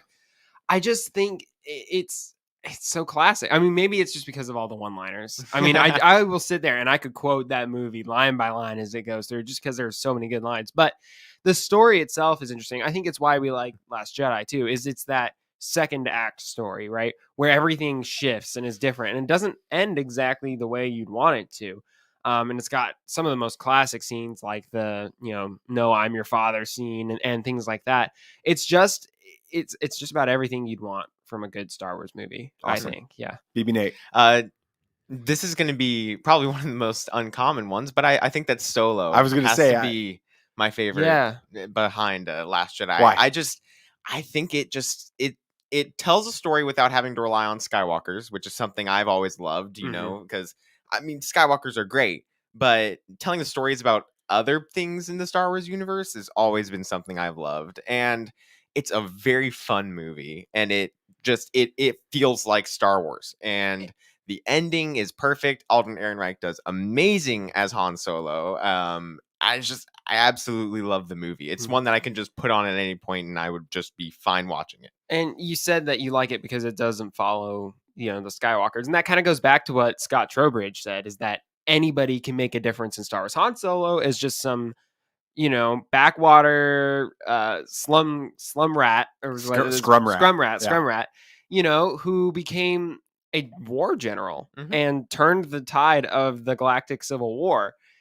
He's not a Force user, but he was able to make a difference. And so I like how you pointed that out. What about you, Dad, outside of it's Empire. It's always been Empire. And I've often said that even between Last Jedi and Empire, it's sort of 1A, 1B. It really depends on what mood I'm in that day and which one I end up watching. Whenever I've just watched it, that's the one that becomes my favorite. So that's, just the way that it is. I love the fact that, we argued this going all the way back to like December of 2017 when The Last Jedi came out. We argued that Empire Strikes Back is just as subversive as The Last Jedi, and that's one of the things I love about it. You end A New Hope, you end the original Star Wars movie with the rebels have defeated the bad guys and blown up the Death Star. Luke and Han are getting their medals, and eventually in a comic book, Chewie will, with that. And Leia's, they're all celebrating, and Darth Vader's floating off into space, and the story ends with it kind of like that. And then you get into, and your expectations kind of going into Empire Strikes Back are that that Luke and Leia are going to be, they're gonna fall in love, that he's gonna be the new the new leader of this. Everything is they're just gonna continue to level up. Yeah. It's kind of the way that you view Empire Strikes Back, and everything goes south for everybody. When you end that, you're questioning whether or not Ben Kenobi was a liar in that movie because of what he said to Luke about his father. And now you find out that he wasn't telling the full truth to that. Luke has lost his arm and been defeated by Darth Vader, and you don't know what's going to happen with that. Han is in carbonite. The Rebel Alliance is on the run. Everything is upside down at the end of Empire Strikes Back, which is what you needed in that original trilogy to set up a powerful third act with that. And so that's one of the reasons that I love it. That's cool. Nate, do you have anything else that you think is interesting about the community? Well, okay, so we that's a natural segue for us. It is right a great segue, right? but I mean, we talked about how there are so many movies and so many, things from the media of Star Wars, like the books, the games, the TV shows and everything that have come out. But we have so much to look forward to as well. We have Book of Boba Fett coming out in just a little bit. A little over a month. That's crazy. Really close. And then we, of course, we have the Rogue Squadron movie that is coming out at some point. And we have, these TV series. We have Kenobi. We have Lando. We have Ahsoka. We have all of these amazing things to look forward to. And there is more that we don't even know about that we have to look forward to. We're going to learn that probably next week. But any speculation on that? There's the rumor is that some type of new film or maybe a film on Disney Plus or something is going to get announced next week. You guys aren't into the social media thing, so you don't have that. You're on Facebook a little bit, but you're not fed with all of the speculation that goes on Twitter. Like all the craziness that we read about, and then everything snowballs into some weird theory that then we got this covered is going to report as fact later. Sourcing Mike Zero, right? With that, what are your speculations are as to what could be coming? Any guesses or any ideas or hopes or whatever? I mean, I have heard the rumor of them doing an Old Republic thing. And while I think many fans would love that, and even I would be pretty interested in something like that, I'm not sure they're going to go there quite yet. Why? No, because I think they're going to flesh out the High Republic. They might maybe a High Republic movie. Yeah, I think High I could Republic see movie? that. Maybe a High Republic movie, or maybe like a High Republic animated movie or something like that. Because they haven't done an animated movie since the Clone Wars movie, right? I'm true. correct in that assumption. Maybe doing something like that to maybe segue or introduce a new animated series set in the High Republic, like what they did with the Clone Wars. I think that would be a good Disney Plus exclusive release because it's not super, important to the overall story that as we know it. But it could also bring in people that aren't, and we apologize to Tarkin's Top Shelf. That's going to be coming up a little bit later. And their whole thing is about the books. We're not as into the books, not because we don't like, we don't like them when we check them out. It's just that we just don't have time. we don't do a lot of reading. So that would bring in people into the High Republic stories, which would then introduce them to characters and scenarios and plot lines that they can tie into other things in future releases and live action and Disney Plus shows and that kind of thing. So that's a really good idea. What about you? Any speculation on that? I mean, of course, I hope we see a Kenobi trailer. I think everybody's kind of hoping for that, but I would love more details. This is like the only thing I'm looking forward to is more details about the Ahsoka series, just because, Rebels. Oh, so that's what you think's coming next week. I have a feeling we're going to be getting something from it. With everything that's been going on, I think we're going to get something with Kenobi and then something with Ahsoka, because we've heard a lot of cast stuff announced recently, and it would just kind of make sense for them to release, just plot details is something I think that could be released, concept art, but I don't think we're going to get too much. I'm trying to lower my expectations as much as possible so I can get pleasantly surprised if there are good things. Yeah, we're following the advice of the guys over there, Ken Knapsack and Joseph Scrimshaw, where we talk about speculating responsibly. We're trying to do that, which we generally say we're speculating irresponsibly on our show, because that's what we do with that. What's the thing that's coming forward? Okay, Sam, you have to eliminate Book of Boba Fett from the conversation. The thing that's coming out in the future, you talk about that, the future of Star Wars. What's the thing that you're most excited about right now? I think I would say Kenobi. Just because that is a storyline that would be interesting to see fleshed out. I mean, one of our favorite episode of Rebels is the Twin Suns episode, which we've got signed up there. It's covered up by the lives. Oh yeah, the lives. But that is our favorite episode of all time from that series. And that's about the only look we've really had into Kenobi's time on Tatooine between 3 and 4. And again, everybody loves Ewan McGregor Obi-Wan because he's great. I mean, he's such a good part of the prequels, right? Everybody loves him. So getting more of that is not a bad thing in my opinion. But I think the story's gonna be interesting. Hearing that Hayden Christensen's gonna be in there again as Darth Vader is gonna be super exciting. More Darth Vader, nobody is gonna complain about that. But I'm excited to hear that he's getting back into the story and the community again, because I know, Star Wars fandom can be ugly at times, but what's another neat thing about Star Wars fandom is they've embraced him again, right? Yeah, Everybody loves Hayden at this point. I'm waiting for the moment when that happens to Rian Johnson. Yes. We'll just need a couple decades. When we go to, Star Wars Celebration 49 or whatever it is, and they're doing the 30th anniversary of The Last Jedi panel or whatever, and Ryan comes out and he gets a standing ovation like happened with Hayden Christensen in 2017 or Ahmed Best in 2019. That's what we're going for with that, because we think that it was a brilliant movie. So, BB Nate, what are you looking forward to the most? Ahsoka. I think that's kind of just a given. Of course, Rebels is kind of what brought Sammy and I to Star Wars and brought all three of us into getting into Star Wars more and more together. And it's just always been such a big part of my fandom for Star Wars. And so I'm so excited to see more of that story being told after, because Thrawn and Ezra, we know that Thrawn's an important part because you mentioned that in Mandalorian. So we're hoping by extension that means Ezra, right? That's what you're hoping of course. for, right? Looking for a live action Ezra, live action Sabine, live action Thrawn, and then we're getting Anakin back in there. Hayden Christensen is reprising his role as Anakin, and I would just absolutely love to see Force Ghost Anakin interacting with Ahsoka after 6. That would be. Yeah, that's you're mentioning the Force Ghost Ahsoka connection there, or Force Ghost Anakin with Ahsoka is what I meant, but. That's a really, really tough conversation. That you get to watch. If that's the case, it's like, Yeah, let's talk about that fight in season 2 in Star Wars Rebels, and let's talk about falling to the dark side and all of these, and the moment at the end of Clone Wars season 7 when he thinks that she's dead, and all of these things. I'm sitting here literally talking about this, looking at a picture of us with Ashley Ecksteins. It's that's so bizarre, a little surreal doing that right now.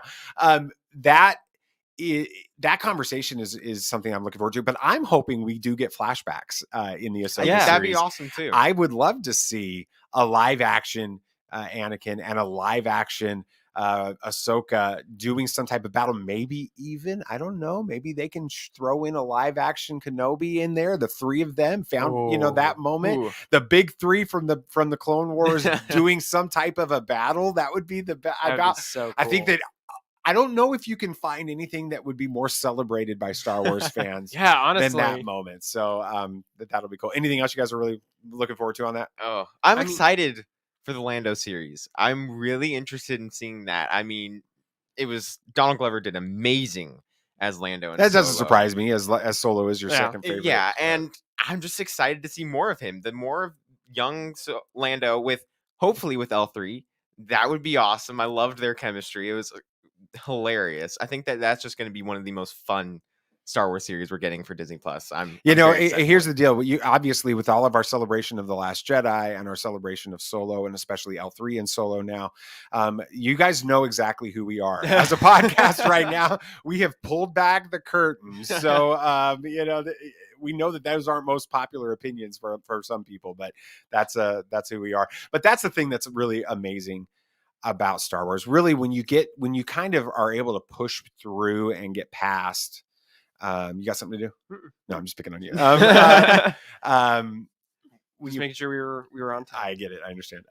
When you push through sort of the silliness in Star Wars fandom and the toxic side of Star Wars fandom and the clickbait side of Star Wars fandom and the making up stories about what's going to happen side of Star Wars fandom. I think Luke's going to pull down a Star Destroyer. It's definitely going to happen. When you get rid of all of that, the thing that is really the best part of being a part of this fandom is the community, is the fandom. It's what we're doing right now. You've got all of these podcasts that are coming together for Make-A-Wish. You've got all of these writers and executives and Imagineers and other people that are coming alongside this to see us raise it. It's the fact that I think I just saw on the screen that we're almost at $4,500 in funds raised for Make-A-Wish through this, and that happens because the fans are awesome. Yeah.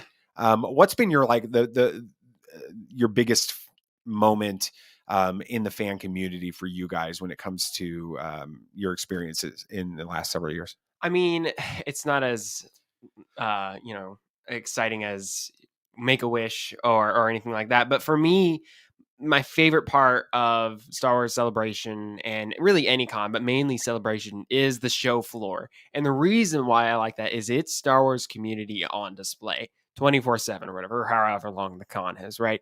You go and everybody's just out there showing off their Star Wars fandom, right? You got booths full of stuff that people love showing off, and you've got the people in the costumes, and then when we were walking around in our silly little costumes, people loved it. They would take pictures with us and stuff too.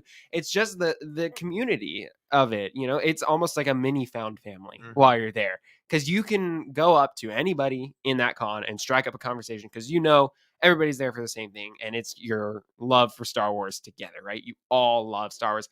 And so having that sense of fellowship, I guess, in a way, is a good way to put it, is really exciting for me. And that's why I love the community so much. Awesome. Things like that. What about you, BB-Nate? What's been your best fan experience with the community? Going back to Celebration, it's just the electricity of when, the trailer for Rise of Skywalker, when Palpatine was back. There you go, Scotty.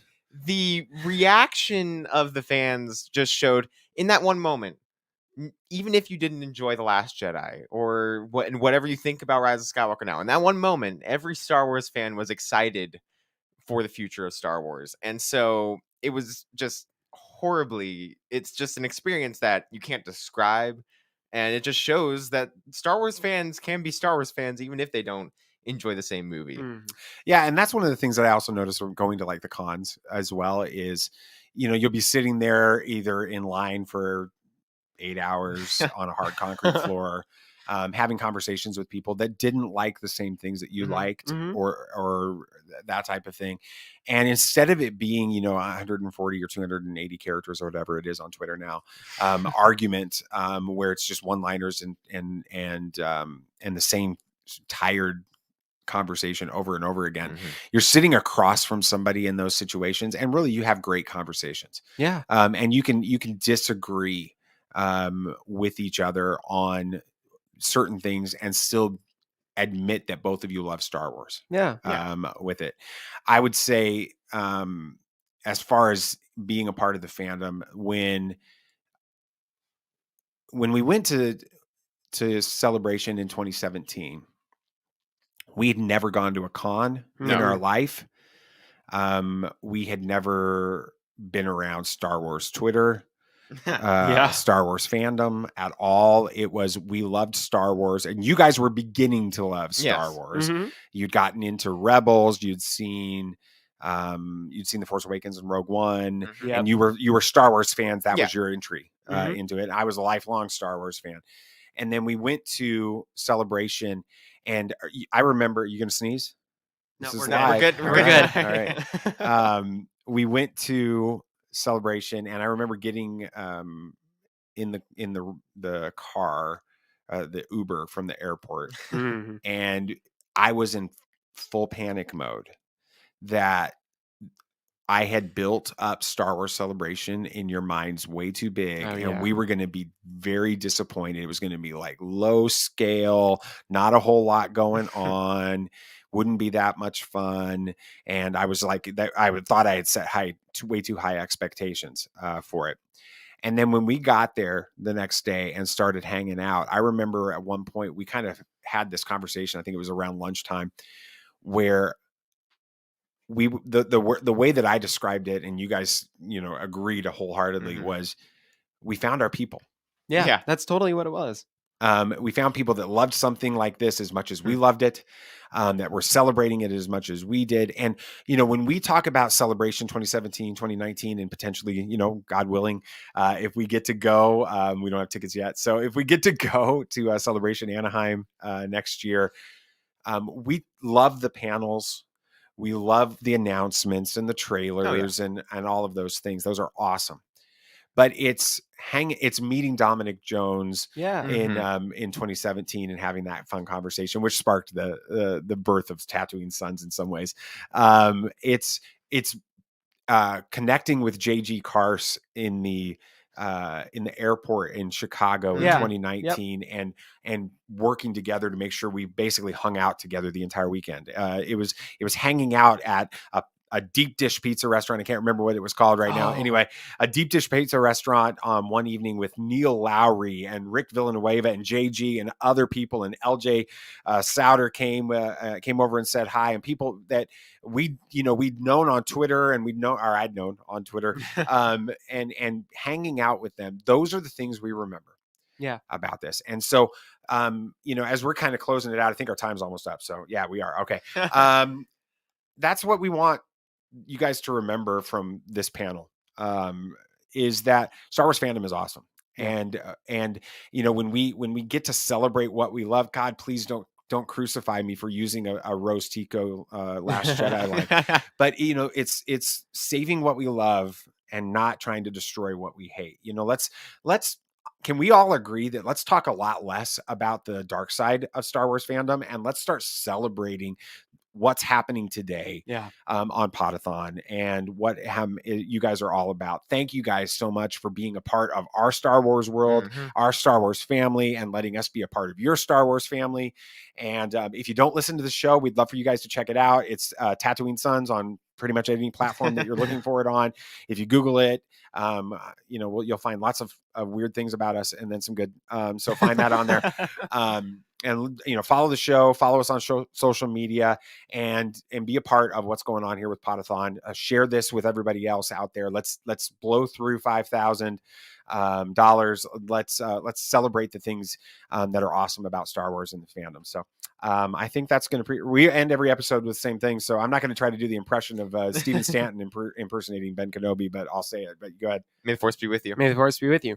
May the Force be with you guys. Thank you guys so much. I hope that.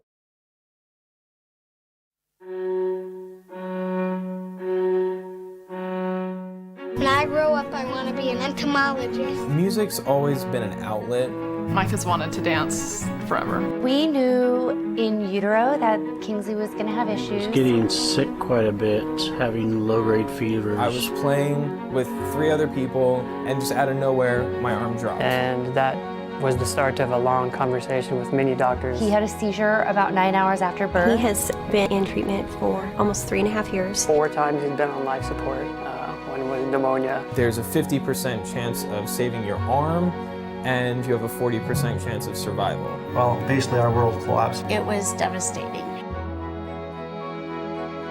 I was in the hospital, one of my many rounds of chemo, and they came in talking about a wish. Kind of knocked around, asked some questions, what would you like to go do? I've never actually had somebody ask me what I wanted to do and then go forward and take care of it all. It's giving us something to get him excited about. It gave me an opportunity to forget. It's 1 week closer. It gave me the opportunity to be a kid. I would never think this possible or even happening to me. She is so happy. She is so alive again. We are the best we've ever been health-wise. Here's this little boy, so determined. That helped more than you can ever imagine. I think more than anything, it reminded me what I was fighting for. It's not a physical object. It's not a vacation. It's hope. And it's motivation. That's what it is. My wish is with me every single day. It's that place that I can always return to.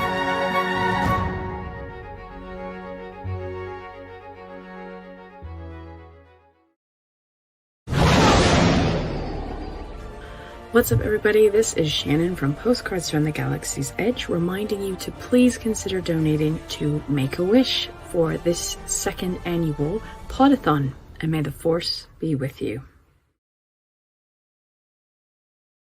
Hey everyone, it's Brandon from Talking Bay 94, just chiming in with everyone else to urge you to make a donation to PODATHON 2021 and Make-A-Wish. Scotty and Pete are doing such a great job today, and I can't wait to see what they have in store for us. But that's all I have. May the Force be with you. Listen to Talking Bay 94 and donate. That's it. It's simple. That's it.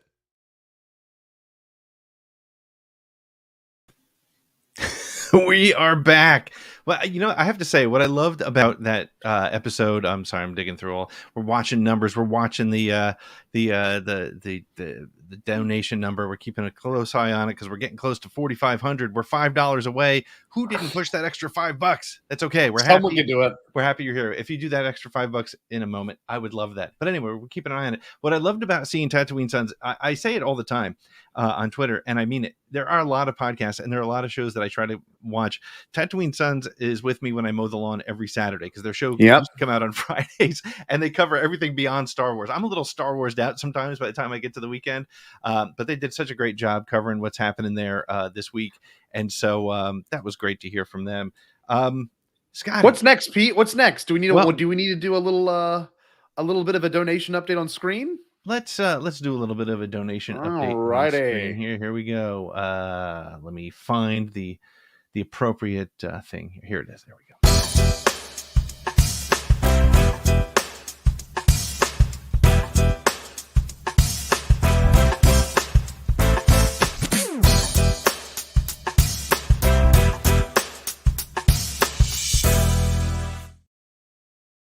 We got Scotty $44.95. We're $505 away from making it to our goal, which has already been pushed out and pushed out and pushed out and pushed out, which is, you know what? Phenomenal. Could not be happier. Thank you all so much for being a part of that. So what do we got going on here now? We have we always have things to give away. That's the great thing about donating. Not only are you donating, not only are are you a part of an amazing cause, but you're also going to be entered to win some stuff. We have things going off every hour on the hour. At the end of the day, I'm just going to share a handful of things that are coming up giveaway wise at the end of the day at about 9:45 tonight. Again, you don't need to be present to win, but we got a bunch of things coming out. Scotty is giving us an app controlled Sphero droid, which is phenomenal. That's you want to show me, Pete? I got it right here. Yeah, bring it up. There it is. Look at that. What? With the force band. So you can literally just do that and make it move, and you can pull it back and everything. It's pretty dope. I have one like out of the box that I use. Oh, nice. Yeah. So nice. Okay, what else? What else are we giving away? We are giving. Oh, Bro Axiom is giving away like a pile of comic books that is going to get us to it's everything you've ever imagined. A lot of variant covers from the variant covers of War of the Bounty Hunters. So that's really cool. But we have all kinds of stuff going on. And it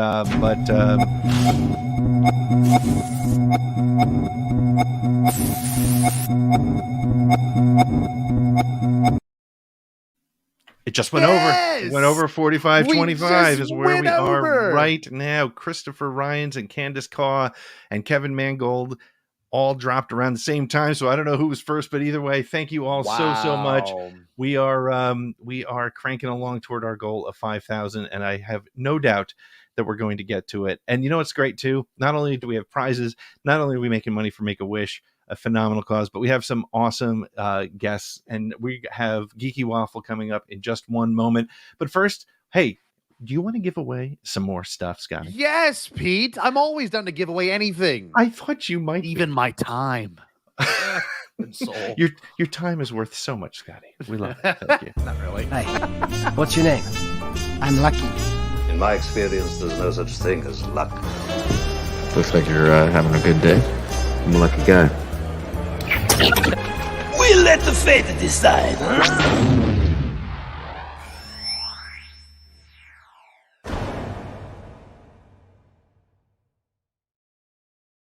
Wheel of Fortune. So the first thing we're going to give away is one of the amazing Claudia Gray High Republic book plates, and then we're going to bring in one of our next hosts for what they're giving away. So that should be cool. But first, hey, let's see who's going to take the next Claudia Gray book plate. Let's see it.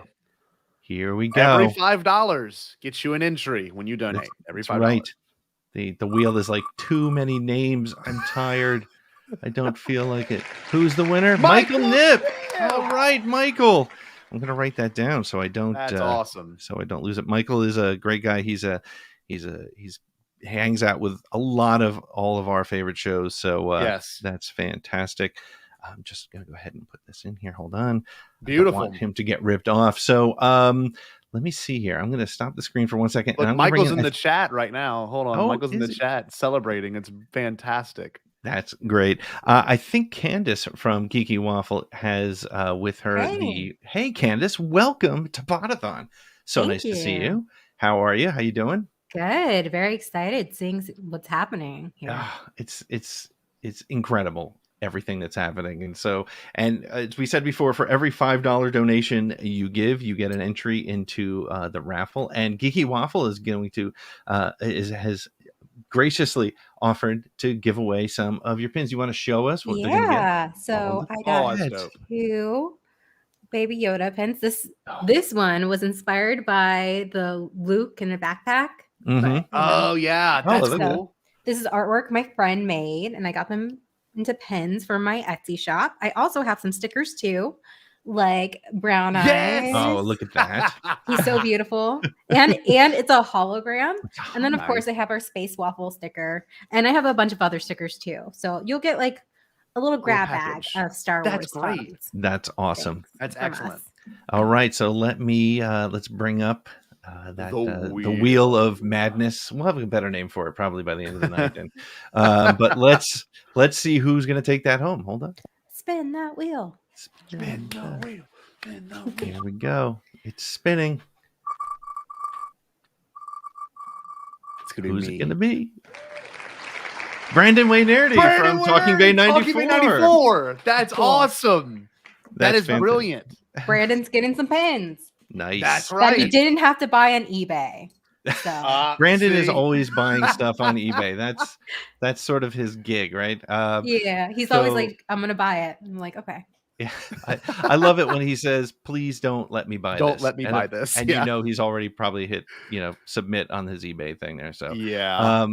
So let me stop that screen, and I'm going to turn it over to the lovely Geeky Waffle team. They have a really cool sort of game show they're doing. So I'm gonna step us out and bring you in.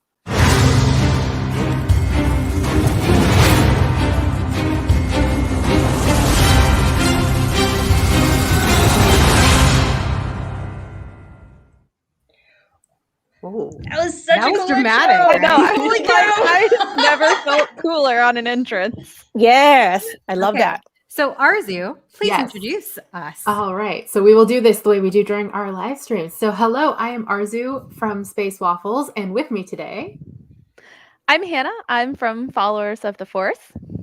I'm Candace, also from Space Waffles and the Geeky Waffle. Hello, I'm Norhal from Twitter. Hi, I'm Hope. I'm a writer for Geeky Waffle, and I am also a host on J Guys and Jedi. okay, so today, as Pete said, we have a sort of game show vibe going on. So we are playing Kiss Mary Airlock, which is a version of FMK, which is not safe for this live stream. So Kiss Mary Airlock it is. PG y'all. We're keeping it. We're going to attempt to keep it PG-13. We are going to keep it PG-13. Yes. So Candace, our game master, has come up with a whole list of trios for us to select from, which one we would kiss, which one we would marry, and which one we would throw out the airlock. But this is not just confined to the 5 of us here on screen. We are making it interactive. So with every $5 donation that you make to Make-A-Wish, you get to throw a trio in the live chat to either make us laugh or make us cry. Yes, and also we want to hear who you would also kiss, marry, airlock to in the chat. We want to see your answers in the comments, please. In the chat, please. Yes, say who you Rationalize it. Don't rationalize it, but let us know. Go with your instincts. Yes, exactly. So Now we're let's gonna start off with like a very basic one, just to warm up. So our first 30 is Han Solo, Luke Skywalker, and Princess Leia, the original trio. Easy. Okay, Hope, go for it. Go for it. So you're gonna marry Leia, right? And then you're gonna just give Luke a little kiss. And I've never been much of a Han person, so I'm gonna airlock him so fast. Bye, bye, Han. Oh my God. Go ahead. Does anyone agree with that? I agree with some of it. I would absolutely marry Princess Leia because, yeah, obviously. However, I would kiss Han Solo, and out Luke goes. I'm with Arzu. Those were my choices. Okay. Luke's just too goody for me. I'm I can't do it. Put I up with the can't. whining. Oh, that's why you have Leia. All the time. I'm going to start with violence. Oh no. Here we go. I would kiss Luke Skywalker.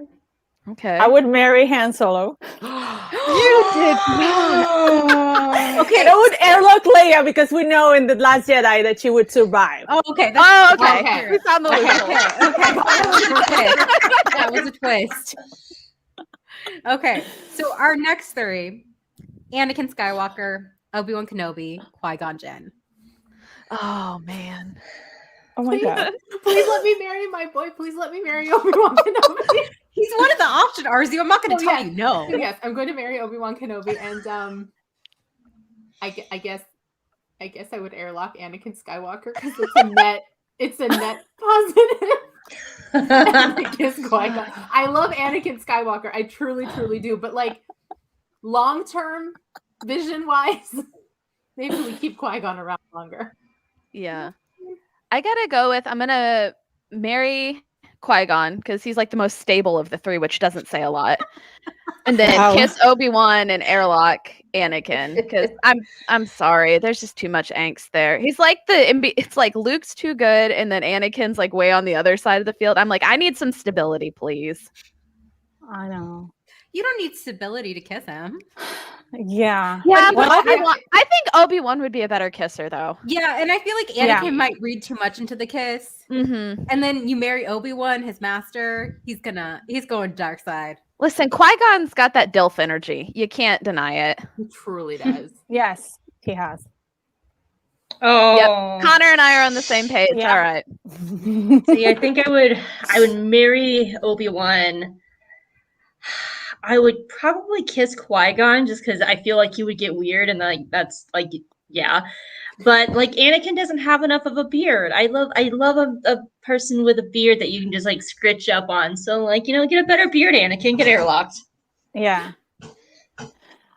Oh man, it's hard because I see Qui-Gon as a dad, so I would probably airlock him and kiss Anakin and marry Obi-Wan. I'm sorry. No, I get that because like. I mean, is it dad or a dad? Okay. Candace, I was told PG-13. So. No, I agree about Anakin's got to go. I'm gonna save some younglings and some angst for the galaxy. But okay, here's one. Hannah, I'm sorry. Oh no. Okay, we're gonna do a bad batch. Hunter, Wrecker, Tech. The pain begins. Also Hope too. The pain. Pain. I gotta marry Hunter. This is again. You've got that dad energy. I'm gonna. Oh God, this one's so hard. Yeah. I gotta kiss Wrecker because I feel like he would just have a lot of enthusiasm what he lacks in experience. And then I have to airlock Tech only because he's the last one. But I'm sure he'd find a way to survive. I'm sorry. I know. Yeah, I'm the same as Hannah. Yeah. I can't. Oh, yeah. I would flip around who I kissed and married, but otherwise same. I just want like Wrecker, like giant himbo husband. But... Yeah, I think Wrecker would make an amazing husband, right? Yeah. Yeah, that was hard. It's Hunter. Have you seen his face? Animated characters. That's so rude. Ready for the hot take? Yes. I think we have some. Wait, Hope didn't answer. Oh, Hope, sorry. So I would marry Tech because he would be able to get a great, pun intended, tech job and an IT job and provide for me. Wrecker just seems like he'd just be a fun person to kiss. You know, I'm a very firm believer that a partner should make you laugh, and I feel like he would just be like so much fun and so joking. And hot take, Hunter's boring. Get that out of the airlock. He's a boring character. Get out. Crush my soul, but okay. Okay, so we got some donations. Are you ready? Yay! Yes. Your guys are cheering before you should be. Uh-oh. Okay, Watto, Jabba the Hutt, and Baby Frick. Babu Frick? So I would Babu totally Frick. be a crime wife with Watto. Let's do that. And Hope then did not hesitate. Hope did not hesitate. I'll be a crime wife. It's fine.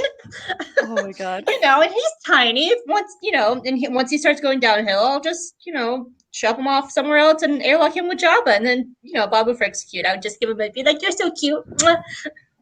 Yeah, I think. Yeah. Whatever. I think that's the most personal. Yeah. I gotta kiss Babu Frick because again, he's cute and small. Like it'd be fine. I'm gonna airlock Watto, but I'm gonna marry Jabba so I can become the next Hutt Slayer. Oh, that's. I'm gonna sit on the throne, not Boba Fett. Or you could share it with him. There ain't no sharing with Jabba. That's like my throne. It's mine. Okay. My throne. Like he's sharing with Fennec. Oh. I would marry Babu Frick. Just because I love that. He makes Babu you Frick. laugh. He makes me laugh. He's got a good job. Like I would marry Babu Frick. Exactly. I'd kiss Watto and Jabba can airlock. Yeah. Exactly. Babu Frick can take care of everything around the house. Okay. Has everyone answered? Yeah. Okay. You have. didn't. Oh, okay. Yeah, I would marry Babu Frick because he makes me laugh. Well, I'll kiss him. I'll get drunk. Jabba's out there lock. Okay, so we have another one. Human Tornado, Akbar, Frog Lady, and Any Billith. Huh? Any Biff? Any of them? Any Biff. Take a Biff and give him a kiss. I don't know. Kith, give me Kith. I mean, I like fish, so I would kiss Akbar. I mean, it's one of my favorite. I like fish. Akbar. They're delicious, and I just be like, "You're cute. Good work on saving life and people." I would marry Frog Lady because she's a good mama. She works hard. She's going to be a loving partner. It's clear that the moment that her husband saw her, her husband was like, my wife. And that's a really vote of confidence to marry her. And that's fine. Whatever. They're going to get airlocked. Goodbye. Yep. I'm with Hope. Those Yeah, are all that's my really choices for good. the same reason. Same. I wouldn't marry Frog Lady, but I'd kiss her. I just then don't who want did to you take her marry from her then? husband. That's They're true. creeping in love. That is true. So I would kiss Frog Lady and marry Admiral Akbar. He's very good at noticing traps, so you'd never That get is- stuck in a trap. Right? Yeah. Okay. But when Akbar comes to make you lunch, he'd be like, it's a wrap. It's a wrap. It's funny the first Thank five you for the times most after that. reused It's joke like, in all of okay, Star Wars. That's good. True. Okay. So Thank you for again, coming to the dad joke section of this podcast. again, I'm sorry, clone fans, but oh no. I'm so excited to watch Hannah struggle. Rex, Echo, Vibes. Oh my God. Why? Hannah's gonna leave. I am. I'm leaving. Nothing could be worse. Okay, I would kiss Echo. I would marry Rex. Yes. And I'm sorry, I would airlock 5.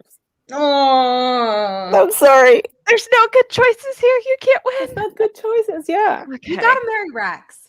Yeah. You gotta marry Rex, right? Come on. I would marry Rex because he is husband material, just A+ husband material. I would kiss Echo because he's a sweet boy. And the only reason I airlock 5s is because canonically he's already dead. Listen, we do not we do not respect canon in this house. There's no canon in this house. Arsu chose violence. I have to cling to all I can get because otherwise it's not an easy decision. That's my exact answer for one of our future ones that I know about. I was like, he's a dead man anyway. It's fine. Oh my God. No, I would kiss 5s because again, like I just feel like that would be a really good time. He seems like he'd be like a great dancer and just be like, yeah, like kiss it and quit it. Like, let's go. So yeah. It's your face. It's Hannah's so answer. painful. I'm dying to hear. This is Oh so my God. painful. I'd marry 5s, kiss Rex, so when 5s dies, I can marry Rex, and then I'd have to airlock Echo. This is so painful. Listen, he survived getting blown up. He can survive getting yeeted out into space. Like anything is possible. But This yeah, man doesn't die. It's true. I'd marry 5s. Look, the man needs to have a little bit of happiness before he goes. I don't know if I've got a plan. I've got a plan where everybody lives. Okay, so we got more donations. Yeah. So Cam Ray says Cad Bane, Thrawn, or Max Rebo. We know you, Hope. You know Hope. Hope is all right. Let's hear it, Hope. Go. So I have no cares about Max Rebo. Bye-bye. I love Cad Bane. Like, that is my boo. He's my Cad boo. He's my baby. I love him so much. I love his hat. He has a cute little droid. I would absolutely kiss it and quit it. And then, like, Thrawn is like evil he is Blue Husbando. There's a reason I call him Blue Husbando on my podcast. He is husband. He is love. I love my baby. I almost wore my Thrawn shirt, but I went to High Republic today. So. Oh. Yeah. I agree with I Hope. love that Thrawn. I would choose the same. Yeah, Thrawn. You can plot with him. Yeah. Yep, I'm the same. Mary Thrawn, just Cad Bane. I feel like Cad Bane would be a good time. He'd be like good for like a one and done. I feel like that would be a really good time. One and done. I would throw Cad Bane out the airlock because he tried to hurt Fennec Shand, and I can't let this. Okay, So, that's fair. Also, Ahsoka, and he fair. stole babies too, y'all. Oh yeah. okay, but like it's the He Fennec stole Shand babies part because about he it. is baby. Oh my God. He tried baby. to kidnap Omega. I know, because That is he's rude. baby. He just wants to, he just wants to be a dad and he doesn't want to go through the system. Whatever. He gave them to the Sith. What's Yeah, a little baby Thrawn- exchange among the Thrawn I don't would know why I'm take you. defending him. And then you'd fight him Armies and- afterwards. That's also a really good time. Yes. Yes. His attention to detail would make him an amazing partner. Whoever just said that in the chat. Yes. Yes. It wouldn't be a boring time with Thrawn. Yeah, he would take it to the art museum. That would awesome. That would be awesome. Yeah, kiss the elephant, man. Back in the airlock, he's too cute. Okay, are you guys ready? Uh-oh. Read 5 Design says Docker Dr. Everzan, the Walrus Man, the two people who like attack Luke, you know, and the bar. In the cantina. Yeah, the cantina, or Greedo. I would marry Greedo. Yeah, he has a job. I like Rhodians. I'd marry Greedo. I would kiss the Walrus Man and throw Dr. Evazan out. Doesn't Dr. Evazan put like a bomb in like inside Dr. Afra's chest or something? Oh, yeah, really? He's murdered. Yeah. He's murdered like a lot of people. I agree with ours. You don't need a guy who's picking out fights with like random kids at bars. Yeah, like, no, we don't need that. We don't need that drama. No. Yeah, no drama. There's enough going on in the galaxy, y'all. Yeah. Oh, I gotta ditto ours too. I think that'd be my choice too. Yep. Those are some solid choices. Can't argue with that. Okay. Okay. Arzu, are you ready? No. Oh my god. No, but we're gonna do it anyway. Okay. Well, speaking of High Republic, Stellan Geos, Elzar Mann, and Martian Rowe. Whoa! Have a great stream, guys. Bye. Suffer. Okay. Oh man. Okay. Oh my god. All right. This is so hard. I'm marrying Stellan, by the way. I've already decided. I will kiss Elzar Mann because he knows what he's doing. And Martian Rowe, sorry, Airlock. This doesn't That's feel mine good. too. This doesn't feel good to say. I Okay. would marry Stellan because obviously. I would kiss Elzar because if I airlock Elzar, Stellan's going to be sad. And I don't want my husband sad for our entire marriage. And in that case, I'm going to have to airlock Martian Rowe, but that doesn't feel good. I don't like it. This is under duress. Oh my god. I have long term with my happy marriage with Wow. Stellan Geos, and these are just decisions I have to make. I have to respect that. But Yeah. I'm flipping. I'd marry Okay. Stellan, I'd kiss Martian, and then I'd airlock Elzar. Yes. I would. Thank you. That's- I respect I agree on that one. it. So I would Stellan marry doesn't need to Stellan. know. Oh, go ahead. Sorry. Oh, Stellan doesn't need to know what you did no, to Elzar. he doesn't. Because then Elzar can go. Yeah. If Stellan never finds out it was me, Yeah. That's true. There you go. then I'm gonna kiss Martian Rowe. Woo! Yes. Oh, I would definitely. I would probably marry Stellan because I find him kind of boring and he's a workaholic anyway. So we could just have like an open relationship and it'll be fine. I would kiss Elzar because I feel like that would be just fine and he'd be okay for like a night of kissing. And Martian Rowe knows what he did to my loading Greatstorm. And he hurt my baby boy, Bill Zenithar. That he knows what he did. I never turned on a character so fast. You can ask all of these people here. I was a diehard Martian Ho. I never turned on a character so fast. So I bad. was diehard, and then I was like, no, you touched my Loden. Get the heck out of here. Villain origin story right here. Yeah. I will carry his Villain 9 story. foot tall meow meow boy body into the airlock myself and laugh as I shoot him out to space. Get out! He knows what he did. Hi, everybody. Thanks for coming. Thanks for coming to my TED Talk. Now, Thank you. He knows what he did. This just turned into Hope's vengeance speech. Yeah.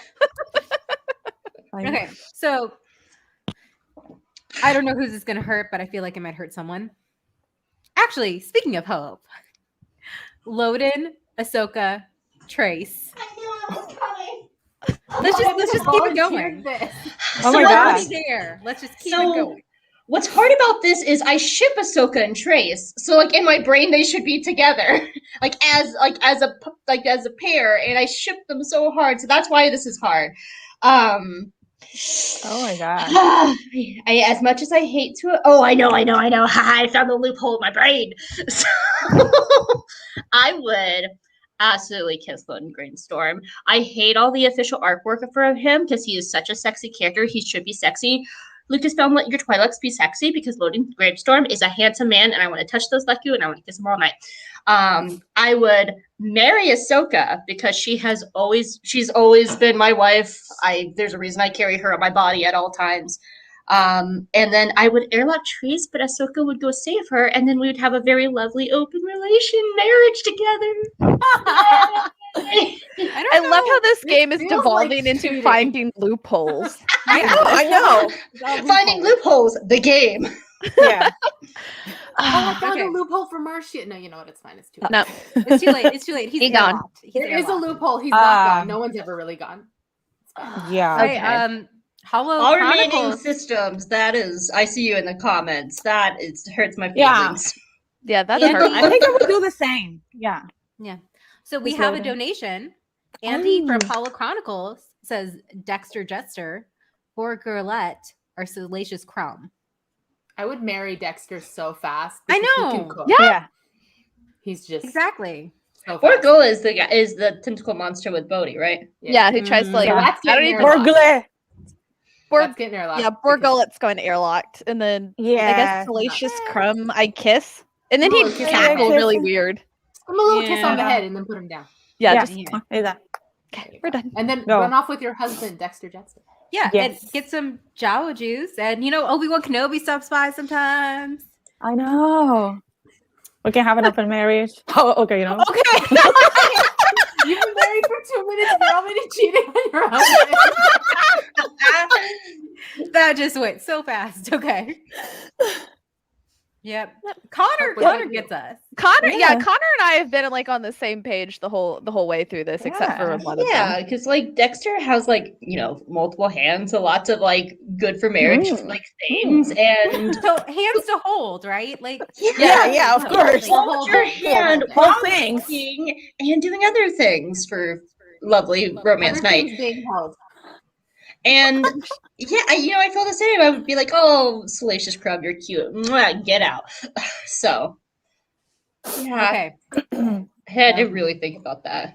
Okay, I have one. Maul, Savage Oppress, Asajj Ventress. Oh God! Look at this is kind Why? of to hurt Arzu Why? again. This is rude. This is violence. Candace has been choosing violence today. Yes, it's all Got a about little dizzy. Okay. I want to marry Savage Opress. I just don't know what to do with the other two. Oh my God. Here's what we're doing. And you got to follow me through on the end. I'll kiss Maul. Okay. Asajj is a Night Sister. They can resurrect. So I airlock her for now, and the Mother Talzin can fix it. Yes. But I'll just leave her to it because I'm happy with my husband, Savage Opress. And kiss Mole. Yeah, and Yeah, again, Connor. I feel like Connor's right. You marry Ventress, you go be cool bounty hunters with her, and then you kiss Maul. And sorry, Savage. Yeah, I'm with Air too. I would. No, I gotta switch. No, you gotta marry Maul because he's Mandalore. He's got the dark saber. He's got a throne. I'm a simple girl. All I want is a sword and a throne. Maul comes with it. Like All this I is want great. is us. This is all I want. And then I would kiss Savage because what's better than having one brother, two brothers? And then I would airlock Ventress for the same reason that Arzu said. He comes back. I'm a simple all girl. Loopholes with y'all. I'll be nice and simple. I'll be nice and simple. I would marry Maul because I ship Maul with Kira. So if I married Maul, I'd also get Kira, and that's great. I would kiss Ventress because I think that'd be fun. And Savage is a dead man anyway. Just get his body in the airlock and let him go. Okay. Oh, okay. We got a few more donations. Michael Nips says R2, Chopper, K2SO. Oh my goodness. I know. That is. Are we talking? That was easy. I would marry R2 because I like a husband that's just as foul-mouthed as I am. I would kiss K2. And I don't trust Chopper. The murder droid. I love my murder droid. I don't trust him. I don't trust him. I would marry Chopper because that means I can be part of the Ghost Crew. Oh, I There see you why go. you did it. Yeah. I'd have to marry K2 because he is literally the only other person in this planet who is as salty as I am. Yeah. So we would get along very well. I'd kiss R2 because he's sweet. And then Chopper, murder droid. You can't. Yeah, I'm rest with easy at night. Hannah there. Yeah. I'd never sleep and not in the fun way. Exactly. Yeah. Hope, do you have anything to add? Sorry, I was looking at the next one because I was like, I was like, I think I know who this person is, but I was looking at the next one. KTSO is like my favorite droid. After Toto 360 is my favorite, and K2 is like second. So I would probably hang out with K2 because then I get to hang out with Cassian, and that's fun. And then we blow up together, and then we're sad. I'd probably kiss Chopper because I love that murder droid, and Arzu. Arzu. Chopper would not be R2 already gets a lot of fanfare. He needs to be taken down like 4 pegs. Who better to take him down 4 pegs than me? I am notorious for this. Fight him! Don't fight my husband. We have another one from Baraxium. Iden Verson, Captain Turuffs, the Wookiee, and Admiral Mahdi. Yeah, the one that Darth Vader chokes because on he's A New Hope. He's one of those. Yeah. I'd marry Iden. Yes. Yeah, definitely do that. I'd want to kiss a Wookiee. Yeah. I don't know what Leia was going on all about, but I'd kiss a Wookiee. And then Mahdi, bye-bye. Yeah, agree. Yeah, I agree would with that. swap that. I would swap it. I would Really? marry the Wookiee because I, first of all, don't want to separate Iden and Del. So I'm gonna leave them together. Okay, but in this version, she's still single. I would still Yeah. kiss the Wookiee because he's taller than me. Oh, Very important husband nice. material. Yes, Arzu. I don't think Iden is taller. I'm 6 feet tall, and I don't think Iden's taller than me. So I'm gonna marry that Wookiee. Think about a Wookiee in the wintertime. Like how nice and cuddly a Wookiee would be in the wintertime. I live in Canada. See, this that's is why ideal. he gets to live. I just It's so great. And I haven't played Battlefront, so I only know of Iden. So I'd kiss her. She's cute. She's fine. And then goodbye, Mahdi. You're a space Nazi. Get out. Yeah. Okay. I think nobody is going to bat for Admiral Modi here. No love for Imperials. No. Okay, I have one for Norhal. Since Oh my god. Yes, do it. Okay, Din Djarin, aka Mando, Boba Fett, Kylo Why? Ren. Why? All of that. Kylo has not been brought up. Okay. Yeah. I would Also, this hurts Arzu too. I love that you designed this game of what's the best way I to have one destroy to my hurt Candace friends. later. It's so specifically targeted to Candace. Okay. Oh my god. Let me know when you're all in pain, and I'll just pull. I would they're there already. I would kiss Kylo Ren because I know he's in the dyad with Rey. He belongs to Rey. With Rey. I would marry Din. And I would airlock Boba because he survived the Sarlacc. He would be survive fine in space. I know, Yeah, maybe he'll be fine Fennec in would space. yeah, I mean he would Again, he has I'm his agreeing with Connor. jetpack. I'm marrying Din. He's already a good father. Kiss Bet. Sorry, Kylo, you're going on the airlock. Again, I have to make the argument. Din is now Mandalore. He has a sword and a throne. Yes, I want to have I would take the dark saber from Much him. more eligible husband material than I would take the saber. Hannah comes in. She's like, "You don't want to roll Mandalore? Here, I'll take that for you, dear. You go sit down. Sit down, sweetie." Kylo also is related to Leia, who we know can survive being in space. So he That's probably a good inherited point. that from his mama. So he's a 5, right? In a twist that will shock no one, I'm going to marry Kylo. Yeah. Nice. Nobody is surprised. I would kiss Boba Fett, and I would airlock Din. What? Oh, shame. Our You friendship are is being put to the test today. Arzu, Grogu's Shame. coming after you. Like, you're going to have this little green creature, like, Let stalking him. and taking you down. He would. Let him. I know. Connor, I'm with you. My husband, He'd be Kylo a great Ren, will not husband. let this He's just stand. such a cute idiot. It would be. Connor, so the word Himbo. you're looking for is himbo. Himbo, yes. He is. We did an I episode would- about would- this at the Geeky If Waffle. he'd give me the saber, I would take the saber. I'll just take both sabers.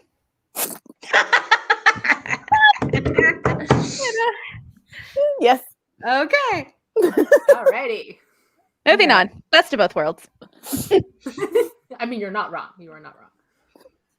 Oh, I think we have another donation. Cam Ray says, New Hope Luke, Empire Luke, Return of the Jedi Luke. Can I start with chaos? Oh my God, go for it. So, my hottest take, and I guess I should preface this by saying that Clone Wars was my entryway into Star Wars and fandom. So, like, the movies are not my favorite. I prefer TV and animation. So I airlock all of them, and I choose Last Jedi Luke because that was the first time I ever actually liked Luke Skywalker.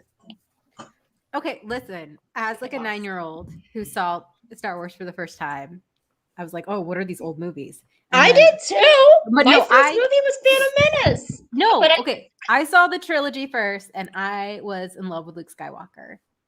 I am marrying Return of the Jedi Luke because he's all nice and mature, and he looks really cute in his little black outfit. Yes. Empire, of course, I'm kissing, even though he just kissed Leia. Twice. Oh. Well, New Hope's going to the airlock. I'm with Candace. Yeah, I'm with Candace too. I would kiss New Hope Luke and throw Empire Luke out the airlock. I'd marry Return of the Jedi Luke, but Empire Luke's just. But he's like he's got like a job and he's neither like the sweet farm boy nor is he the mature Jedi. And I know that people are all about growth, but like if I have to pick, I'll take it at either end of the spectrum. But I don't need any of them. They can leave me alone. Okay, we have two more. Okay, Frammy says Finn, Kanan, Padme. Oh, see, now you're hitting me in my animation gut. Marry Kanan. Kiss Finn, airlock Padme. And I don't have good logic for the last two other than it's the lesser of two evils. Also, if you do anything to Padme, such a good dad. If you do anything to Padme, Anakin's coming after you. I know. Yeah. But like I can't win. Yeah, I can't win. I feel like Finn would be so sweet though. Yeah. I feel like cute. Kanan is like such good dad and husband material. I know. I totally feel that too. I would definitely kiss Finn, and I just feel like I would kiss Finn because I feel like Arzu. So distracted in kissing mode that she'd be trying to work while she kisses you, and I just like pay attention to your partner. No wonder Anakin got mad. I'd kiss Finn. Are you victim blaming Padme? No, I actually really love Padme Amidala. I'm trying to comfort my own feelings because I don't want to kill any of them. Okay, ours is gonna make me mad. Okay, I would marry Padme. I'd kiss Finn. And Why? Listen, we are this also is a process of traumatized. elimination thing. It's not by Jedi Knight. Malicious in any way. It is purely like you all know this. I attach better to live action characters than I do to animated ones. Not that I can't feel anything for animated ones, but in terms of the options I have been given, this is simply how I feel. Okay, we have we can't be friends anymore. Simpry Danny says Kylo Ren, Hux, Phasma. Oh, I think I would marry Phasma. I would marry Kylo, kiss Hux, airlock Phasma. I'm sorry. I would marry Kylo, kiss Phasma, and this hurts. I really like Hux. Oh, I don't. I'm with Arzu, but I don't like Hux. He's just going. Yeah, I feel like that tall, 7-foot, beautiful goddess queen would make a great wife. So I'm definitely marrying. She's just she's really organized. Intense. And it's like a little too much for me, but I would. She's ambitious, and she might just stab me in the back. But you know what? We'll have a fun ride before she kills me. I would thank her. Like, thank you. Thank you for stabbing me, wife. Thank you. Can I have another? Yeah, I think Connor. Yeah, Connor and I. Mary Phasma, kiss Kylo. If our friends in the background are just crunching, oh my god, the waffles, the waffles. Okay, I have one. Okay, Arzu, do you want to hurt me before I hurt you? Yes, I want to hurt you. Okay. No, I do want to say, if you're new in the chat and stuff like that, for the every $5 donations, we'll take one of your requests. So in case you're joining us now and you missed that at the beginning, if you want to make us hurt more, $5 donation. You want to make me hurt more? Throw me some animation ones. These movie ones are easy. Oh, okay, good. This is gonna hurt you too. Oh no! Okay. Why? Spoke too soon. Your choices are Kanan, Hera, Sabine. Ah! Sabine's underage, so no. Yeah, no. Let me be clear. Let me be clear. No. I'm going to be clear. Adult Sabine. No, I still don't want to. End of Rebels Sabine. She's an adult there. So. I'll take Zeb. Zeb's my favorite character of Rebels. These are the options. We are not changing them. Well, then I'm sorry. I'm going to airlock Sabine. She's a child. She will forever be a child in my brain. Rebels. I don't want to kiss or marry a child. She's forever not a child at the end of Rebels. I will kiss her cheek. I would marry Hera and Kanan's go in the airlock. I'm sorry. Oh my god. I guess I'll take Candace's. Hera's so speaky. Oh my god. I still gotta marry Kanan. I gotta marry Kanan. I'll kiss Hera and then Sabine. I agree with the comments, by the way. I agree with Hannah. Ahsoka around in here, and Ahsoka was 13 when we met her, and nobody had a problem with that. Yeah, I agree. But we like see a Ahsoka. 30-something-year-old. I think like Hope's issue is like Ahsoka we see as an adult in Rebels and Mandalorian. But no, Sabine like becomes an adult like midway through Rebels, really. Mm-hmm. But it is awkward when you first see her. But we also first saw Ahsoka as a teenager. Yeah. I have my thing, and I have my thing. I mean, that's fair. That's completely fair. Okay, this one's pretty much just for Arzu. Wow. Ben Solo, Obi-Wan Kenobi, Marcia and Ro. Why? Oh my god! I shouldn't have mentioned this at all, but I did. You chose violence today. Okay. I mean, this also hurts Norhal too. I know. Norhal, you go first. Oh my god. Okay, I would marry Ben Solo. I would kiss Obi-Wan Kenobi. And I'm sorry, Mark and Ro. Oh my god, I would airlock him. He's going in the airlock a lot today. I know. Okay, he knows what he did. Okay, I can actually use my Martian loophole that y'all didn't let me use before. Yes. So I'm using that Obi-Wan Kenobi. I'm kissing Ben Solo. And Martian's got a helmet on, so he'll be just fine when I throw him out the airlock. And he just come flying back. Yes. There we go. There's my airlock. My airlock loophole. Okay, there we go. There's the word. Airlock. This one's for all y'all. Vader, Tarkin, Palps. Oh, this. I got this. Why? Okay. Ooh, this is painful as much as cringe. I think you gotta marry Vader. Oh yeah. Heck yeah, that tall, dark, handsome, mysterious guy with the hot armor and the long, dexterous, big fingers. Oh yeah, I'm gonna marry him. Not when you felt this strongly. It about is Vader. still PG-13.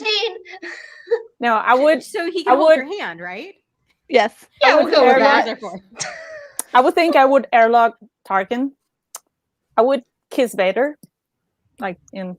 Did you marry Palpatine? Wait, did you marry Palpatine? Yes, because I'm gonna pull out Dark Plagueis on him and became the Empress. Oh, that's okay. very I do valid. like that goal. That's dedication.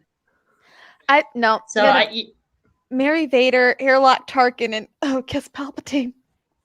Oh. Well, that's the thing with kissing Palpatine. It's fast. You know, it'd be like kissing a raisin. But but you get to feel like, they're like, my lord, mwah, get out. Like, kiss him on the hand and go. My dislike of Palpatine is so strong. I don't care if it's like a ceremonial kiss on the hand. He's going out the airlock so fast. All I'm thinking of is Doctor Who. Just moisturize me. Doctor Who. Okay. Oh, wow. Okay, we have another donation. Yes. Nick, Cobb Vanth, Han Solo, Poe Dameron. Why? All the dilfs of Star Wars. All the dilfs, yeah. Okay. Oh my god. I'm gonna I'm marrying Poe. I'm sorry. I'm marrying Poe. I'm kissing Cobb Vanth. Han Solo, sorry, go on the airlock, dude. A spoiler alert for War of the Bounty Hunters. I would do the same. Because then Boba Fett would pick him up. And that's fair. See, I'm stuck between Cobb and Poe because Cobb would probably want to be on his home on Tatooine, and I don't like the heat. So Yeah, as much as I would like to marry Cobb Vanth, I'd probably just kiss him. And then with like Poe, like we can go to like Castellan and I can hang out with all the cool people at the Colossus. So I'd marry Poe. You get to travel the galaxy with him, and Han Solo can get out. He's a dead man. Yeah, that's fair. Yeah, I'd marry Cobb Vanth. He's just so cute. He's just, I don't know. He's just marriage material right there. I agree with I'd kiss Poe. I feel like he'd just be a good time. And then Han Solo just, sorry. You airlock Han Solo in carbonite. He's fine. Yeah, I agree with her. I would do the same thing. With or without the carbonite, I agree with it. Yeah. Okay. Cab Ray. Oh God. Okay.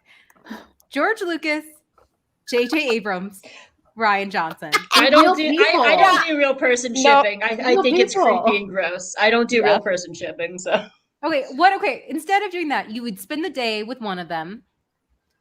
You could spend the week with another one. Yeah, and then you like snub the other one. Oh, in that case, it's JJ can get snubbed. Get out. Yeah. Yeah. I would like Ryan. I think that would be a really good time. I think he'd be a lot of fun just to sit and talk to. I like to have dinner with George, and I like to spend like a lot of time with Ryan and like pick his brain. I love that. Yeah, I would especially like to spend a week with Ryan if it was like on the Knives Out set. Yeah. Like that would be cool. Yes. But no, I would spend a week with George Lucas just because he's Star Wars. I feel like he'd be tired of me after a few hours. Oh yeah, he would totally get annoyed with me within 5 minutes. Like, no, it's I would just have just rhymes. It would just be me with my hundreds of questions, and you would be like. Now, if it was Dave Filoni, like that'd be different. My God. I love Dave. Oh, I would love to pick Dave's brain. That poor man. I know. I feel so bad for him at the end of that. I'm such an animation stan. Like he would airlock me. Okay, we have 4 minutes. Oh my God. Okay, I'm gonna do one more. Okay. So C-3PO, R2-D2, Chopper. We already did like one with R2 and Chopper though. I would airlock C-3PO. I would C-3PO, and then the rest of my answers still stand. Yeah, kiss Chopper, marry R2. I would change it around, so I kiss Chopper and airlock C-3PO. Yeah, that's what I would do. Wow. Okay, so you would prefer to airlock the not murder droid. Yes, but the talking annoying one. He talks so much, like it would just annoying. drive me up a tree. I know, Ian. I would sleep with one eye open for the rest of my life. He's that annoying. Yeah. Wow. Okay. See, that's what I wanted to know. I was like, what would you all be willing to do if C-3PO was on that list? This is so nice. Like you went after all the other ones. I only had one bad one. This was a fun time. Yeah. Why would you say that? I know, because when I you said that was the last one, and now I'm safe. Okay, well, I did have Bring in Kanan, another Zeb, one. and Kanan. Which one? Kara, Kanan, and Zeb. That's really easy. That was my favorite character and the most underrated character of Rebels. He's a great husband and like could have easily, precious baby, and he's a big like guy who keep you warm in the winter, and you love him. I would totally marry Zeb, and then I would absolutely kiss Hera because she's adorable and cute and strong, and she'd be a really fun person to kiss. And Kanan's a dead man anyway. Get him out. Oh, Pope chose violence. He's dead anyway. I reacting. He turned into an animorph and became a wolf. It's fine. One last one. Oh my God. Hondo, Cad Bane, Boba Fett. Easy. I trust none of these guys at all. Oh my God. I would marry Boba. Kiss Hondo, and I'd still get rid of Cad Bane. Yeah. It's not personal for Cad Bane, but I think Hondo would be such a lot of fun. Hondo would just be so much fun. Like I don't want to get rid of him. He'd be so much fun just to keep around. I would and I want a throne. I'm like Hannah. I want my throne in Tatooine. You would do. There you go. What would you do? I would marry Boba. Boba, kiss Hondo, and airlock Cad Bane. Is that what we're all saying? No, wait. Except that's Hope. not what Hope is saying. What's Hope doing? Oh no, I would marry Hondo because then I get to be a pirate queen and like rule half of Batu, and I get to have like a whole Disney ride to myself. I mean, come on. I would absolutely marry Hondo and then kiss Cad Bane because I love that man so much. He's so swaggery. And then bye, Boba. Okay, well, there we go. There you go. Thank you all for joining us. We only have a minute left. We want to thank you all for also donating. Thank you. And for your questions. Yes, thank you for your questions. We promise we're still friends. Maybe. After all that. We are still friends. You don't get rid of me that easy. Friend. If you guys like this, we have a more grown-up version on our Patreon. You can find us all at thegeekywaffle.com, geeky_waffle on Twitter. Space Waffles comes out every week now. Every Tuesday. Yeah. Yes. And Hannah, where can people find your podcast? So you can find all of us at Followers of the Force. We actually just started a new one for Marvel. But you can find me personally on Instagram and Twitter at Beskar_Kyber15 and just come out, hang out, have a good time. Yeah. Norhal, where can people find you online? Yeah, you guys can find me on Twitter, on Instagram at Norhal. Yeah, talking about Marvel, Star Wars, pop culture in general. Thank you. And Hope, where can people find you? You can find me writing for the Geeky Waffle, actually. As soon as we're done with this, I'm going to go write my Amphibia article for you guys. And then you can also find me at J Guys and Jedi, where we talk Star Wars animation, and we're doing our first live action show with Mandalorian in the new year. So excited. And Arzu. What about you two? I'm at Arzumin and geekywaffle.com. Yeah, I'm at Candace is a Geek, and yeah, thegeekywaffle.com. Find us there and all our shows. We have and thank you everyone for who donated. I'm seeing us scroll across the bottom that we broke 47. So like that's awesome. Yeah, Thank you so much. Thank you guys. They're so close to 5,000 now. Like thank you guys. Only a little bit away. Thank you all for playing with us. This was so much fun. I hope Thank you for watching our friendships get destroyed. Yeah, we like to hurt each other so much. Yes.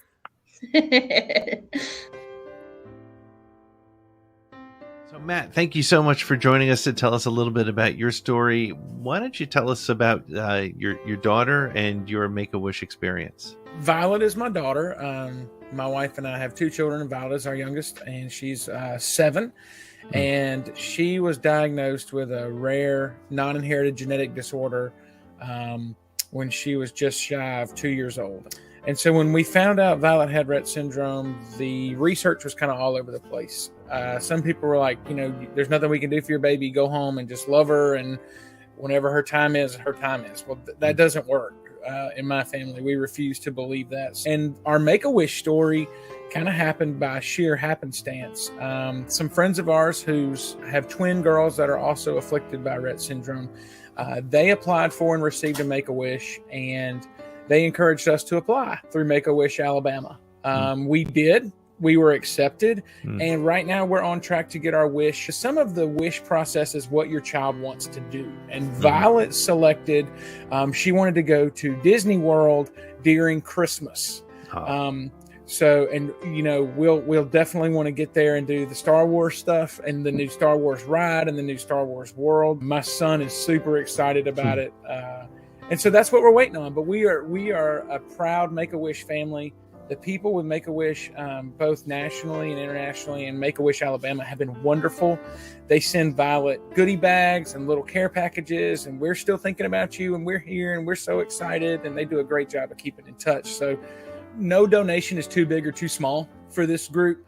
It is truly putting your money where your heart is. And if your heart is with children and helping those children who have these dire medical circumstances and tough situations, I can't think of a better charity that I would want to support. Watching a child on their Make-A-Wish and watching a family who is awarded their Make-A-Wish will melt your heart. And so for that, I would say thank you to all the people who have donated.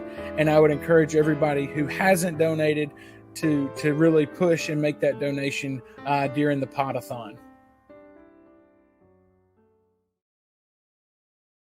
A long time ago, in a galaxy far, far away. Oh, hello there.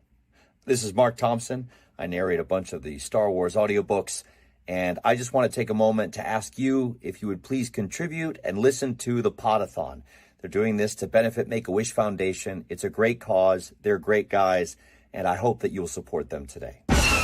Do or do not? There is no try. For light and life, We are all the Republic, says Skier. This is Grand Admiral Thrawn. May warrior's fortune smile on your efforts. Good luck, PODATHON. May the Force be with you.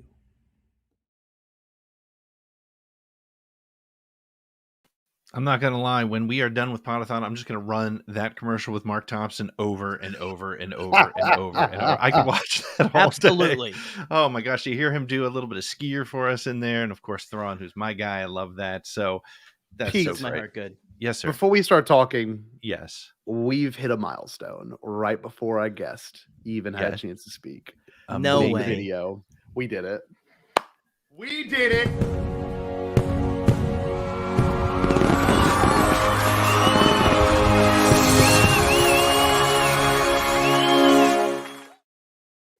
Oh my God. Unbelievable. You That gotta be is kidding me. fantastic. You are going to be shocked by the number. It's $5,000. It's unreal. And Convery 5,500 is where we sit. Oh. So so I can run this one too. Oh, wow.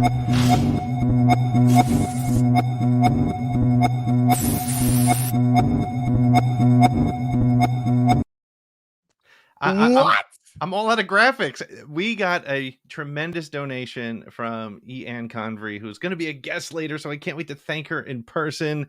I can't wait to talk to her. She is the author of the story Bug from Clone Wars Stories of Light and Dark. She's clearly just an amazing person. We are over our $5,000 goal. That's amazing. You know, while you guys talk on your next show, I'm going to try to work up what the next number should be, because guys, it is only 2:00. We're only halfway through the day, and we've already hit our goal. So thank you to everybody. Thank you, everybody everyone. who's listening and is a part of it. Seriously, this is insane. This is wonderful, and thank you all so much.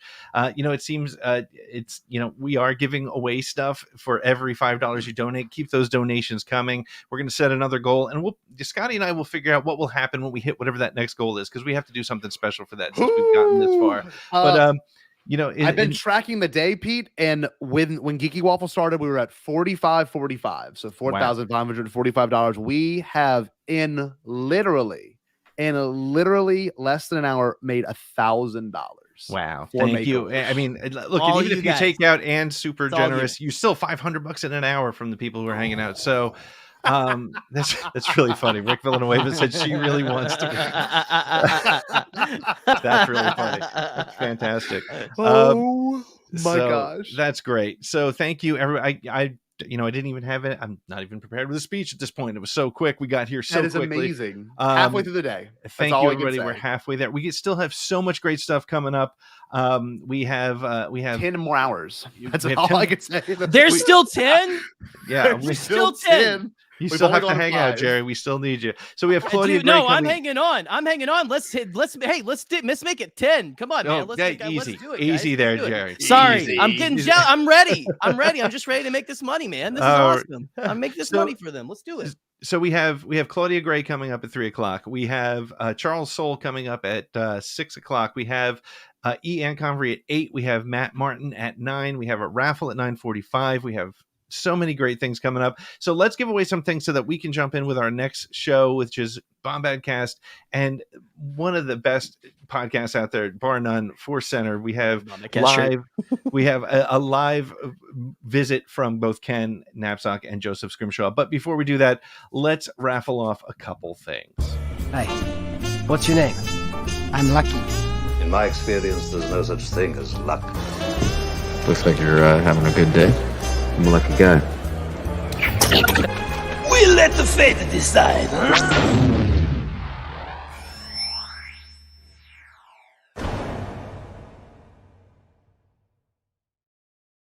Thing we're going to give away is another Look one at of that those wheel. amazing Claudia. The items. The wheel of time has entered the chat. Here we go. It really has. We're going to give away one of the Claudia Gray autographed book plates right here to our next lucky winner. Let's see who it is. Here So we excited go. to be a part of this. Here we go. The wheel is like, oh man, this is a lot of work. it's going as fast as this little wheel heart can go. Jody Piku, thank you, Jody. That's Congrats, amazing. Jody. No way. You know this That is person? amazing. And Would you know this person? Yes, I do know this person. This is the next giveaway. Now, doesn't have to exactly be this. It's a Bombed Cash shirt of your choice, but I'm more favorable towards the vintage, like 80s looking like thriller vintage cover. It's so hard cool. to beat that vintage Stay Bombed. It's hard to beat it. But it's up to you. That's the one I suggest. It's very soft. Yeah.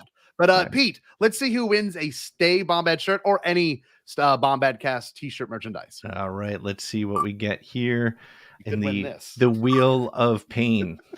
I mean, the wheel is in pain, but let's see. Who do we got? Under the weight. Brian Finessi. Brian, congratulations, man. Congrats. That is awesome. Thank you so much for joining us. And thank you for your donation. It means so much. I'm so excited. We blew through our number, but we're not done yet. I'm going to work on a number, but before that, while I'll work on the number while we get this wonderful show coming up, the Bombad Cast.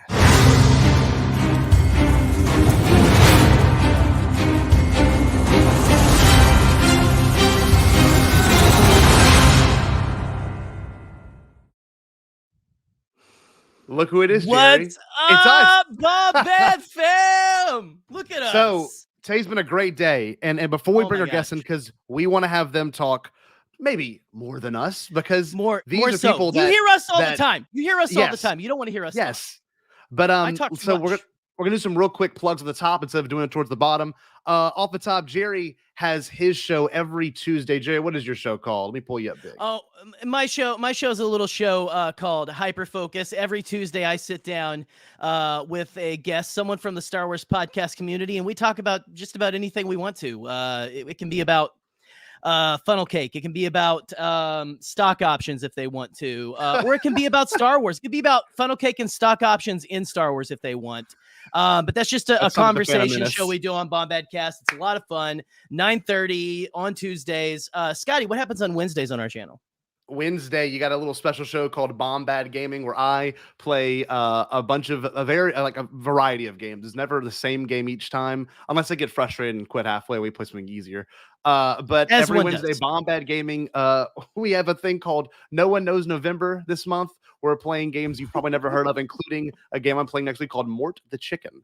And on every Thursday, you've got these two wonderful faces right here to talk about Star Wars ad nauseum. It could be about things you love in Star Wars, things that you obsess over, whatever it is, the Bombad Cast is here to provide. And honestly, we need to bring on our guests. Sometimes the Fifth Element, sometimes other things too. Sometimes we're gonna bring in our guests. We've had one of the people of Force Center on before. We wanted to have Joseph on at one point, but I never thought, since I started podcasting, we've been listening to them for years, never thought, Jerry, we'd have them both on at the same exact time.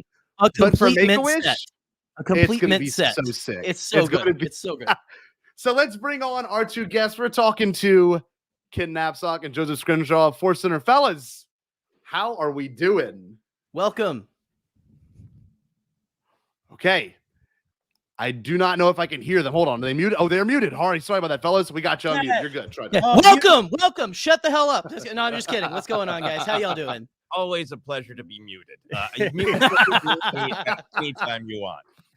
I love waking up to Twitter. Feels like I'm in Twitter. Yes. Yeah, it does, doesn't it? Just getting muted instantly. Well, you know, guys, the first instance of something like this of the day, it would happen on our show. So it's fine. Yeah. It really is our brand. So thank you for coming on, gentlemen. That's okay. I had nightmares about setting up this tech on my own today. You can see by our camera, we're slightly more immune-like than we normally would, but we're here. You hear us. We hear you. You guys hit a big goal already. That's amazing. We're really happy. Oh, it's wild. Yeah, and I mean, it is wild. Kemi Nolan look. Yeah. I think it's appropriate. Right. Well, you guys look great. You look great. I might. Hey, you can teach me to be your secret apprentice at any time. Okay. Yes. Okay. But we might kill you. That being said, I'm very, very excited to talk about this because I've heard it on your show, but on here we get a little bit weirder sometimes. I mean, y'all get weird too. We want to talk about the Phantom Menace. So the first kind of idea I wanted to approach with this episode was when this movie was released. Okay. How did it affect your love of Star Wars? And I want to start with our guests first. And I think they might have been just a little bit older than Jerry and I when this happened. Fellas, Where were you at? What was going on with you? Where was I at? I was in Winnetka, California at a Pacific Theaters, waiting in line, just no reserve seating. You had to bring sticks and clubs and try to fight your way into the appropriate seat. And yeah, it was an experience, man, because I'm an original trilogy generation, obviously. And it challenged me. Phantom Menace challenged me. And over the years, I've had a different relationship with it to the point where now it's just one of my favorite Star Wars experiences and stories. And there's so much stuff to dive in and discover that I just wasn't allowing myself to discover back in 1999. Because there's a lot of things we can talk about and been talking about for 20 years. Jar Jar and stepping and pooping and everything. But now I look at it so differently. And part of that is because in 2014, I started working with Joseph Scrimshaw, who brought in a different perspective of looking at the themes and what the story is telling us. So where were you in 99? Yeah, 99, it was a weird time for me. 99, I was wanting to be Obi-Wan Kenobi from The Phantom Menace. I was a young man taking his first steps in the world. And I was definitely of the original trilogy generation that had, I think, in my experience and the experience of many of my friends, a lot of baggage of what they expected out of The Phantom Menace, and then they really built up against the things that were different and challenging to them. So I was in a great place because I was absolutely challenged. There are a lot of things I didn't like initially, a lot of jokes I made, but at the same time, it was this kind of a burgeoning nerd nirvana for me, where I was doing a lot of sketch comedy. All of my friends were genre pop culture nerds, geeks, whatever. It was the first year of a convention that I've been doing every year since then in Minneapolis, where I lived. And Phantom Menace came out, and I was challenged by it. I loved other parts of it. I thought about and dreamed of every frame of film that featured Ewan McGregor as Obi-Wan Kenobi. But I resisted it, and I made the jokes about it. But also, I just got to roll around in Star Wars. I did sketches about it. I debated cars constantly with friends. I collected a bunch of stuff. So it was weird to be, on one hand, like, I have all these gripes. Also, I'm kind of happier than I've ever been because I cannot physically go anywhere in the world without seeing Star Wars. Exactly. Right. Oh, I love that part of it. And it's funny. Jerry and I always say we were in the George Lucas sweet spot, which is a weird phrase, but we say that because I was 5, right? I was really young. And Jerry, how old were you? 13?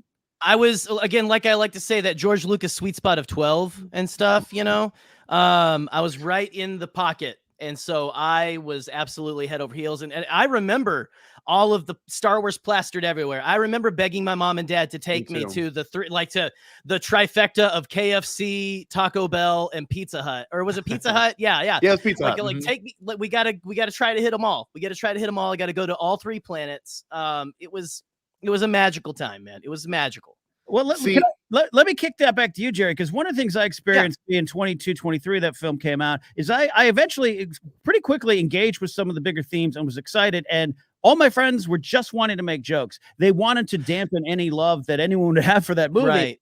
Yeah. At 12 on the playground, you go to school Monday after yelling wizard in the theater. What were your friends saying about Phantom Menace in 99? Oh, dude, we were, and like, we were just enamored with it. We were like, oh man, yeah, you be Obi-Wan Kenobi. And like, I had the Jedi braid for Halloween that year, like I wore it more than Halloween and stuff, of course, as one does. But, we didn't care. I didn't hear anything until when I graduated high school in 2005, started working at a movie theater. And that's the first place I started to hear a little more of the, this is, this stuff is, this is garbage, Jar Jar is a whatever character. And here we are, look, Jar Jar's in our logo. I mean, come on. Yeah. We embrace it here. We love that. And it's just, I felt like for a little while I had to, like, I had that bliss, Ken, but then I had to go into that too. I kind of had in college and stuff. I kind of had to like go, I guess, no one wanted to have the conversation of what what does it do for it? You're right. It was just all the jokes and stuff. Yeah. And that's for me, my kind of big picture journey is I always liked it. I watched it all the time, even though I made jokes and agreed with a lot of the criticisms. And I eventually had this experience of really just reading a little bit more background about Lucas's approach and being reminded that this was a story he always intended to tell. And so many people in my generation rewrote the movie. to try to make in their minds or had conversations about it. And was the big sticking point of the what if. And when I really stopped and said, I just want to engage with exactly what the film is, then almost all of my concerns went away. And that was like a really big learning moment for me. Yeah, that's an interesting perspective because I was so young, I knew nothing of that, like nothing of any controversy until I got to high school. And even in middle school, no one talked bad about the movie. But in terms of like, what it did for Star Wars as a really little kid, it's wild to think that it was even, a problem. You were so young, you didn't know. Like I remember vividly being on a bounty castle with a lightsaber and a friend of mine in a bounty castle, just bounce up and down and just whacking the hell out of each other. And like he had the Darth Maul one, I have it in here. I had the Obi-Wan one with the green blade for some reason. We would just beat the sin out of each other. So it's just weird to think that. Wait a minute, hold on, Scotty. Did any parent at these parties come up to you and say, "Jedi use their power for knowledge or defense"? No one. No. They were just like, all right, they're preoccupied for a second. Like, I don't. Yeah. I think there's some more peaceful kids in a bouncy castle just quoting Shmi Skywalker's wisdom. Oh yeah, absolutely. Yeah. Probably. I was too young. I was too naive. I was a lot like Jake Wood. It's very, very small. That's really thrilling to hear. And it is so great to hear that you got to have that youth and that just love of Star Wars. And it took a while. Just saw some jaded older person pulled you over. It's like, hey, this sucks. Well, this isn't the topic today, but looking ahead to the sequel trilogy era and the Disney era, where we're going to be in 10 years, where we're going to be in 5 years, where some 10-year-olds, like I saw myself in Rey, I saw myself in Finn, and there's no argument for that. That's what they felt at the time, and that's what they carry with you. And again, when we at Force Center talk about what is this movie telling you, engage with what's there. That's something that Joseph kind of introduced to our overall conversations a couple years ago. Of like, we have to focus on what the movie is telling us. And you, as the youngster, and Jerry's a little bit older youngster, you were getting what the movie was telling you. And, right. And I always want to thank the prequel generation for that. Well, that's the beauty of it. I'm a middle school teacher, and literally right now, of course, Star Wars is still hot. So kids are growing up with the Mandalorian now, and I can't even imagine what that's like growing up with. Like that is going to be their Star Wars. It's so strange to me. And do kids come up to your class and be like, Mr. Scotty, I've learned that you can't deal with problems the same way you were raised to deal with it. You must find new ways to approach the issue and reprogram yourself. This is what Quill is being taught me. No, they mostly go. Bouncy Castle's trying to eat the balls like Grogu would. Right. Well, they mostly go, I thought his name was Baby Yoda. And I'm like, it's not Baby Yoda. It's Grogu. It's Grogu, the whole thing. Get with the program, kids. You're supposed to be a teacher, Scotty. You're supposed to teach them these things. It's crazy because a lot like The Mandalorian, as we see now, The Phantom Menace, I feel, changed filmmaking literally forever. Like that was its impact. It may not have been the movie for you. It may not have been the Star Wars movie you would have wanted, but it definitely did do one thing. From 99 on, films were made entirely different. It's just crazy to think that. So, I mean, how do y'all think? Do you think that The Phantom Menace had an impact just as big as A New Hope did back at the time? Because that's how I kind of see it. Absolutely. And I mean, I would always bow to like your wisdom of having seen it without the angst.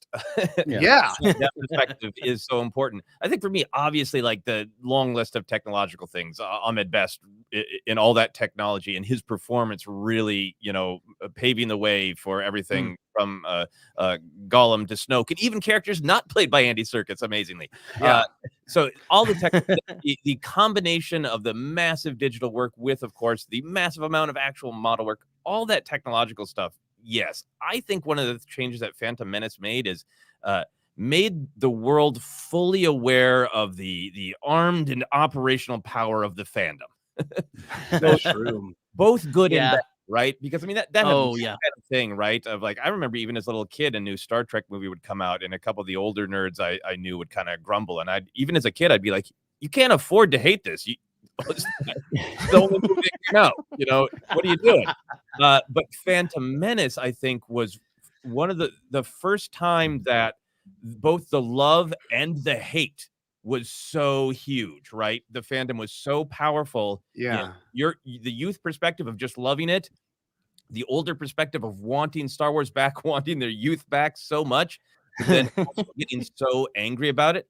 I think it really kind of set the tone for how wonderful and beautiful fandom can be, and also like the art side of it, just the sheer volume of power.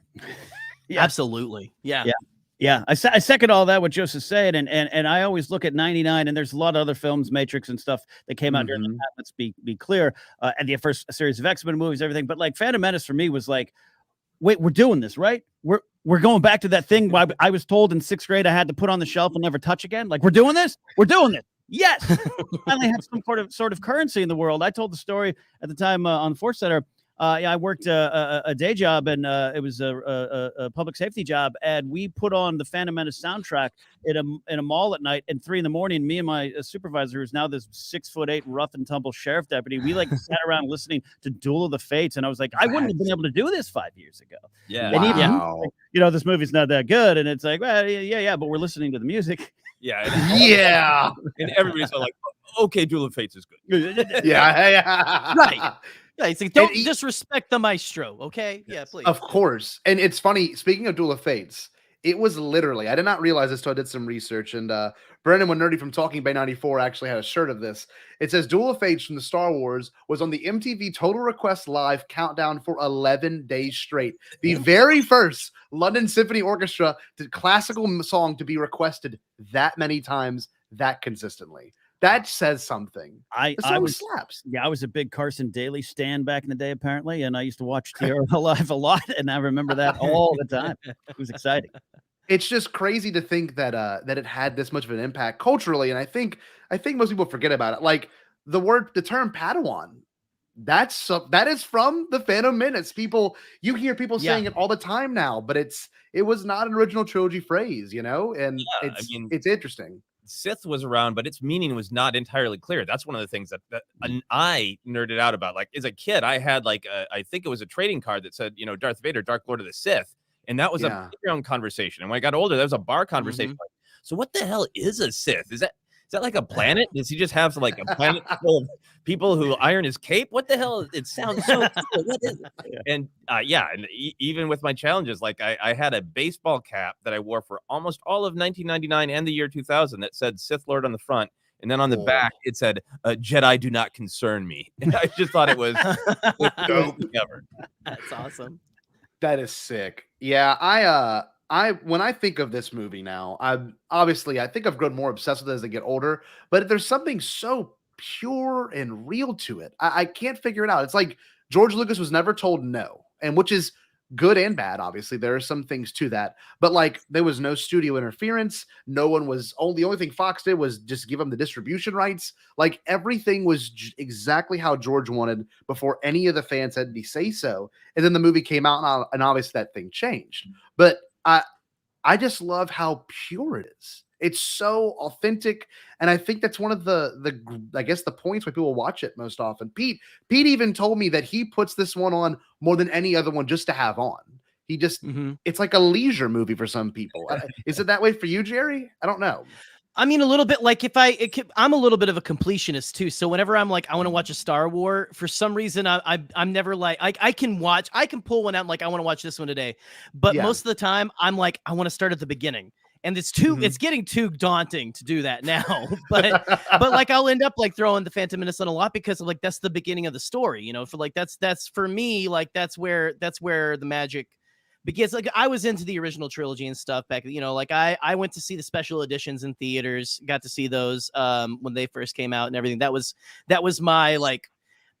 I think when I was pushed fully off the Star Wars cliff was during the special editions and stuff. But yeah, man, I don't know. Phantom Menace is there's just something so homey about it to me. And so it's funny. You're right. I mean, Pete's right. It feels like one that I will just kind of like, I'll just throw that on if I'm like vacuuming or something like that. Whenever I vacuum, you know, which should be more, probably. One New Year's, I got obliterated, and I was like completely destroyed. Okay, you're a school teacher on apple juice, right? Yeah. Apple juice. It was all apple juice. Okay, he sprung for mango that year, actually. Yes, I was sitting there, and I don't know why. In that state, I was like, and it's at my own house. Like put on the Phantom Menace. So I have my 5.1 set up right back here, and I put on the Phantom Menace. I'm like, go straight to the pod race scene, and I'm like watching it as I had never watched it before. I was like fist pumping. I'm like, that's it. There he goes. There's the bolt. I'm just like, it's just so exciting. But I mean, where is it for y'all? When you watch this movie, is it casually? Is it for criticism? Is it for, I guess, analytical purposes? Because that's all Force Center. A lot of it is very analytical and I guess a study of Star Wars. Well, what do you think, fellas? Go ahead, Ken. Well, yeah, I think we've created a nice little little thing for us here where we have to, for our work, to sit down and watch Star Wars, and it's a fun thing. But then I'll finish. Say we're talking about Rogue One, the third act. We're analyzing the themes of the third act. I'll finish that, and then I'll be like, I'll put on Phantom Menace, because I love this stuff. And Phantom Menace has so many deep themes and so many things going on in it. And George you're right. Not even Rick McCallum and his chomping gum could tell George no. and George maybe realized I took some shots, that famous scene with Ben Burtt in the documentary. I don't know, I may have gone too far. Yeah, absolutely. Absolutely. But that's what George wanted to do. And he told his story. And now I just appreciate that. So it is something I put on. And the sound, the design, we there's a ton of practical effects, but looking at the ships, the Nubian ships, the pods, everything, it's such just wonderful Star Wars universe building, and people do give it credit for that. So I love the comfort of Phantom Menace for that more than anything. Yeah. I think even for me, even if I'm watching it to analyze a specific beat, by this point, I know the film pretty well. I watched all through the years, VHS to DVD to streaming. To briefly Blu-ray in between.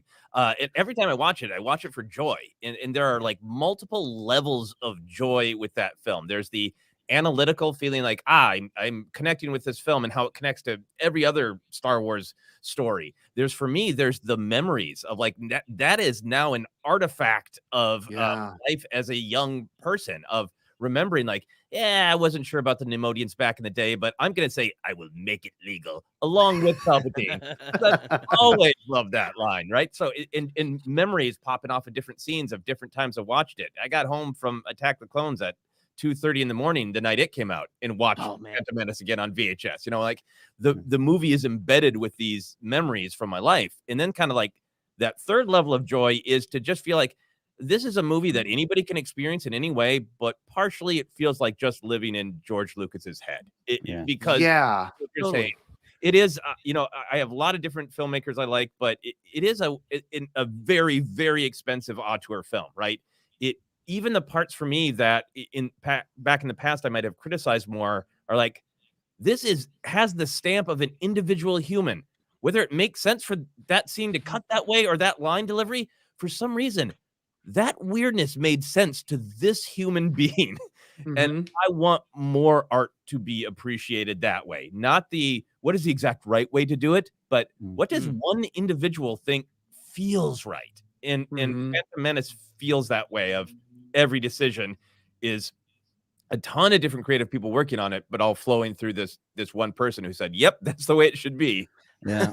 Joseph touched on something there, the joy that's so big with us there at Force Center. Yeah, we get deep, we get analytical, but it's all flows into this river of joy when we talk about emotional canon that connects all through all 9 films, all Rogue One and Solo, all the Mando. There's emotional canon that comes from what George set forth, the battle of dark versus light, the battle of hope versus fear. It's present in all of it. And I watch Phantom Menace a lot now, can get emotional. We get emotional sometimes talking. We don't see it. We're usually not in the same room and recorded. You can hear us sniffling sometimes when I get emotional looking at Shmi talking to Anakin. I get emotional at the steadfast character of Padme, seeing this young boy. We've been tracking it in our shows, doing the favorite lines. Seeing Padme and Phantom Menace, seeing Padme go, Annie, you'll always be that little kid from Tatooine to me, and how she sees him in the Revenge of the Sith by saying there's still good in him, and how that relates to Luke Skywalker picking up the legacy of Padme in the original trilogies. And I'll watch Phantom Menace and just be moved by Jar Jar Binks going, Gungans are pretty strong. We'll fight.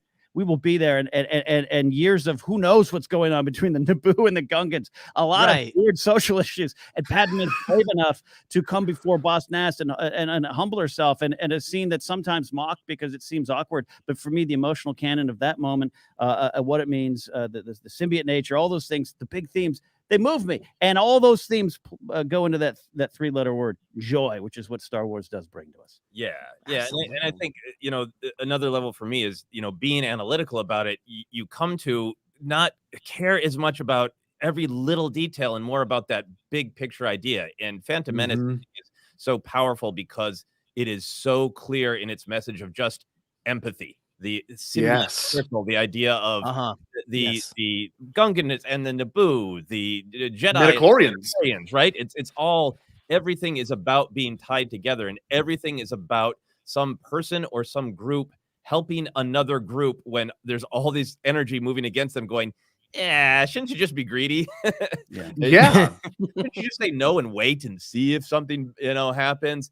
And it is such a film that is just empathy in big flaming letters, and that is such an important message if you can really let the film work on you in that way. It matters, to our society, in my opinion. Yeah, we always say at Force Center, Star Wars doesn't want you to ask how or what. It wants you to ask why first. Why is that there? Why is that in the story? What is that telling me? Then you can get it. So you want to know how Palpatine came back? You'll figure that out. But the why is the Sith, control, unlimited power, never letting go, never accepting change, which is something should be warned Anakin about in the Phantom Menace. It all starts to flow back to that movie in a lot of ways.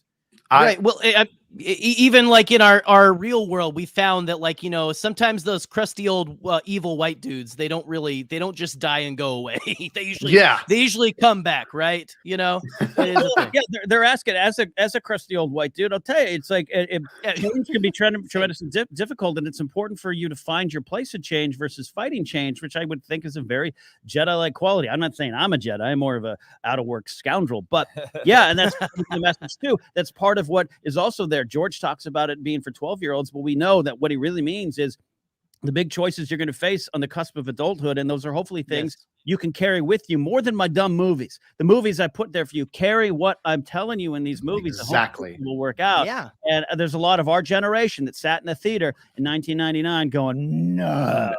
Change? No. Unlimited powers. Right. Right. It's crazy because when it comes to a movie like this, there's obviously a lot of Star Wars beats, and there was a lot of things that were new for Star Wars. Like George got to do his racing scene, and I'm still waiting to get more pod racers. I really hope we get live action pod racers.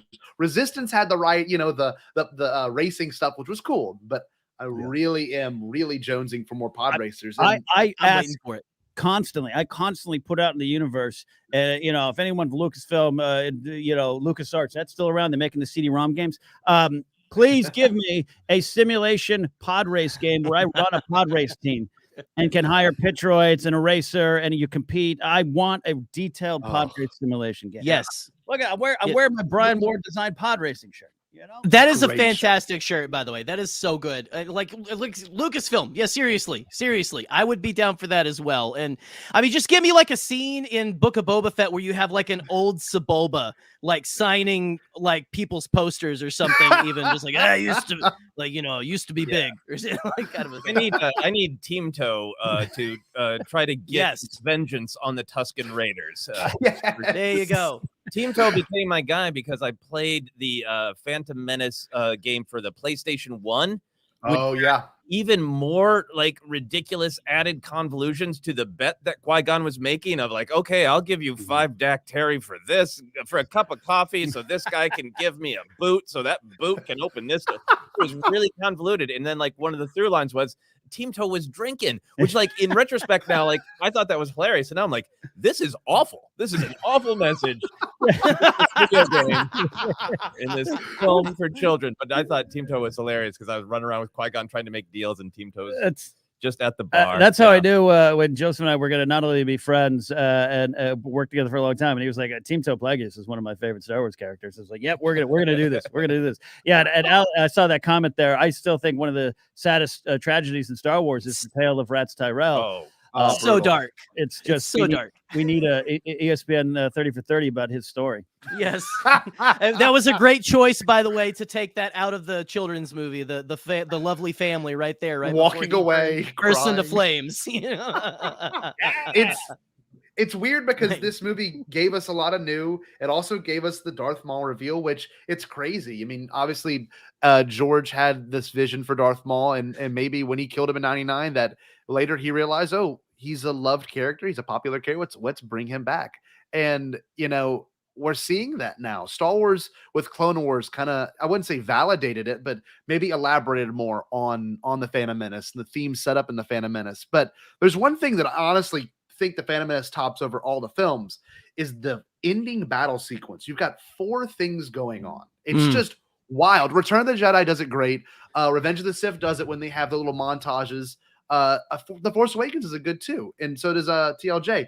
But this one in particular, the Phantom Menace one, is just what Duel of Fate's playing in the background. You got the Gungans on the battlefield. You've got the Naboo in the sky. You've got Padme and her crew invading the castle, and you've got the lightsaber battle. And they are, I'll get emotional because it is so well cut with the music and the moment.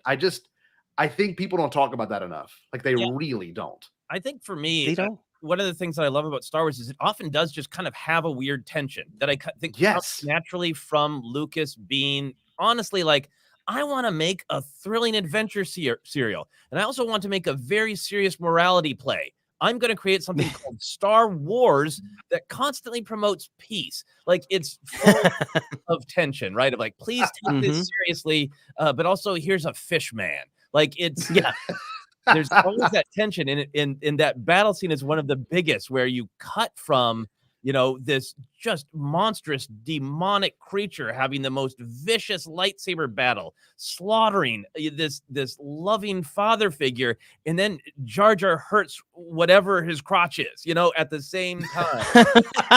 And it's just like this strange tonal whiplash that is one of those things of like, that isn't a mistake. That is what makes sense to this human George Lucas. Yes.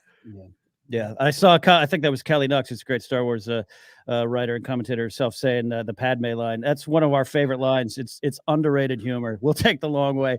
Padme's always got the humor going on. It shows up in the Clone Wars a lot too. We love that. And talk about the joy. And I love hearing this. I love hearing this because when I was 7 on the playground, I was reenacting scenes from Return of the Jedi and assigning roles to my friends. And if Joseph and I had grown up in the same city, I would have been Han, he would have been Luke, and he would have had to save me every time at lunch. But I love hearing that because, that's part of the joy of seeing all that. And there's nothing cooler. Even at 22, I couldn't deny it. I tried to, but I couldn't deny it. Those doors opening and Darth Maul, the Jedi saying, "We've got this, Padme. We'll take the long way." That just gives you Star Wars nerd chills. And George had that there. And again, we had to connect with it a little bit different way than you did. And thankfully, we all did. Yeah. In the end, I mean, it's wild.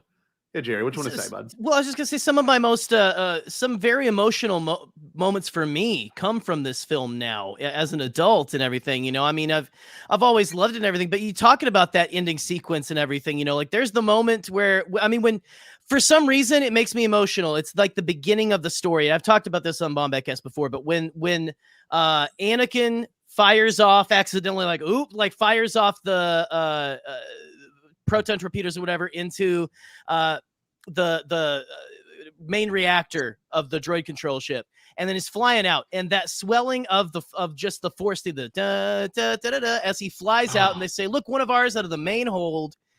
They're all like cheering together.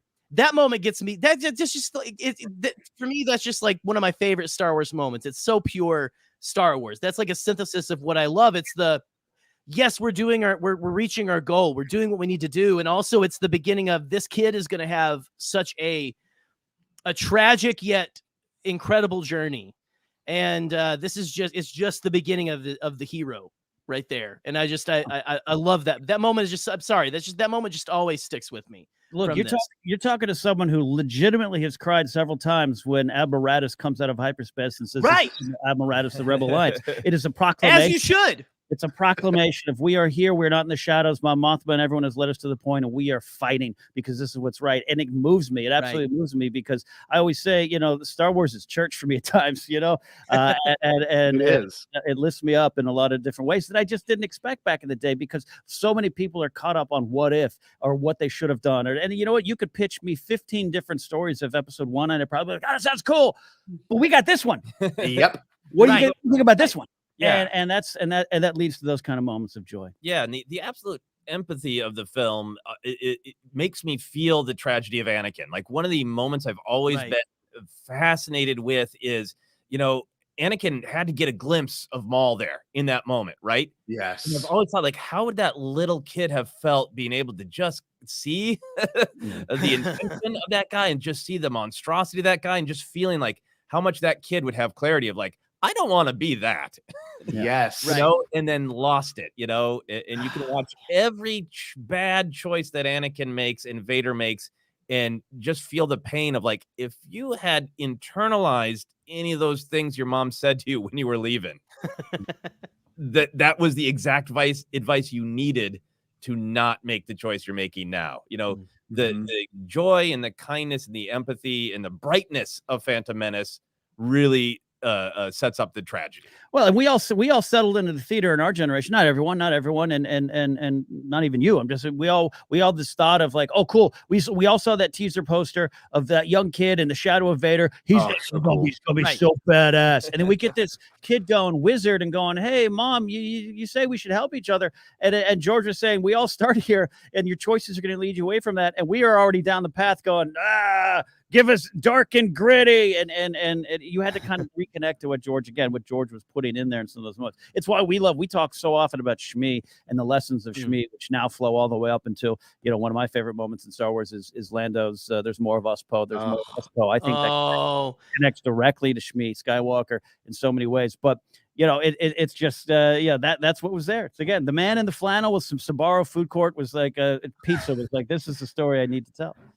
It's talk about so moments true. that make you cry. Sorry, just that Lando moment is one for me too, man. That's so powerful. The Sbarro pizza that makes me cry too. Sbarro. Yeah, sorry, Sbarro pizza. Yeah. There's more Sbarros than us, Poe. There's more.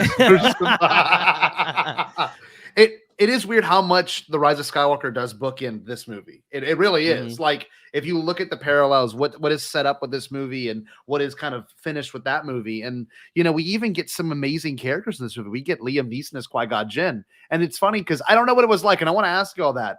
Did y'all really think when those trailers were coming out, all the marketing was coming out, that, like, Liam Neeson was going to be like the Obi-Wan of this series and show back up frequently? Or besides the CD coming out, I know the CD came out and kind of ruined it for most people, but before that, were y'all like really anticipating him to be like a huge figure in the prequels?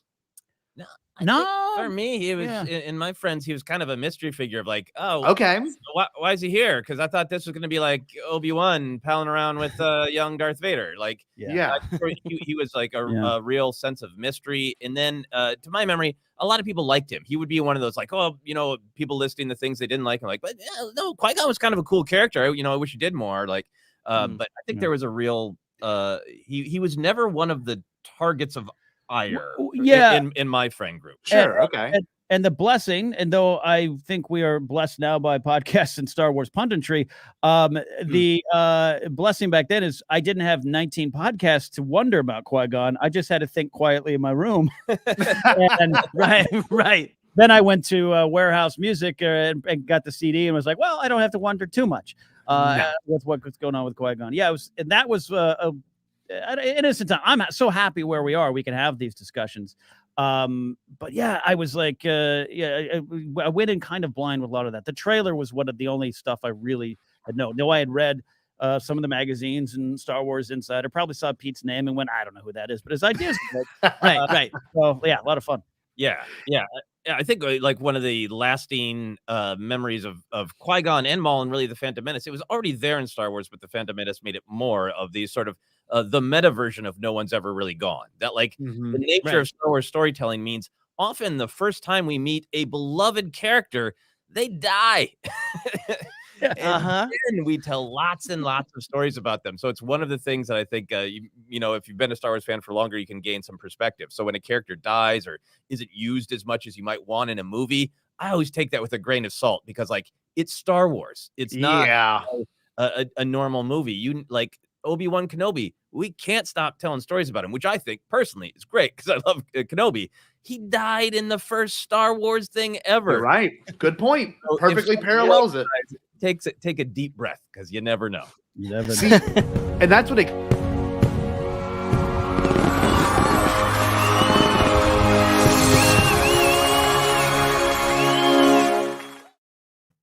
Holy hell, man. $500 within this segment. Holy cow. 6,000. Wizard. I thought Boss Nass was going to hold the pizza. that came out of nowhere. That's it. Yeah, that was a little surprising. I would love it if he shouted money. Money! Money! Oh, that is awesome. Pete, you want to come in? I saw you pop in for a second. Or do you? It was sort of an accidental thing, but holy cow, I'm so excited. I had to drop that on you guys. I was waiting for the right moment. There's never a good moment. You guys were having so much fun with this Fandom Menace stuff. So I'm going to step back, but I just want to say thank you to everybody. We're up to 6,000. 6,000. Thank you so much. I'm going to step away, get back to this fun conversation. I'm enjoying it. Of course. So we've got about 15 minutes left with y'all fellas. And I kind of want to talk about the future because it's weird. The Phantom Menace kind of, in one way, set up many people's careers. Like I'll read off right here. Doug Chang is now the vice president for the company. He used to be just the concept artist, one of the few production designers in the prequels. John Knoll was very young. You can watch that in the beginning documentary. And now he's the executive producer for, he's the head of ILM. Like he is in charge. He has the Dennis Buren role now. Ewan McGregor started as Obi-Wan, and he loved that role. And now he's executive producing his own show. We got Matt Wood, who was just starting out with Ben Burt, but now is the master of sound. I mean, what is there to say about that? It's just wild to think that who George kind of planted the seeds for him are now taking part of a bigger role. Yeah, and there's wonderful people. We're out here. We know Fawn Davis, and we're blessed to know the late Grant Imahara, which still hurts to say and everything. I met him through my pal Matt Key, and just people started there at that time. What I think it means is a reminder of the generational change and how things that are new become the standard, become old, and how back then a lot of us were fighting so many things, on this side and in the movie theater seats, and all these wonderful creative people were brand new, and we sometimes just resist change.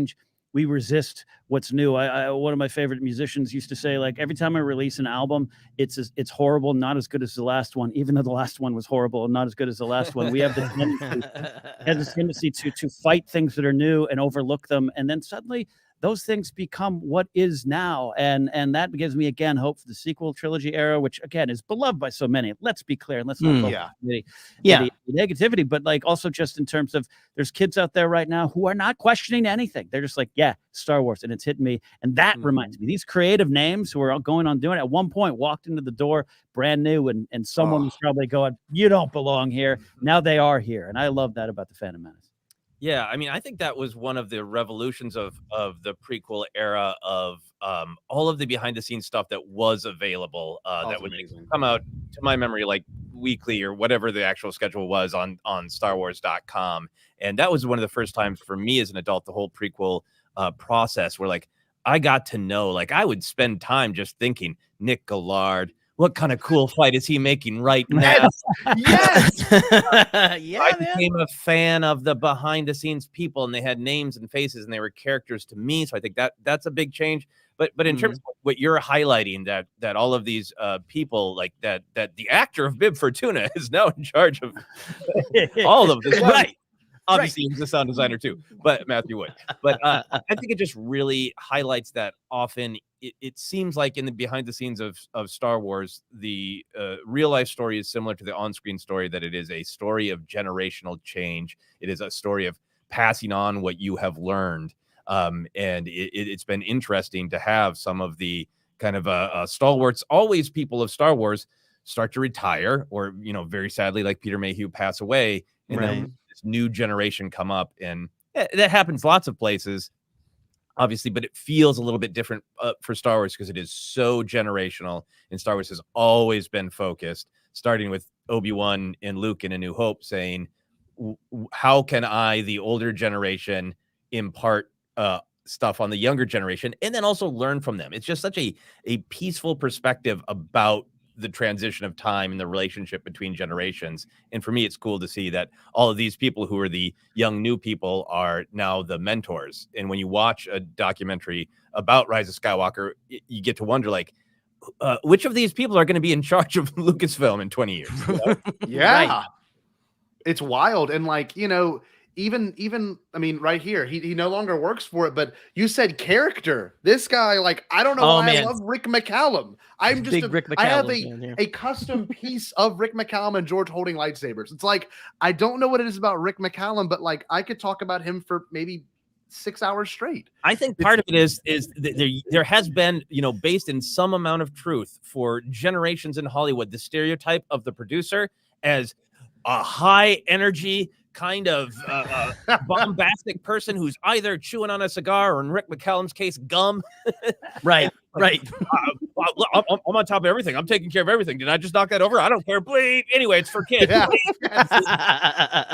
He's just this sort of almost this like last vestige of the stereotype of the Hollywood producer who's spinning all the plates, breaking half of them, and bragging about it at the same time.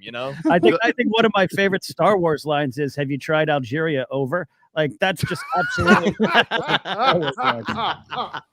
I love this way he says Prague, and my favorite line, and I'm gonna bleep myself out, of course. He goes, "This is grim." I just love that. It's just so great, and I get it. Like, it was emotional for him in that moment, but we were watching it, and you're like, it's just so. It feels so Hollywood. Like, we'll figure it out, but he's just like, this is. He ends up settling in Prague, right, to make movies. Yes. I think that's where he is now, right? Yeah. Has his own company. Yep. James, what is new is now old. Yes. Right. There you go. Hey, baby, how many times do we say "dude," Ewan, and stuff? Dude, we say all all the time. Dude. It's just something to be said about it, and I think it's cool because he was George's yes man, and he made everything a reality. And like, I think that's the beautiful thing of Star Wars is it teaches us that, right? It teaches us our dreams can become a reality. It whatever you do, whatever you put, whatever hard work you put into your life and what you want to achieve, that's just what you can do if you put the effort in. And George made his original trilogy back in the 70s and the 80s, and they were amazing.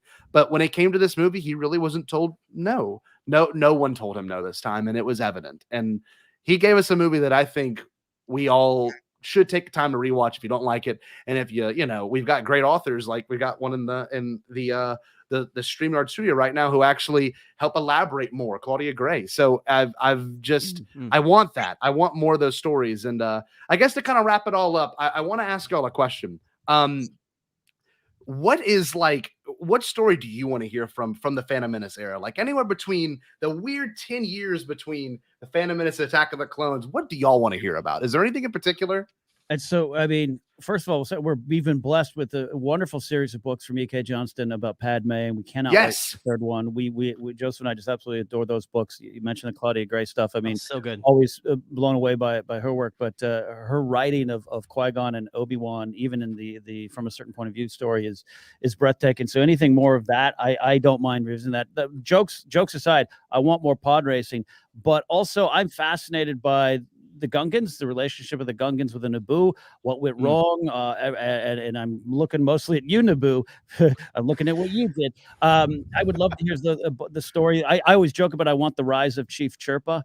I want a Disney Plus movie about the rise of Chief Chirpa. I'd love to have something a little bit more with Boss Nass, Young Mace, all those kind of things.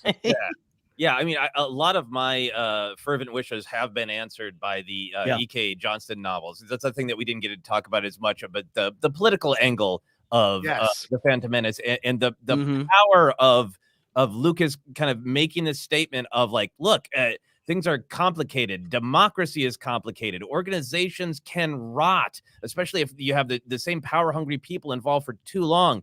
You know who would be good at fixing this? A 14-year-old woman.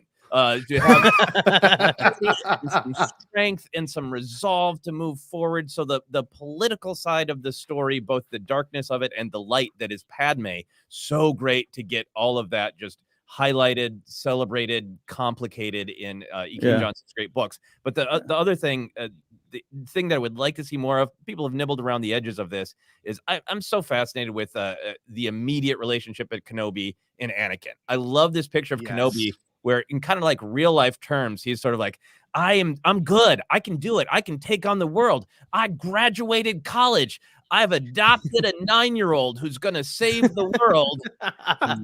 I was just going to start doing my thing as an adult. you got to skip adult, right? Yeah, wow. That you track between Anakin and Obi-Wan, where Anakin wants and needs a father. He refers to Obi-Wan as a father. And Obi-Wan says, "You are my brother, not you are my son," right? Obi-Wan's got this complicated relationship with this kid who really needs somebody loving, and I truly believe Obi-Wan did his best, but like that's a part of the tension of like, how do you raise this kid and go, hey, look, you're really advanced, you're doing really good, kind of cranky sometimes. Do you want to talk about the prophecy, or does that make you uncomfortable? Yeah. Let's just not speak. Like, there's a lot of really interesting things, I think, in that kind of first year of Obi-Wan and Anakin. And I know, things in the EU, have played with that, but I'd love some modern canon stuff. Yeah. And regarding the politics too, we did not talk about that a lot, but that was part of politics and boring. And this man, one of the times I first met him, and by this time I was much more positive towards prequels, but the trade federation, the story is a blockade of trade routes. Is that kind of boring? And Joseph said, it's one of my favorite things. He was like, yeah, imagine if Amazon had an army and they blockaded New York. That would seem pretty important. Yeah. And I'm like, yes, there's something else going on there. Yeah. Not boring at all. That's awesome. Well, yeah, it feels like we're so close to that reality at this point. So never, yeah, too. It is. Jerry's so exciting. Yes. Yes. It could happen. Jerry, is there anything you want to see from that little 10-year period one day? I don't know, man. Like, it just give me everything. I'm excited for the Acolyte, for one thing, which is kind of like a lead up to the Phantom Menace. Yeah. And I've been really, really, really, like, out of the two of us, I'm like the High Republic fan here. Like, I have been really just like eating up the whole. It seems like the Jedi almost losing their belief in the galaxy almost a little bit, like kind of getting them to the point to where they are a little more susceptible to the dark. And I guess I just like dark stuff like that. But no, I don't know what else to bring, because I mean, just anything that you give me that is from that era of Star Wars has been solid gold. It's been some of the best stuff. Like the ending of the Clone Wars last year was phenomenal. There's just, and we're gonna get Hayden Christensen back in the Ahsoka series we've been talking about, and I'm excited to. People are like Force Ghost. I'm excited to possibly get live action Ahsoka and Anakin on screen. Like I want to see that, and so whatever you got, man, I guess is all I'm trying to say. Give it to me. That's another big one I would happily take a novel called Yaddle Walks Away. Yes. Exactly why Yaddle left. Well, I mean, I freaked out when she was in one of the recent novels and had lines. I about fell out of my driver's seat, which would have been terrible. But while I was listening, but my God, it was so good. No, they're killing it with the High Republic. We could do a High Republic hour of. I'm fascinated with this. What I view it as 1950s and 60s America of like, great. Yes. It's time to expand. Let's build this great society. And it turns out along the way that's harder, and we make some mistakes. And what's the Jedi's place? It's great stuff. So yeah, it's beautiful. Well, it's the end of our hour, fellas. If you can plug anything you got, okay? I want to hear what you got going on.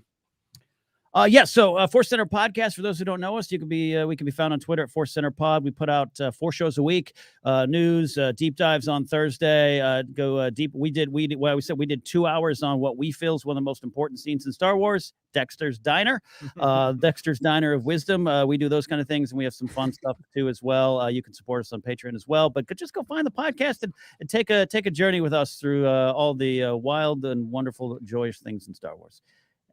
Yeah.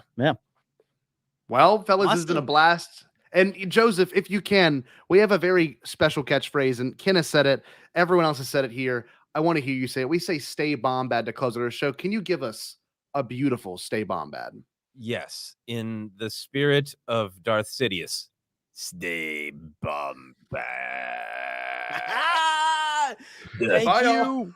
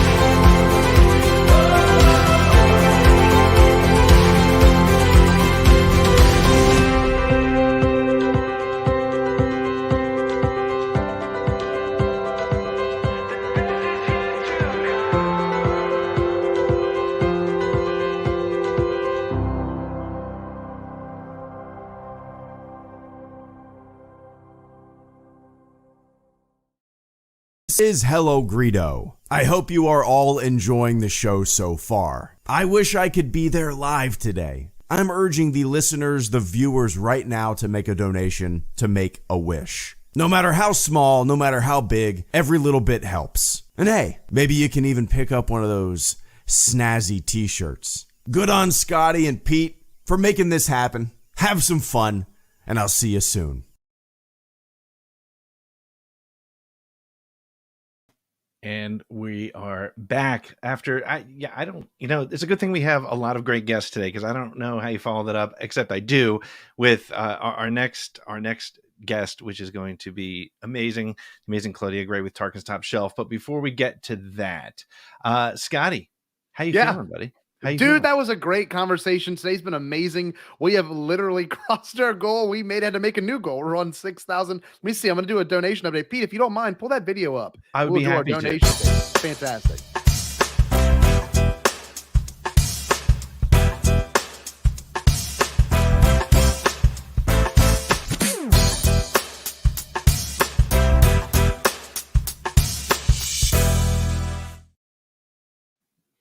$6,000.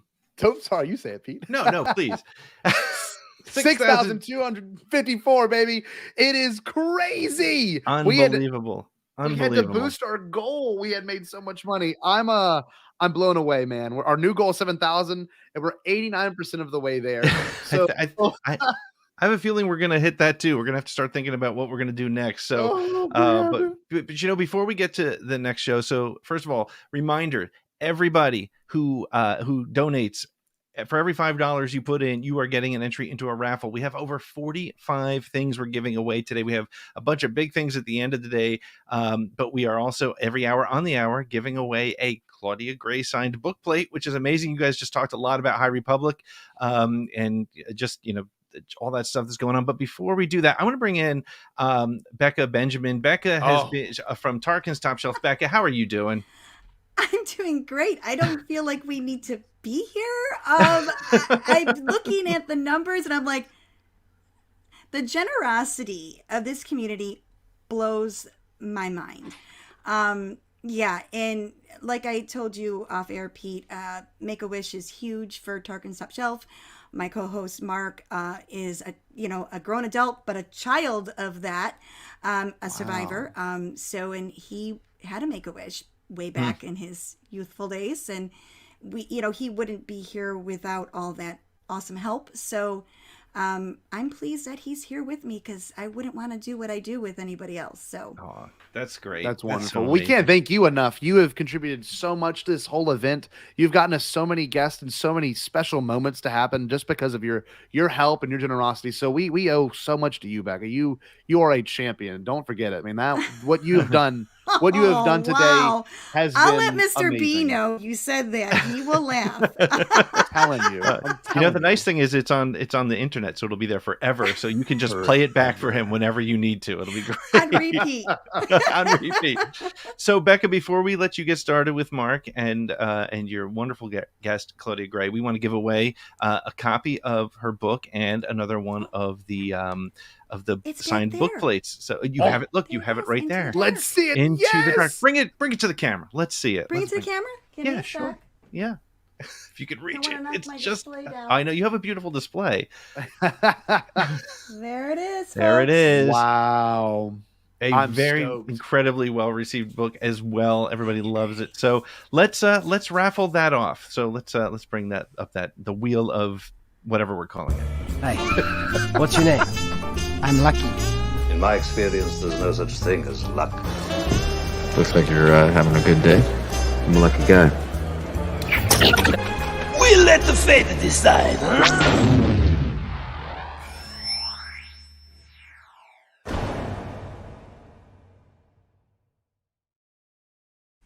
Way the book.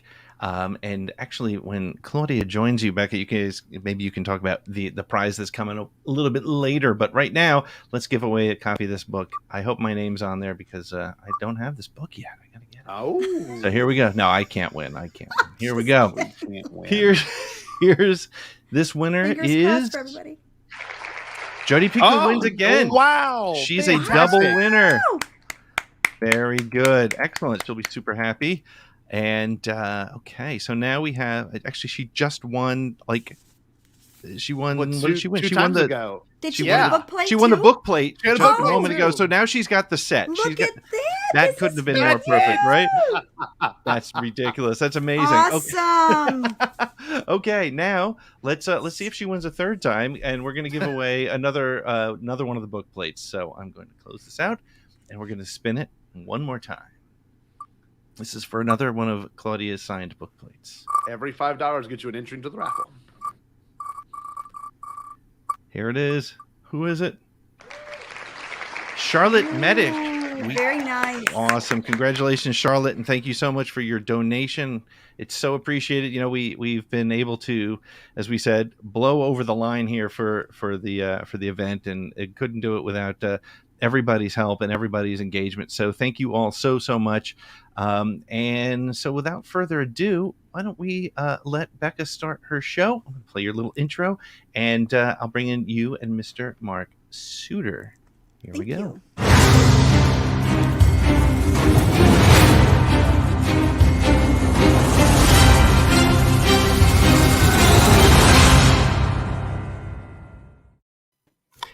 Hello and welcome to Tarkin's Top Shelf, the only Star Wars literature podcast on the internet, hosted by myself, Mark Suter, and Becca Benjamin. We dissect and analyze your favorite and maybe your least favorite canon books, and we always keep it positive. How are you, Becca? I'm doing well. I have a Death Star hanging right above my head. I mean, it doesn't get any better than that. We've got, I see there, we got Claudia hanging Director out with Krennic us. might say something different. Right? And Claudia, it's so nice to actually see you this way versus the dank hallway we were in back in Celebration when we had you for like 15 minutes trying to record something. So thank you for doing this with us today. It means a lot. Oh, thank you guys for having me. And whoever put me on right after the 5-minute Make-A-Wish thing, it was nearly like, oh, now we get to see an hour of Claudia all verklempt. Yeah, that was actually rude, I have to say. I had leukemia when I was 4 and went through treatment, went into remission, thankfully. But through Make-A-Wish, my family was able to go to Disney World. And a lot of the other Wish kids were there at the same time, coincidentally from our hospital. And a lot of those kids didn't make it. And I did.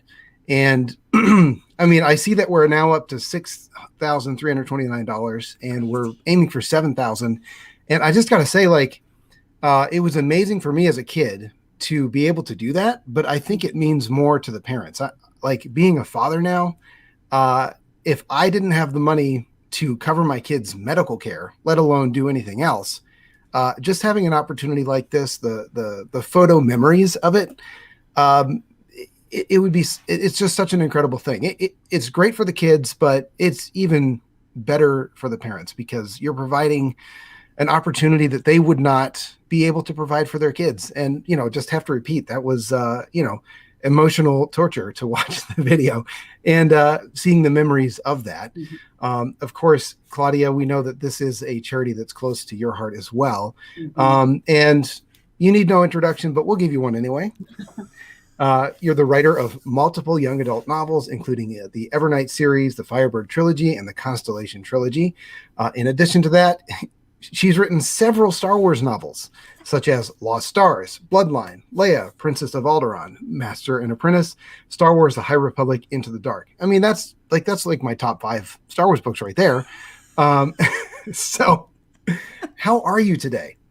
I am doing great. I am in one of these incredibly rare periods where I don't have a deadline for a little while. Whoa. And it's over the last couple of years, I've almost forgotten what that feels like. So it's sort of like free time. So interesting. I mean, I am working on things, but it's not sort of, oh dear God, by Thursday, it has to be however many thousand words by Thursday. It's nice to be able to relax into it a little bit. Well, what does relaxation look like for you then? I was going to say, yeah, what does relaxation look like? Well, I live here in New Orleans, and I think in a lot of the country, the weather is turning cold enough that people can't socialize outside. Whereas in New Orleans, it's finally gotten cool enough that we can socialize outside again. So actually supposed to meet up with some friends later on in the day for sort of like wine and barbecue in the backyard. So that'll be great. Very, very nice. Yeah. Very nice. I'm surprised to hear you say, you know, relaxation, because the way you architects of the High Republic communicate online, it seems like you guys are constantly on the horn. I know it's an old phrase, on the horn with one another, you know, touching base, making sure you've got a character right, or a situation right, or a planet right, or you name it. You guys are like so involved, and I absolutely love the fact that you guys have such a sense of strong unity. It's something we have never seen before happening in the creator aspect realm. So can you talk a little bit about that? I mean, obviously you guys knew of each other before going into this, but how close were you guys in the beginning?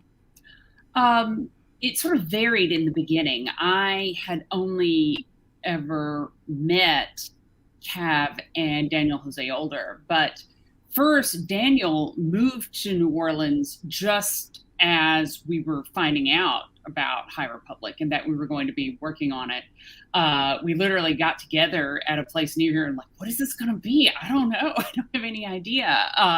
And it's also kind of funny to me that everybody else is sort of spread way out, and Daniel and I like cold run into each other in the diner, you know, because we're that close. But and then Cav, I got to know right at the beginning, because sort of before the High Republic work had really begun, at least the writing of the books, we were already working on concepts. He was working on Dooku, Jedi Lost, while I was working on Master and Apprentice. And we realized that we needed our backstories with Qui-Gon and Dooku to line up, and what would make that stronger. And my character, Rail Averos, wound up going into Dooku Jedi Lost. And I was like, Cav, how dare you write better Rail dialogue than me? I'm wounded by this. I kind of got in late to the chat because, and this is super embarrassing, and I'll probably regret admitting this, but I couldn't figure out the Slack app. It's been that long since I've had an office job, which like I was, you know, going, hey, great, I've been out of the office for so long. And then I really had a moment the other day. I was like, what if writing does go away? How in the world would I ever get hired again? I would be in the office like, what are these newfangled things? I don't know. But yeah, and then Daniel showed me, and I was literally hung up on something. It was a very, very easy thing to fix. Let's just put it that way. But since then we talk a lot, and often it is very in-depth, like, oh, here, let's do this with the characters. But sometimes it's literally things that are going on with our day, or other projects that we're working on, or, you know, I've just started working in graphic novels. And so getting input from Cav and of course, Charles, who are more experienced in that area, that was really important. And talking about the differences with YA, middle grade, you know, pretty much anything you could talk about. And also just things like, oh, you know, here's a picture of my dog. Here's what I baked the other day. Or we've been getting lots and lots of baby photos from Daniel lately, including the obligatory dress the baby as a pumpkin for Halloween photo, which was key. You have to have that. That's a lovely time. I've been a stay-at-home dad for over 8 years now. And so I can relate to the thought of going back into a job and just having no idea, because last year our kids, they were all online for school, and we had like 5 different apps for all these different things just to get them connected to school. And I was on a regular basis, not daily, regular basis, completely overwhelmed. And that sounds like a delightful chat to be a part of, doesn't it, Becca? Yeah, I want, like, you know how they used to do back in the day, the Wayback Machine on StarWars.com, where they would show the behind the scenes reels? I want that of their phone calls, all of you guys. I just want to listen to how this story builds and what goes on in between. Like you said, those family times and, you know, comparing, you know, stories between, you know, spouses and children and this and that, because, you know, it's everyday stuff and it helps us because we're going through the same things. So yeah, I would pay money for that. So, you know, let whoever's in charge know that there's a place for that. There's an audience for that, because that's huge. But let's definitely hit some Star Wars. You were talking a bit about, Master and Apprentice and how, that was going on when Kevin was doing his writing. So I did hear via Twitter, because, Kev is very active, that you guys did have some behind the scenes chats about your characters while you're both writing. I think when he was writing Dooku Jedi Lost and you were doing this. So you were obviously giving him tips of Rail, which is a very interesting character. He's probably one of my favorites from that story because he is just so different and rogue, which is probably why I like the era that you guys are working in now, because it is just so distinctly different. And that's the fun of it, is to kind of break away from the known.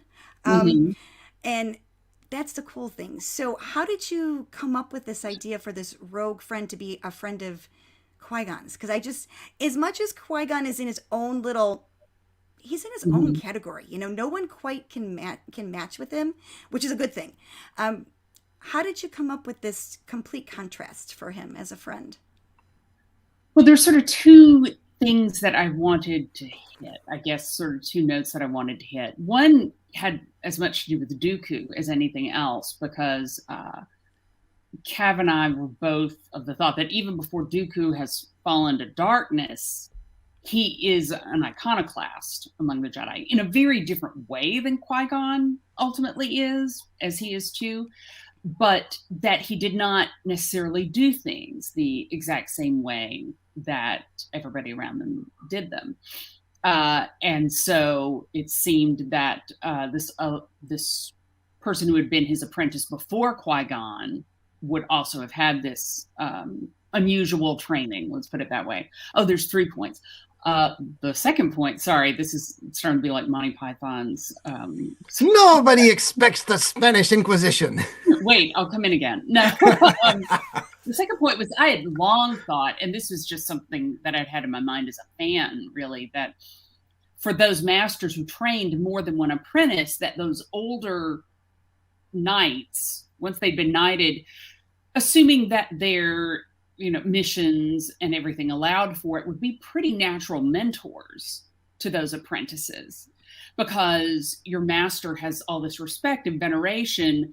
But, I think we all remember from our teenage years, sometimes you want somebody just a little bit older to kind of tell you in a more informal way, or to be like, hey, listen, this is how you get her to listen to you. Somebody who just sort of gives that little bit of advice. I think that's something that really all of us are in need of sometimes, kind of that peer support. But I think particularly when you are that age and somebody just a little bit older is not nearly as intimidating, maybe. Anyway, that was just something that I'd always thought seemed reasonable or likely. And so I got to play with that in there. And then the third, and for now anyway, final thing would be that in some ways Rail was sort of, he was the pre-Anakin in a way. He was somebody else who had an unusual entry, a late entry into the order. He wasn't as old as Anakin, but he was older than almost anybody they'd taken in a really long time when he came in. And in that case, they let Dooku train him in a very atypical way. And then Dooku winds up leaving the order. Rail is a Jedi, but he is iconoclastic at best, occasionally a hot mess at worst. and I think the council sort of decided, like, okay, we tried doing it differently. So when Anakin comes along, they're like, nope, we're just going to walk him straight through the same thing we do with everybody else. And I think they took the wrong approach with Rail and the wrong approach with Anakin. Rail probably would have benefited more from the traditional structure, and Anakin needed something beyond that. And, instead, now I have to go on my Obi-Wan Kenobi rant. You guys probably thought you'd be talking during this. I'm very sorry. No, it is totally fine if we don't say another word. Lay it on us. But,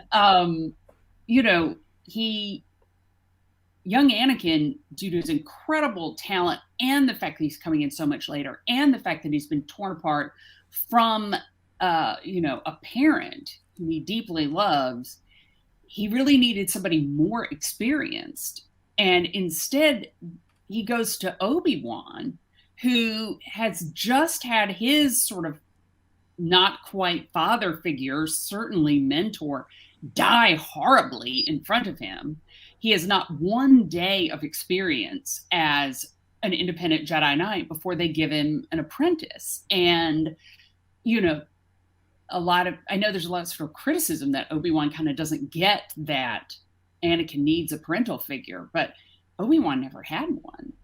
He grew up in the creche. He had the traditional thing. And as much as he cares about Qui-Gon, that relationship is the thing that he offered Anakin. Anakin needed something a little bit different. He needed something more. And I really think the Jedi that came in traditionally probably don't fully get to understand what parental and family bonds mean to most people until they've been out in the world some and seen it play out for themselves and gotten to know more people. And this is not something that Obi-Wan really was given a full chance to do. And so I feel like I know why Qui-Gon said it, and I know he meant well, but the fact that sort of Yoda and Mace Windu and everybody else allow that, I think it was pretty unfair to both Obi-Wan and Anakin. I think it put them in a situation, I mean, I want to say doomed to fail, but it wasn't doomed to fail. That, I think, is really probably the most noteworthy thing, that as far behind as Anakin was and as ill-prepared as Obi-Wan was, if it hadn't been for Palpatine's meddling, Anakin would have come through. You know, Obi-Wan did manage it that well, but we've always got Palpatine in there ruining things. Well, I think it's interesting too that the only way that Palpatine ultimately was able to manipulate Anakin was by separating him from Obi-Wan. Mm-hmm. And had they been together, in episode 2, and had they been together in episode 3, if Anakin had been able to go with Obi-Wan to face General Grievous, then it would have played out very differently, because it's just like you have those two voices, the angel and the devil on your shoulder. Mm-hmm. And if they're arguing face to face, with your conscience, then you're probably going to see the point of the angel more so than the dark side in this case. And so I think that by separating them, he didn't have that moral compass that he needed in that moment. Yeah. Mm-hmm. And, I was so excited when Master and Apprentice came out, because Qui-Gon Jinn is, I think, so the High Republic is making some really great rivalries here for best Jedi ever. But before the High Republic, certainly, I felt that Qui-Gon was the greatest Jedi. On my other podcast, The Idiot's Array, our second episode, we did a really deep dive and realized Qui-Gon is the key to everything. And, we're 100 some episodes in on that podcast, and we still say our second one is our best because we had this epiphany about Qui-Gon. And, it really is kind of sad, because with the character of Rael Averross, you kind of see where Qui-Gon got the abilities, not the abilities, but the interpersonal skills and interactions with a person who is going to be like Anakin, which made him perfect for Anakin. And, his death is all the more tragic, of course. Of course, so, but his death is also more or less Palpatine's fault again, because he was meddling. Palpatine meddled in everything, in every aspect since Anakin walked into the picture, even before, but even more so when Anakin was in. The whole line at the end of The Phantom Menace when he says, "And we shall watch your career with great interest." He was watching. He was waiting for the right time. Sheev is the most patient Sith I think we have so far in the Star Wars galaxy. And it, for him, at the timing that he needed it to, it paid off. He knew exactly when to intercede, and it worked for him. And that's the tragic end of it, too, is that, like Claudia said, if it wasn't for Palpatine, in the end, those choices wouldn't have had to be made, that Anakin made. And it's all about, change, choice, and cost. And that's where these spiraling events happen. And we're starting to see that in the beautiful High Republic. And I love that. And I got to ask, because it's something that I've been thinking about, I think more so once I knew we would have this opportunity to speak with you. Anything, especially from this book, when you were doing this with Kenobi and Obi-Wan and with Obi-Wan and Qui-Gon Jinn and Rael, did any of those characters have any big influence on someone you are very close to in your heart, writing wise, when it comes to this new era? Is there anyone that you got inspiration from those characters to bring into this? Not directly in terms of that character like this, but one thing that appealed to me always very strongly about Qui-Gon that I think is a huge element in the High Republic is that, by the time of the prequels, some of the mysticism of the Jedi has gotten lost. Compare the things Yoda says in the prequels with the Yoda that we hear in Empire and Return of the Jedi.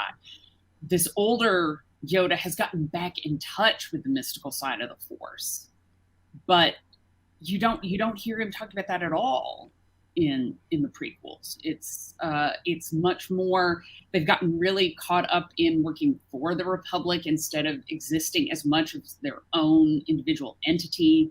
There's been a greater sense kind of conformity, that there's one way that you do it. Things have gotten much more centralized around the Coruscant Temple, etc. And Qui-Gon was clearly somebody who still embodied that mystical side and was still in touch with it. And I got to play with that in Master and Apprentice.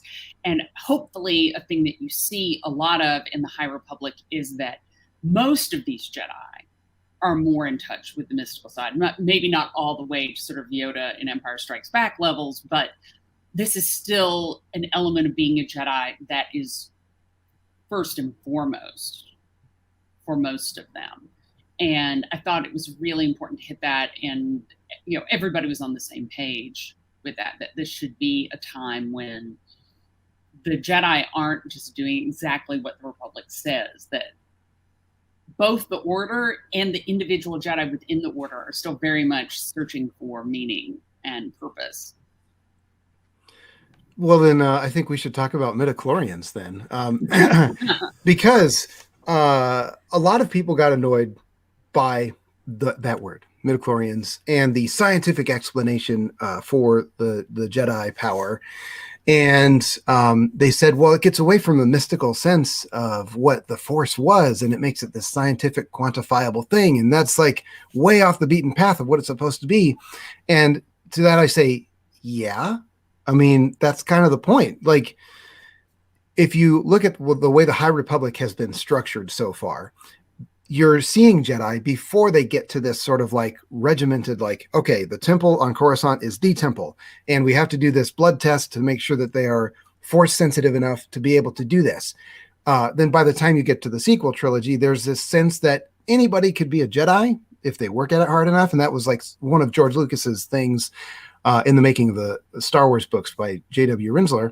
And I think it's interesting that fans' reactions to the idea of midichlorians, I think that's the reaction you're supposed to have, because the Jedi have lost their way. If the Jedi haven't lost their way, then Palpatine can't take control and get in power. And I think that's just one of the many things that George Lucas used as a shorthand to say, and this is why the Jedi kind of deserved it. I don't know. I mean, I was somebody who was not really thrown off by the mention of midichlorians in the Phantom Menace, because at the time I thought for sure, here's what it's going to be. The midichlorians are going to have something to do with how the Jedi are defeated, because this has been a question we'd all had in our heads for decades, right? Like, how did an army of like superpowered psychic warriors get beaten? How does that happen? And I thought it's going to be something about the midichlorians. It turns out there's a physical vulnerability that they have because of this, and that's going to be how they do it. And notably, that is not at all what happened. And I have had very mixed feelings about midichlorians ever since. And honestly, it's really been The Mandalorian that has turned that around, I think, because the whole idea of one thing I love about it is it's clearly one of those ideas that came out of somebody going, this is what's wrong with midichlorians. You know, I don't know if it was Jon Favreau or Dave Filoni or somebody else, but they're like, well, then somebody could just steal midichlorians. Somebody could just take the midichlorians and make themselves great. You know, and then you have this thing where you have somebody who's attempting to make himself a Sith through you know, the most, you know, brutal and I don't know what you would say, primitive means. Right. Which is, and I'm like, okay, that I really love. I think they've actually taken that idea and really made some gold with it. See, I like that. I like where you're going. And first of all, I just want to say I love the fact that our creators are so in love and so passionate about Star Wars that they're actually dipping into other things. Like, I love the fact that you're bringing up The Mandalorian and that you're watching. It's like, oh my gosh. Sorry. I'm just fanning a minute. Oh yeah, no. Fan segment. Right? No, I'm having a fangirl moment. I'm like, oh my God, Claudia's watching The Mandalorian. I told you guys this before or not, but you know, sort of in the lead up to The Mandalorian, just we were having our High Republic talks, but we also talked about other Star Wars things we'd be interested in writing or doing. And I kept pitching little children's picture books with Yoda teaching baby Yaddle. I was like, think how cute, guys. Okay, I want that. How cute. And they were like, I was like, how do they not see this as gold? And then we get the premiere of The Mandalorian. It's like, oh, they're on it. They're on it. They figured out that a little baby Yoda is incredibly cute. That's why they absolutely. But what you were going with about stealing the M count, as The Mandalorian puts it, M count, not the midichlorian. I love this because if you go back, when James Luceno wrote Darth Plagueis the Wise, I love that novel. I know it's not considered canon, whatever. That being said, when you think about it, he was very much into science and trying to keep things, see how long he can keep things alive and what he can mix with what. He had a laboratory, you know, it's like just wild. He did some really creepy things. So this plays along with that. This would make sense that Sheev, you know, he said, you know what? My master before me was doing all this stuff. Why can't I do it too? I'm going to have some Snokes in a jar, like pickled dill Snokes in a jar. And, you know, I'm going to do some of this stuff. I got Luke's hand, you know, sticking in a jar. I mean, you know, he's stealing midichlorians this way. He's preserving it. I know a lot of people, you know, were sort of freaking out about the idea of Palpatine returning. And while I have my issues with The Rise of Skywalker, which we won't get into too much here, but just in terms of him coming back, I was like, listen, episode 3 is nothing but Palpatine going, did you know I don't have to die? Death, optional for me. You don't have to die. Ask me how. That's all he does the whole movie. So it's like, they almost had to bring him back at some point because that's, you know, he's just walking around with the T-shirt that's like live forever, ask me how. And so that part I was like, yeah, he kind of had to appear somehow. Right. He's like that pimple you can't pop. It just always comes back, right? I'm sorry, that's why. I'm sorry, a little gross, but it's true. It's like the thorn in the side. I mean, here's the thing. If Maul can get sliced in half and come back, I mean, let's just, you know, but that's the story for another day. Everyone is putting their comments. I don't know if you've been reading them, Claudia, but everyone loves Geode. So I want to, we got to talk him. Okay. Yeah, he kind of rocks. Yeah, he's like the most solid character, you know, the strong and silent type, which I'm all about. So stole my heart. I got to ask, in your awesome book, there's that moment. Geode is like the supreme of supreme heroes. Just kind of like slides in there and saves the day.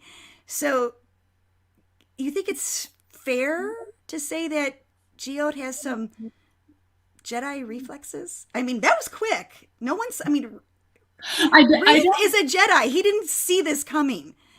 I think Geode is sort of operating on his own frequencies. what do I say? I love Geode a lot. I do not see him joining the Jedi Order at any point in the near future. A Vint Jedi would be a very interesting thing to consider, but I feel like Geode is on his own path. He's pretty happy doing what he's doing. It was a nice path with shrubbery on one side. Mm-hmm. Yeah, I think he's a solid character. The thing that made me laugh about it was the Jedi, when they come aboard, they're like, are they talking to a rock? Mm-hmm. And so in some ways he reminds me of like Groot a little bit, in that Groot just says, I am Groot, and Rocket understands what he's saying. And I know you've talked about this before, but I'm sure that not everybody here has heard it. How did you come up with this character? Well, it sort of came out of coming up with Leox Ajasi, because I wanted a pilot who had a bit of a scoundrelly air, but I didn't want him to be Han Solo, or definitely not Diet Han Solo. That was not what I was going for. And the idea of it being sort of like a 90s era Matthew McConaughey came into my mind. And I was like, okay, that is a vibe that is both scoundrelly and not Han Solo. It's a very different thing. And I was like, okay, and now I need this counterpoint, and Leox loves to hear himself talk. I love to write him talking. So I need somebody who isn't super loquacious, but at the same time, I don't want Chewbacca or Diet Chewbacca. Right. And it was actually my husband who said, it ought to just be a rock. And then I started thinking about it. I was like, okay, not a rock, obviously, but what if you had a life form that was maybe a little difficult to distinguish and who did things in this very different way? And it became fun, because the big thing is you don't realize until you write it how many ways we have in prose and through cliches or sayings, etc., to express a reaction in ways that don't actually involve specific words or gestures. There are a lot of little verbal twists and turns that we have for that. And realizing that I got to sort of build this entire character and his interactions out of nothing but that. That just became a really fun writing exercise. And interestingly, I did an event in France only 2 months ago. My gosh, that seems very surreal. It's been an eventful few months over here.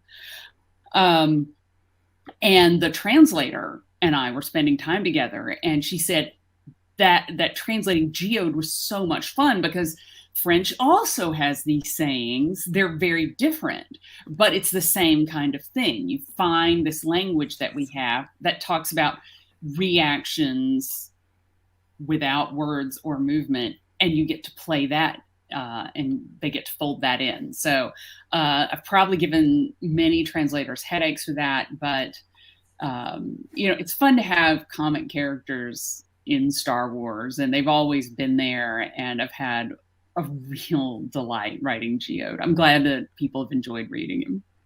Yeah, it's funny that you talk about fan casting, thinking of Matthew McConaughey. When I was reading the book, it was actually before you had said that's who you envisioned. And as soon as you said that, it's like, oh, that makes sense. All right. But I was envisioning Jake Johnson, who was Nick Miller on New Girl. Mm-hmm. And he did the voice for Peter B. Parker in Into the Spider-Verse. And so, like, it's funny how in your mind, how you cast characters really kind of affects how you read them. Mm-hmm. And also, I know that you're a Star Trek fan.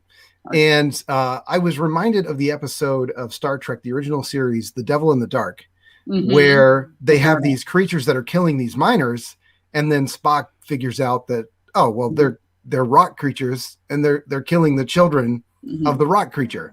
Yeah. And I don't know if you read a bunch of the Star Trek tie-in novels of the 80s, but a continuing character who appeared in many of them. I'm forgetting his name. That's super embarrassing. But basically, one of the Horta's children winds up being a crew member aboard the Enterprise.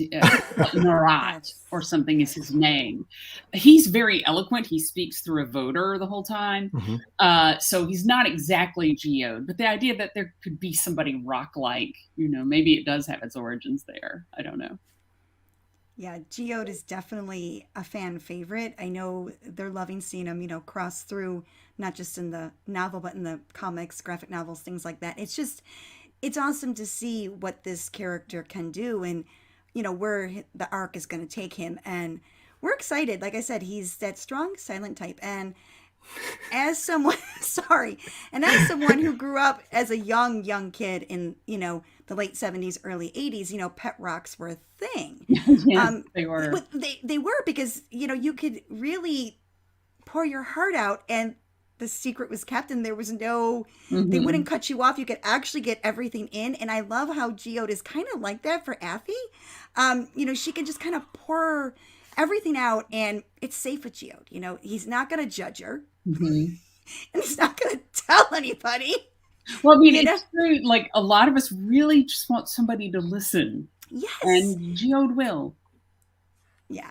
Oh, absolutely. And like I said, I'm looking forward to seeing where all these characters go. And speaking of those characters, the vessel. Yes. Yeah. Can you, because there are a lot of people out there that love their ships. They love their vehicles. Can you talk about how that came to be and the design that you had in your head? And of course, coming up with the name, just the vessel, which I think is awesome. Once I had sort of come up with the younger McConaughey thing, then stuff just started to pour out. And also at the time, actually, my husband started this while I was working on Master and Apprentice, but he'd read me some sections of the Tao Te Ching. And somewhere in there, it talks about, that the point of a vessel is not the hard part. The point of the vessel is the emptiness in the middle and what it contains. And I guess that just made me think, okay, Leox has a mystical side, and it occurred to me like he would think that that was the perfect name for a ship, because the point really isn't the ship. The point is the people that are inside and the stuff that it is carrying. So that became the vessel, and it's changed the way it looks in my head a few times. That is actually something I would love to see art on, and hopefully will someday. So I'm interested in that. But that was where that came from, sort of from the Jedi at a tangent. No, I like that a lot. Mark, do you have anything, or we can go with my other one that I have, but it's up to you. Yeah, go on to the next thing. Yes. All right. So I love when, you can read something in Star Wars from one era and then go to a completely different era, and there's these like tie-ins, these connections, breadcrumbs. You're great at doing that, by the way. So going back to Star Wars Bloodline, which is probably my favorite novel of the new canon, just so we're putting it out there. There is these Maxines that are brought up. And then we get to see them again in your latest with the High Republic. What was the thought process on that? The creative side of saying, you know what, I'm going to bring these back. How did that happen? Well, it really came out of the, at first it was like, okay, I need this ancient space station, but I want it to be an ancient civilization that, while they might know something about, it couldn't be something that had just been a Republic station or something they could just go and get files on or whatever it was.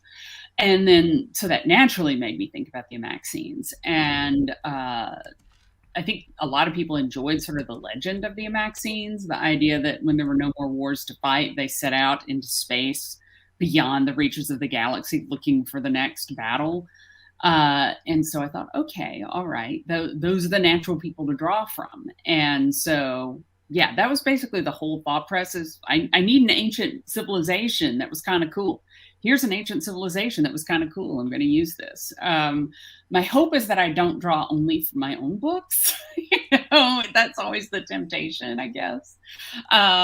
Because I want to see more of this stuff too sometimes, but I do try to pull in other things as well. With the Maxine station, Charles Soule and I got to make it the station that's in the Kylo Ren comics, because first we thought we had a conflict. It's like, oh, I need a station that is like an arboretum, but I need a station that's like an arboretum. And it was like, oh, wait, hold on.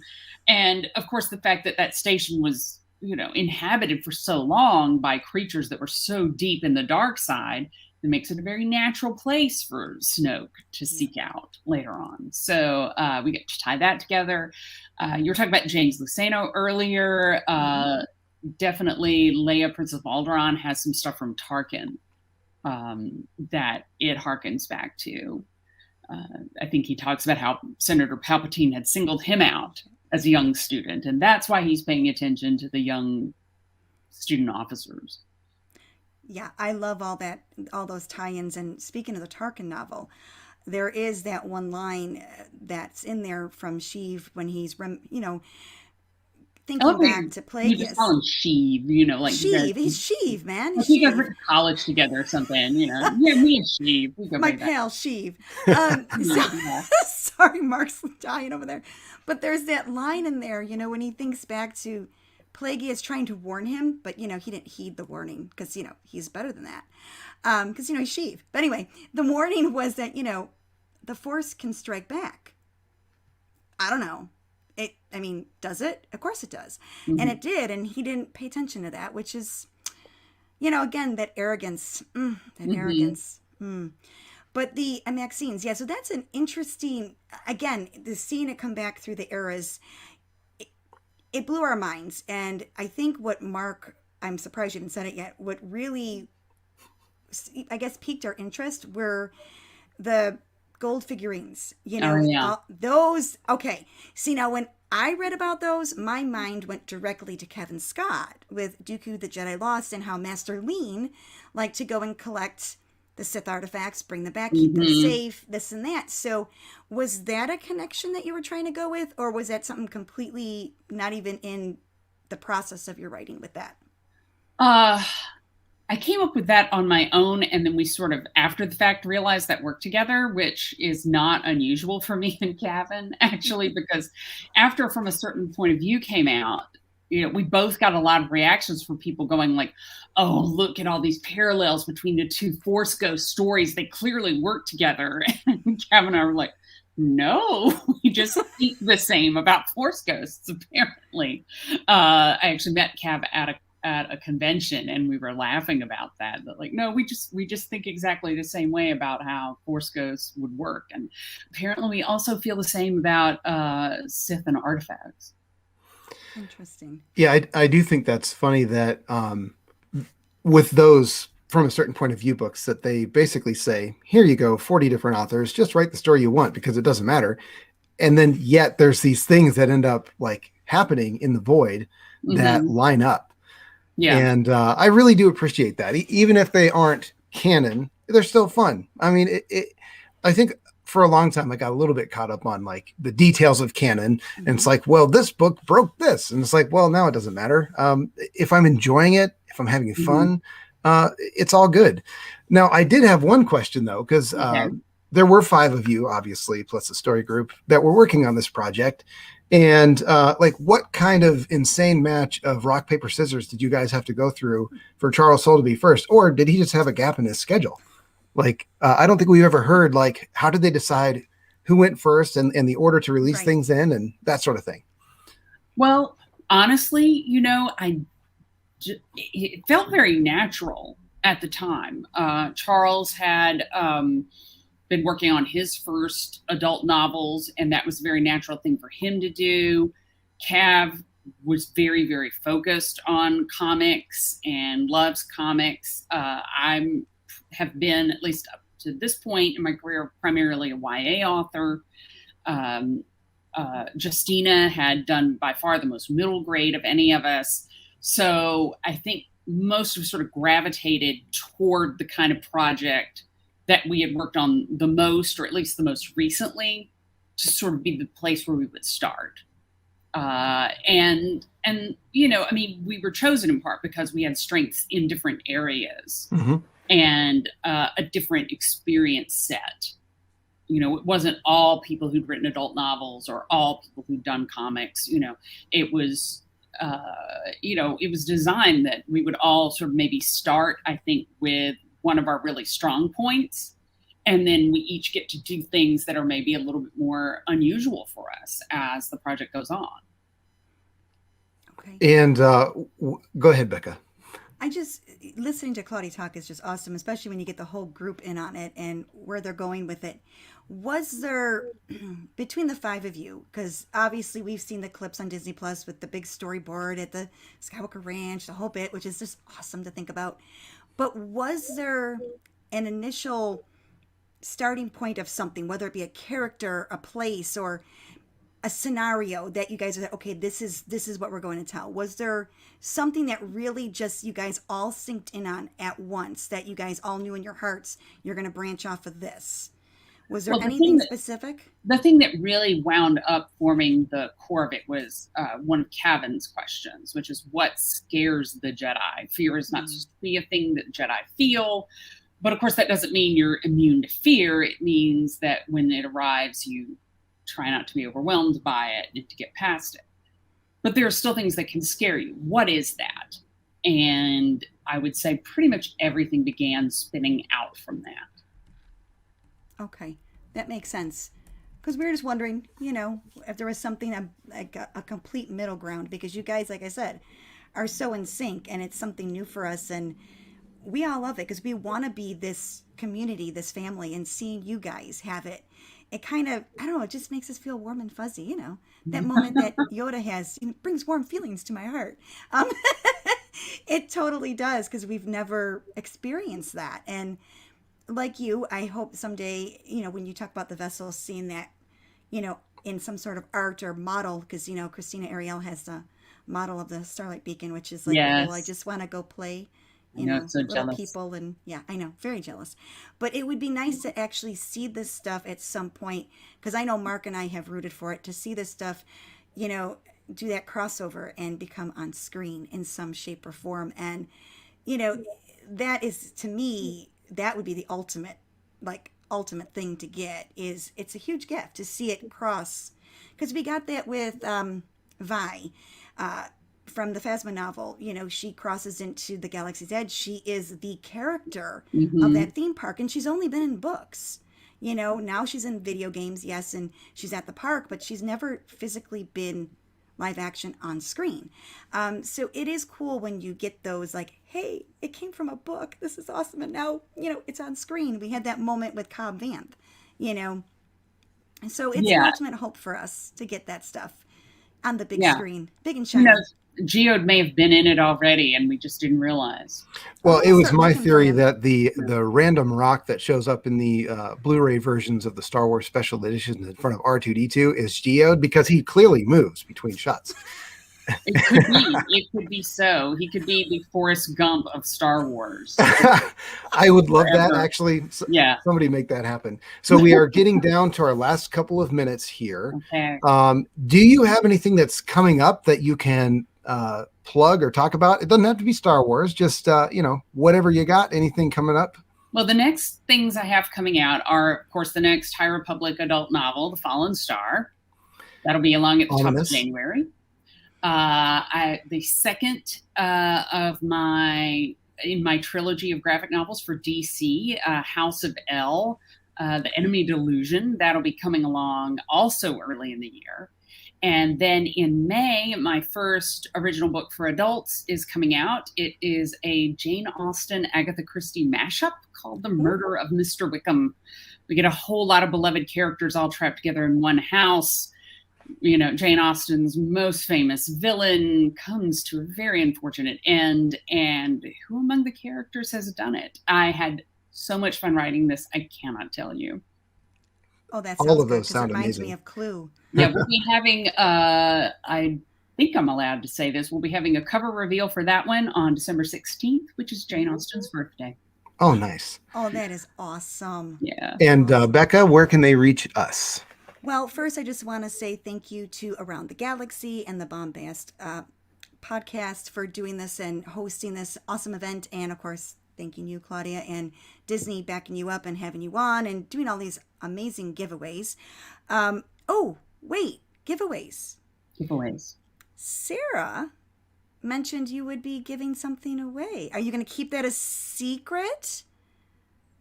I'm sorry. Was I not supposed to say that? It is. I've forgotten completely. I'm sorry. It's been a busy couple weeks. It's something. I can give away something. Do you guys know what it's supposed to be? Because otherwise, I do. Please tell me. Okay. Sarah said you were gonna give away some signed books of your work. I can absolutely do that. Okay. Yes. Hey, I'm sorry. Sorry, Sarah. That's okay. Like I said, it's been a busy, like in the last 3 months, there was an international trip. We had a Category 4 hurricane that cost us power for more than a week. Many, many, many things have happened. I'm still sort of going, I'm sorry. What's going on? What's going on? But thank you. I'm sorry if I kind of made that awkward. No.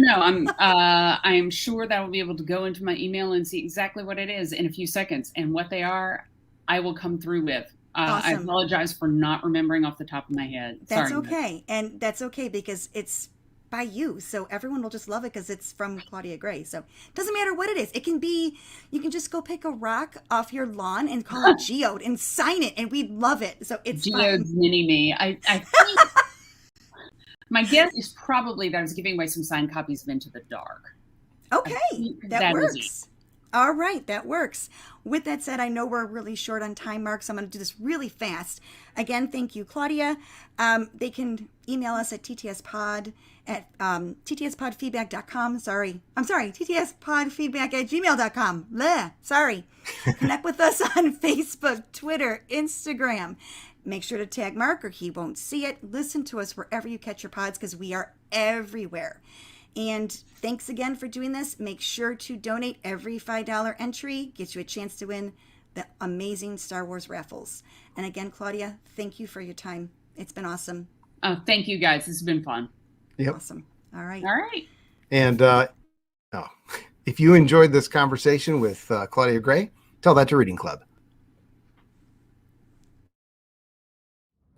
Hey everyone, it's me, Panda Baba. Just kidding. It's Patrick Cotner from the George Lucas Talk Show. Thank you guys for watching the Podathon today. I hope you're having a fun time. Good lineup. Real good lineup. A lot of good people on today. But also, they're raising money for Make-A-Wish. You should donate to that. You should give, you could give anything. You give $1, you give $5, you give $10. You could give, $1,000. That's the highest number I could think of. I was trying to think of a higher number. I know there are higher numbers out there. But you could give $1,000 if you want. It's going to a good cause, You should donate today. You should keep watching. I know it's going to be fun. I know you're having fun. I'm having fun. I don't know. Give some money. It'll be great. It'll make you feel good. Trust me. I know you're feeling bad right now. It'll make you feel good. Okay. Goodbye. Say goodbye to Panda Baba. All right. Bye-bye.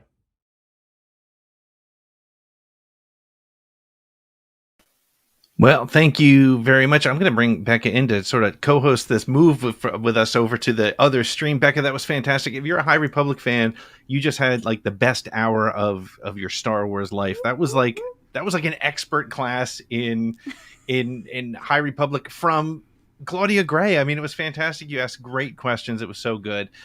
Thank you so much for doing that. Thanks for setting it up. Becca, we are going to ask everybody to hit the link that's in there. I just put it in the chat. I'm going to put it in there one more time because we are moving over to our 4:00 stream where we're going to have Star Wars Explained. We're going to have Charles Soule from Broaxium, Imperial Senate, not from Broaxium, on Broaxium. We're going to have Imperial Senate. We're going to have an AI script from the Banthaverse. And you know what? They're going to be with you and me and Anne Convery at was that 8:00 East, right? It is, yeah. I can't believe that that's coming up. And we also have Matt Martin, and we have Raffles, and we have stuff, and all kinds of great stuff. Becca, go ahead. You're Yeah, I do. Speaking of Raffles, I feel really bad. I'm sorry, Claudia, that I kind of made that awkward. But she did put in our little private chat here that she is asking if she can give away 3 signed Into the Dark novels, and I said yes. Of course. Can she? So- Yes. Absolutely. Yes, she can. So good. You can add those into the raffles. We'll have those this evening at 9:45 East, 6:45 West or Pacific, I guess.